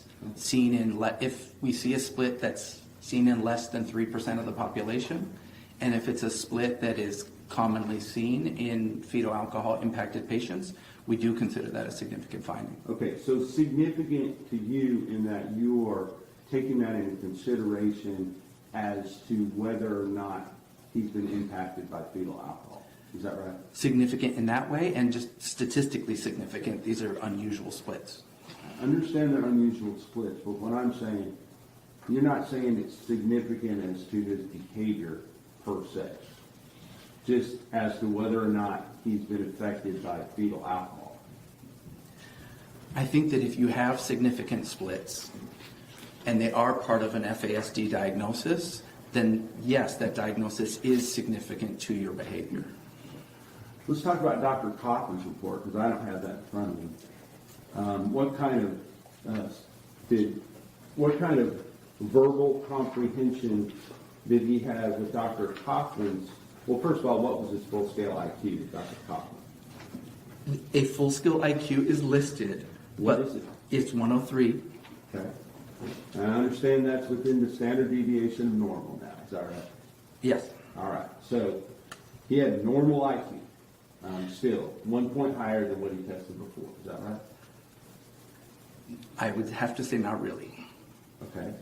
Well, what was his verbal comprehension index on Dr. Kaufman's? 98. Okay. So it dropped from 107 to 98. Is that right? Yes. Okay. Does that indicate anything to you? Not a lot. They were different.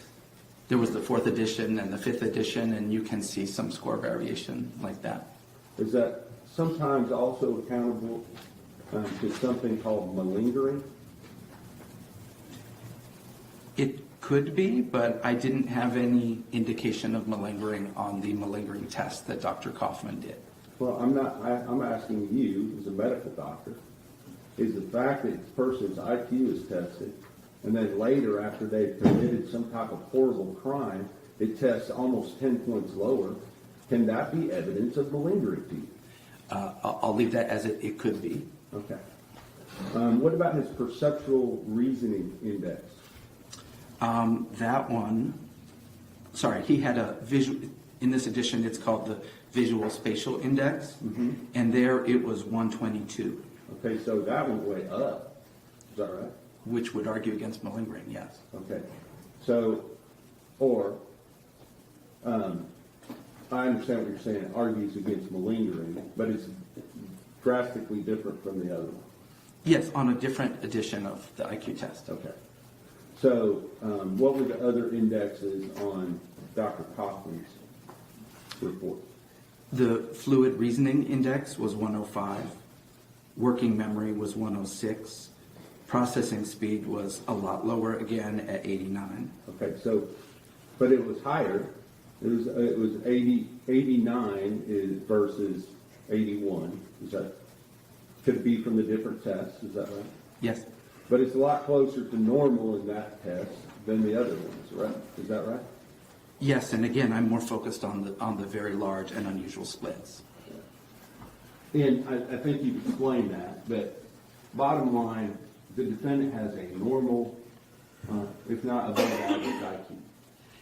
His IQ tests aren't normal because of the splits, and the psychologists that I work with routinely wouldn't give a full-scale IQ when you have a large difference between the verbal and nonverbal IQ. That's just what I've been trying to share. We had two different psychologists, Dr. Leeds and Dr. Kaufman, that both have given a full-scale IQ. Is that right? Yes. Okay. So that was the next thing. And then those were the areas of significant impact. So ADHD and the unusual splits in his intellectual functioning test. But you amended that later. Is that right? Right, with the additional confirmation of autism by multiple experts and the additional in-depth language testing from Dr. Fritz. So you moved that one down from significant impairment, the multiple splits one, Yes. to borderline. Correct. All right. And then you moved up Asperger's / autism spectrum disorder level 1 to the more significant level, based upon Dr. Fritz's report. No, not just autism. It's autism and language. And it was based on Dr. Fritz's report and the reports of Dr. Spence and Imhoff, who also diagnosed autism. Did you put a notation in your report that Mr. Horner's functioning in the domains of ASD or Asperger's was not clearly impaired on neuropsychological testing? I don't recall writing it that way. What I was communicating in my original report was that we had records of autism diagnoses during many years during his childhood, but unfortunately the original diagnosis records no longer existed. And so I could tell that he'd been receiving services for autism through the school district for the second half of his school career, but I didn't yet have the adult autism evaluations that I now have when I wrote that. So, based upon those other experts' reports that were later provided to you, then you moved that one from borderline to significant for you. Yes, with the confirmation of autism and the additional language impairments. Okay. And so, with regard to some of the, what you said, areas of concern, you listed motor tasks. And there were two things that you listed, correct? Yes, finger tapping and grip strength scores. You understand that this defendant pled guilty to strangling a 7-year-old girl successfully. Is there some type of grip strength issue there? We've all heard the video, and I'm sorry to say this, but it took a long time. So I don't think that the video really makes the point that you're trying to make. No, I'm not trying to make a point other than the fact that he had to use his grip strength in the commission of this crime. Would you agree? To some degree, yes. Now, you also said finger tapping. What kind of instruments does this guy play? Drums. Does it make sense someone would be tapping their fingers if they're a drummer? I think that the finger tapping task that the neuropsychologists use is different from what drummers do. You think it is, or you know it is? Well, it's more about rapid finger tapping, and I think that drumming skills are more about rhythm and using more of your arm, is my impression of that test. So, we already talked about ND, AE being the least serious as far as brain damage, I guess I would say. It's in the moderate impairments, yes. Now, let's talk about the other, quickly, talk about the other neurodevelopment risk factors for the defendant. You said there was a parental history of addiction, use of other substances by Melissa Horner during gestation, which you don't have an opinion as to how that might have affected him, but you're saying it might have affected him. Is that right? I think I talked about how it might have affected him on direct. Well, you didn't have any clear delineation as to how that plays into all this. You just said that it was a factor. Is that A right? potential factor, but not generally as risky as alcohol.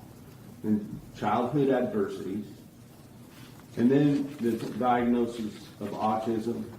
Now, you said autism in your report, and I just want to make sure, just like we have this umbrella term of FASD, and you have 3 different things. It could be fetal alcohol syndrome, which is very, very serious, correct? Yes. And then you have the other one, SEAE, right? Yes. And that one involves severe brain damage, correct? Yes. And then you have this latest one, NDAE, and that's just either mild or moderate, and you're saying it's moderate in this case. Yes. All right. But it's the least serious of the 3 as far as brain damage. As far as measurable neurofunction, yes. Okay. So does, you talked about head injuries and then substance abuse. There's a number of different substances that Mr. Horner, the defendant in this case, told you about. Alcohol, marijuana, K2, MDMA, LSD, mushrooms, cocaine. Is that right? Yes. Now, other than alcohol, are all of these commonly used illegal recreational drugs? I wouldn't say commonly, but they're certainly used. Do you consider the regular use of illegal drugs to be criminal activity? Yes. Okay. Is supplying illegal drugs to other individuals criminal activity? I'm not the legal conclusion, not a fair. Well, in evaluating people as a physician for pathology in their personality, you have to know whether somebody is a good candidate for probation or parole, correct? I don't get This witness is a pediatrician. All right, so in using, with regard to, I'm going to just get to the part about the possible brain injuries that may have occurred as a result of fetal alcohol syndrome disorder. Is that right? I mean, is that what you call it, fetal alcohol? fetal alcohol spectrum disorder. Because he does not have fetal alcohol syndrome. Correct. Right, okay. So the first thing you said was lowered IQ. We've already dealt with that. He does not have a lowered IQ, correct? No, he has significant splits on his IQ. Understood. So let's talk about ADHD. Does ADHD cause people to commit the act of murder? That's an unusual outcome for ADHD. Are you saying there's any causative effect to the murder of Athena Strand, in this case, by Tanner Horner? From ADHD? Yes. I can't use ADHD to explain what he did, but it's possible that impulsivity may have played a role. And that would have to be based upon the evidence in the case, correct? Whether it was impulsive or not impulsive. Judge, objection, legal conclusion again. I'll let him answer that. Yes, my consultative question was not what happened in that van. What it is, does he have a fetal alcohol spectrum disorder? And are people with ADHD able to have productive and fruitful and nonviolent lives? They are able to, yes. You also talked about language and social difficulties. You've watched the videos.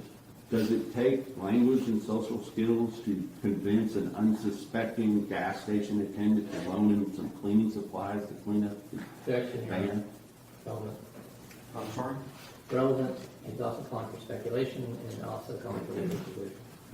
Speculation is a statement. Okay. Would you agree with, on those videos, throughout them, all 5 days of it, that he exhibited multiple times of using his language and social skills correctly to accomplish goals that he wanted to accomplish? I didn't see a lot of evidence in that, in the videos. I don't think asking for towels is a high-level language, use of language or social interaction. What about calling your boss and making arrangements to make sure you still have control of the crime scene the next day? It uses language, but I don't know that that taps some of his deficits. Now, you talk about learning disabilities. He did have the diagnosis of autism. What are the specific learning disabilities that you saw in the education record? Have I talked about learning disabilities? Well, yeah, I believe that it was mentioned in your report. Sure. In my report, what was notable from his school records is that his first category of qualification was for autism or Asperger's, but his special education services were also under learning disorder. And unfortunately, we didn't have enough detailed records. I think some were destroyed, that I don't know where that came from. So I included that in my report as, part of having learning being a possible area of concern, but I don't have the data that came from. And you talked to Tanner Horner about that, and he told you that he doesn't have any learning disabilities, correct?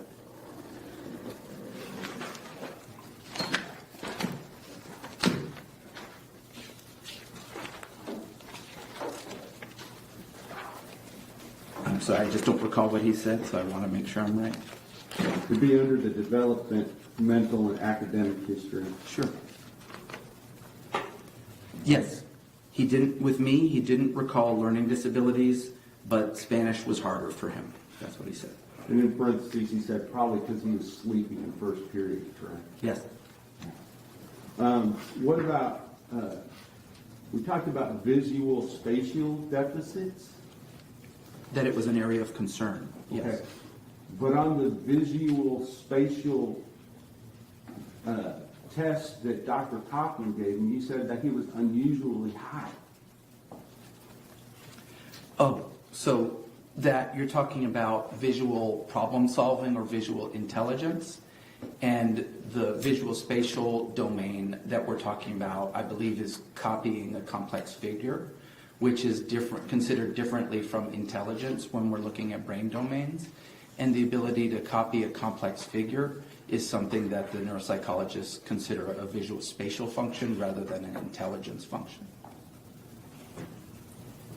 With regard to, what do you mean when you say novel problem solving? That if you're presented with a new type of problem that you haven't practiced or done before, that your frontal lobes or executive skills get involved to kind of figure out, okay, what's this about? What's my strategy? Is my strategy working? Checking your work, that sort of thing. So it's less of a rote answer and more executive skills required. And you said that was an area of concern for you.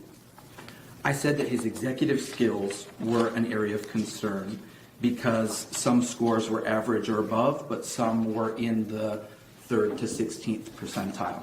Well, I believe I went down and wrote the ones down that you said that were a concern. Sure. And novel problem solving is one of them. Is that right?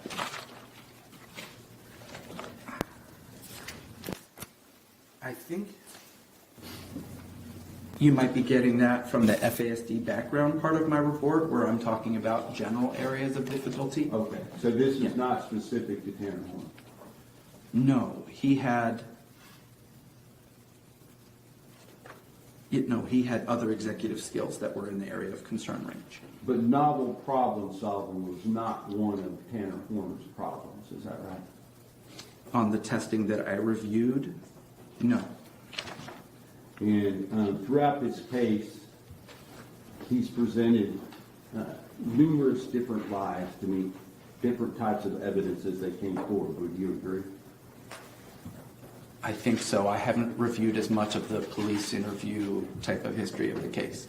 Well, I mean, the fact that he told them that he backed into her and then freaked out because of his autism, that's a novel problem solving. Would you agree? It's an excuse that didn't hold up. But it was one that he tried. It was a way that he tried to solve that problem, correct? He did try to lie about what happened, and the video didn't back that up. And you're aware now that he's also saying that now he has a reason for covering up the videos because he was using cocaine. I'm not aware of that. Oh, I thought you said you had some indication that's why he was covering up the video. Oh, I thought he was smoking cannabis on one of those, but maybe I'm wrong. Well, you saw him smoking cannabis on one of those, correct? I think so. Yeah. So that was on the video, Okay. right? There was never any cocaine on the video. Would you agree? Not that I recall, but smoking cannabis on video isn't great problem solving. Yeah, I understand that. But making up a story to cover new evidence is problem solving. Would you agree? It's lying or it's problem solving, and I think we're here today because it wasn't effective. The last thing I want to talk about is zero, because you're, as a physician, you know what malingering is, correct? Yes. And that is making up some type of psychosis as an excuse to mislead or gain some favor with the police. Is that right? Objection, Your Honor, testifying. I don't think any of the experts have defined malingering that way. Well, you define malingering. Malingering is either exaggerating psychiatric symptoms for gain or faking bad on neuropsychological testing, things like that. So if you get caught for murdering a 7-year-old girl after you sexually assaulted her, and you make up this alternative personality to show that you're just crazy, so that maybe they might find you insane at some point, is that malingering? It's an attempt at malingering that I don't think was very effective. Okay, thank you. I'll pass. Thank you, Your Honor. Dr. Davis, could you pull up the chart that Dr. Connor prepared? Sure. A couple of, let's start with kind of the basics of IQ. You mentioned something about a 5-point plus or minus. What were you talking about there? That when you do a psychological test and you get a score, there's usually a range of error where the psychologist might say he got a 102, but his score is probably somewhere between a 97 to a 107 type of thing. Okay, and a good example of that was we had two scores that were 9 points apart. Right. So the average IQ for someone from the United States would be 100 plus or minus. Right. So it's up to 105 and down to 95. And it depends on the test, how big that range of error is, but something like that, yes. And you mentioned that, but everyone might not understand. There's a newer version of that IQ test. Yes. When you said something about 4 and 5, just Right. to jury what that was. So the Wessler Adult Intelligence Scale, in 2009, it was the 4th edition, and in 2025, it was the 5th edition. And so there's new questions. They've organized the results differently. So I expect that when someone takes a new edition of a test, that they're not going to get the exact same score that they got the last time. Now, we didn't read through them, but Mr. Berry had you reading through. Sean. Yes, sir. These little words down here that I'm sure you can't see from the other side of the room. Were these the things that Mr. Berry was asking you to read the scores?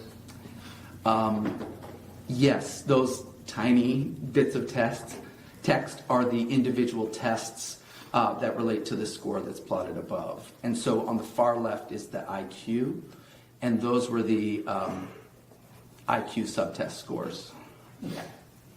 So you get your IQ over here, and then each one of these is one of these dots, right? Right. And you said this green line is, Average. and this is, One standard deviation below the mean, which means the bottom 16th percentile of people who take that test. so for example here, when he's reading off these scores, you've got a score that's here, well below this red line, and then a score that's way up here. Yes. Is that what you're saying is unusual? That's a pretty big variability, and it's a hallmark pattern that we see in FASD. But there's no reason to think if he takes this test twice, would his IQ fall within that standard deviation? The overall IQ. I'm not sure I understand your question. Sorry, maybe a bad question. We're seeing that he has deficits. If Yeah. this is accurate, the next time he takes this test, he'll probably have a deficit in that area too. Yes, unless it's the same test and he's practiced it, so he's getting better. But in general, we expect these to show up over I time. was ignoring the practice effect, but yes, there's a practice effect, and you would just tell the jury what that is. So practice effect is, you're not allowed to give someone a test within a certain time interval from when they've just taken it because they've practiced it, and we expect that you're going to do better. Okay, so ignoring the practice effect, if this test is accurate, he's going to be within that range over and over again, and his IQ total is going to be within the range. Yes, plus or minus some points because we expect some variation, but the overall pattern would likely hold.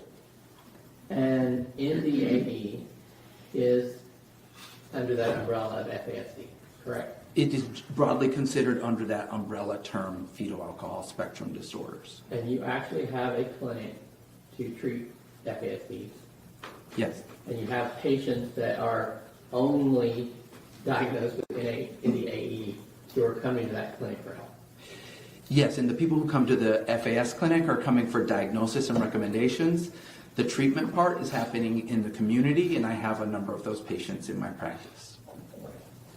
And you said about what percentage of your practice are the NDAE?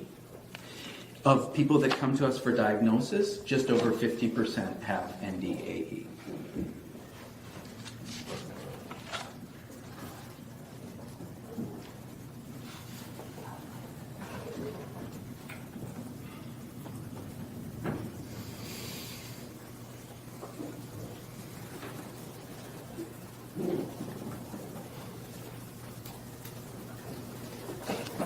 Now, as part of your work on this case, were you asked to render an opinion on insanity or any other defense? No.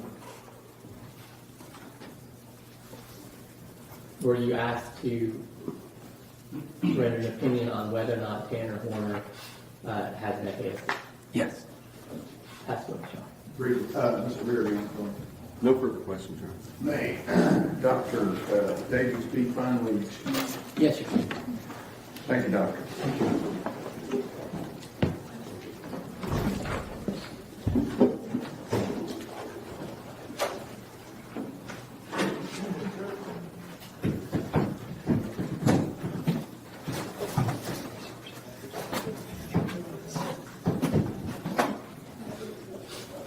Dr. Young? Okay, Dr. Young.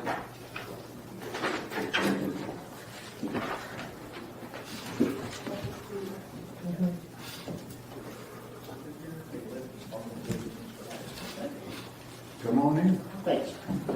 Ladies and gentlemen, this witness has been previously sworn to testify truthfully. Okay. Mr. Goldman. Yes, sir. Good afternoon. How are you? Good to see you. A couple of questions. Can you tell the jury your name, please? Stephen Lee Yant, DO, And what is your profession? physician. Pull that microphone a little bit closer. This one? There you go. Are we better? Yep. Yeah, thank you. Can you please review your educational background? Yes, I graduated at Texas College of Osteopathic Medicine in 1983. Did an internship at Riverside General Hospital in Wichita, Kansas. And am board certified in family practice. And I've been practicing medicine in Bastrop, Texas since 1991. And do you currently hold any faculty positions?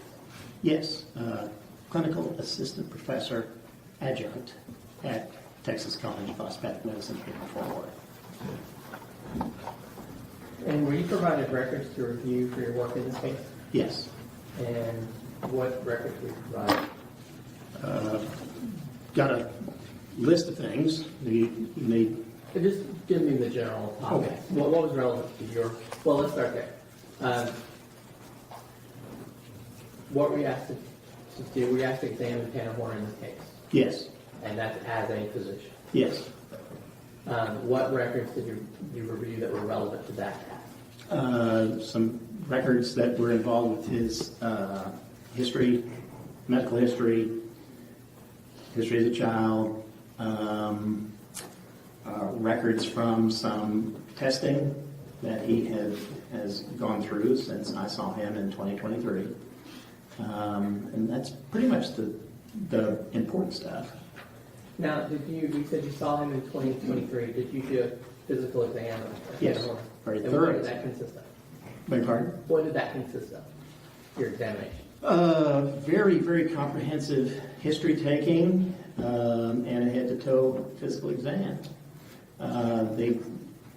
These exams that I do in these cases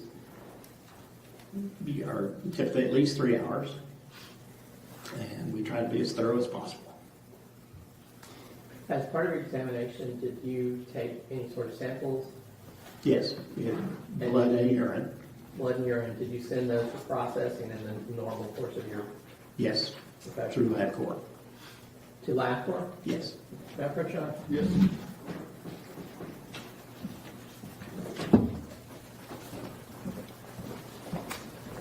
Let's take a look at that. This is the Defense Exhibit 86. Okay.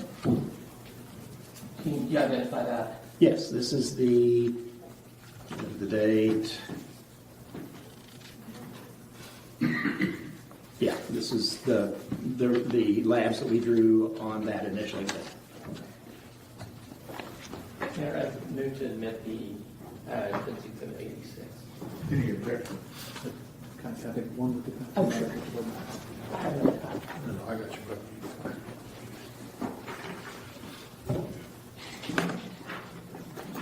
No objection. States that Defense 86 is in there.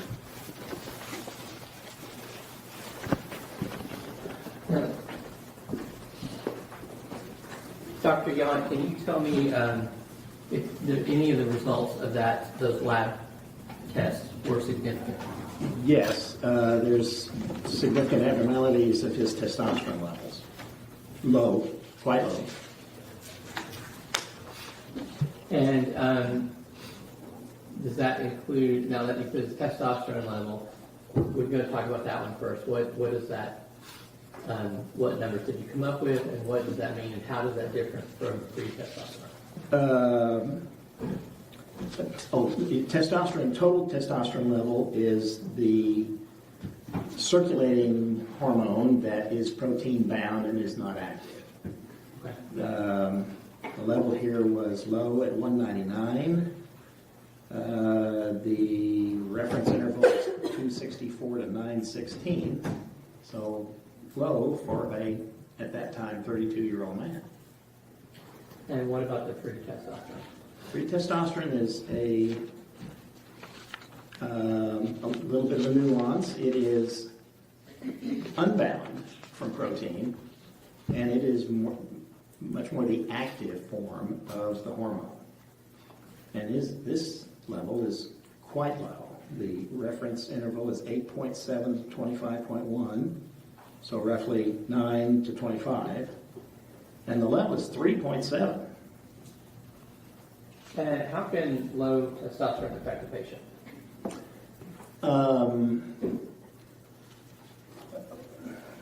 Can I approach that as to how high testosterone would affect a patient and then back up to low? Or would you? However you can best explain it, and you can Okay. tell the jury because we talked about it. So testosterone is a hormone that is the male sex hormone, androgen.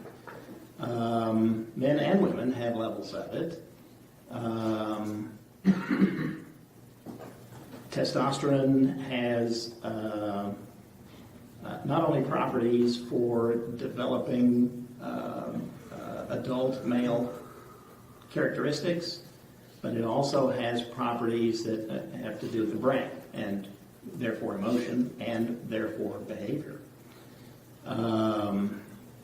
So testosterone creates aggression by its stimulation of some of the deeper structures inside the brain, and we call it the subcortex.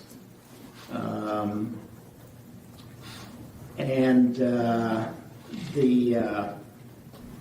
by creating that aggression, then aggression can find itself manifested as violent behavior.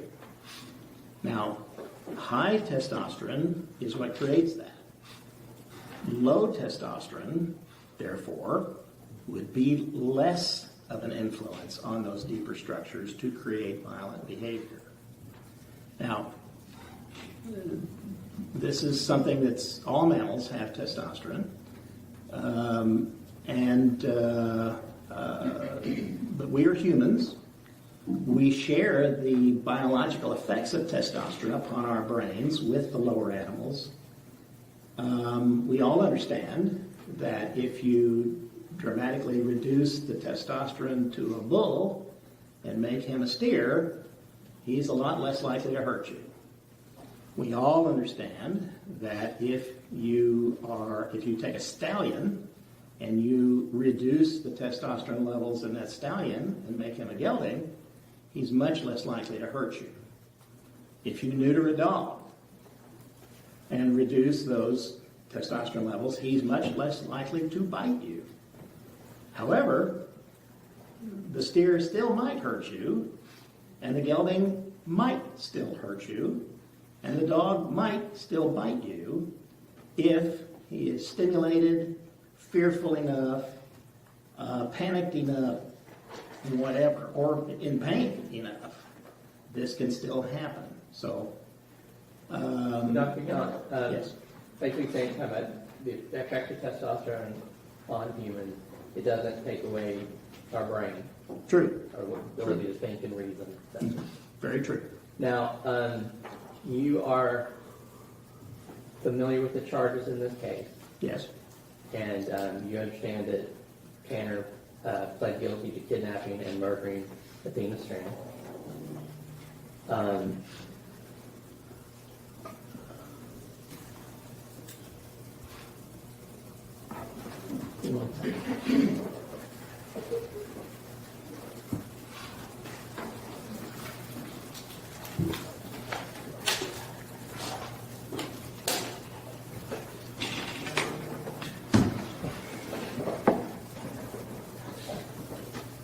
going to go ahead and pass it. Thank you, Doctor. Yes, quickly, Your Honor. Dr. Young, thank you for coming again. I think last time we saw you on Zoom, didn't we? Okay, well, you may have saw me, but I couldn't see you. But I remember your voice. It's that whole technology thing. Amen. Amen. I just want to clarify a couple of things. From that lab test that you have from you, when did you do the draw on Mr. Horner? It was the day that we did the exam on him. Forgive me, I walked in here without my glasses. I want to say that was September of 23.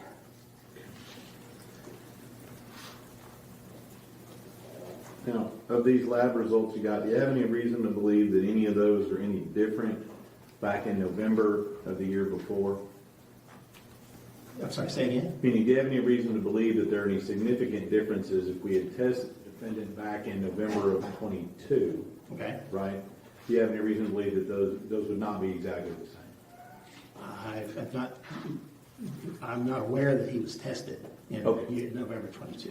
I guess what I'm trying to get at is you don't have any type of medical opinion that any of the numbers in all the labs would be any different than they are now. That would be guessing. Okay.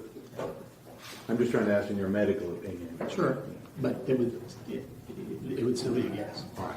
And that's really the only thing that, as far as in this case, that you're providing is that you did a physical exam. You say he's got, the lab say he's got low T. Yes.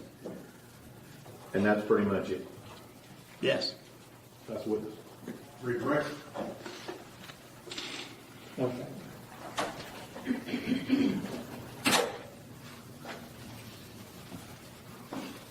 That's all I have. Thank you. May he be excused finally? Yes, sir. Thank you, Doctor. All right. Thank you, sir.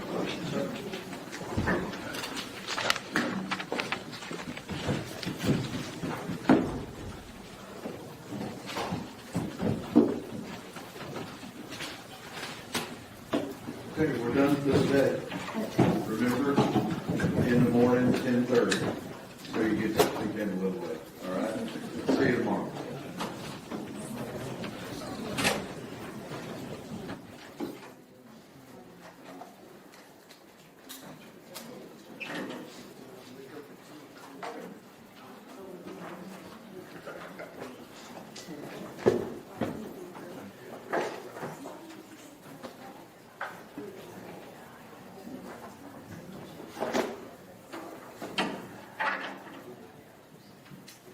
All right, thank you, everyone. Tomorrow, What? ready to go? Ready to go? James, before you leave, these are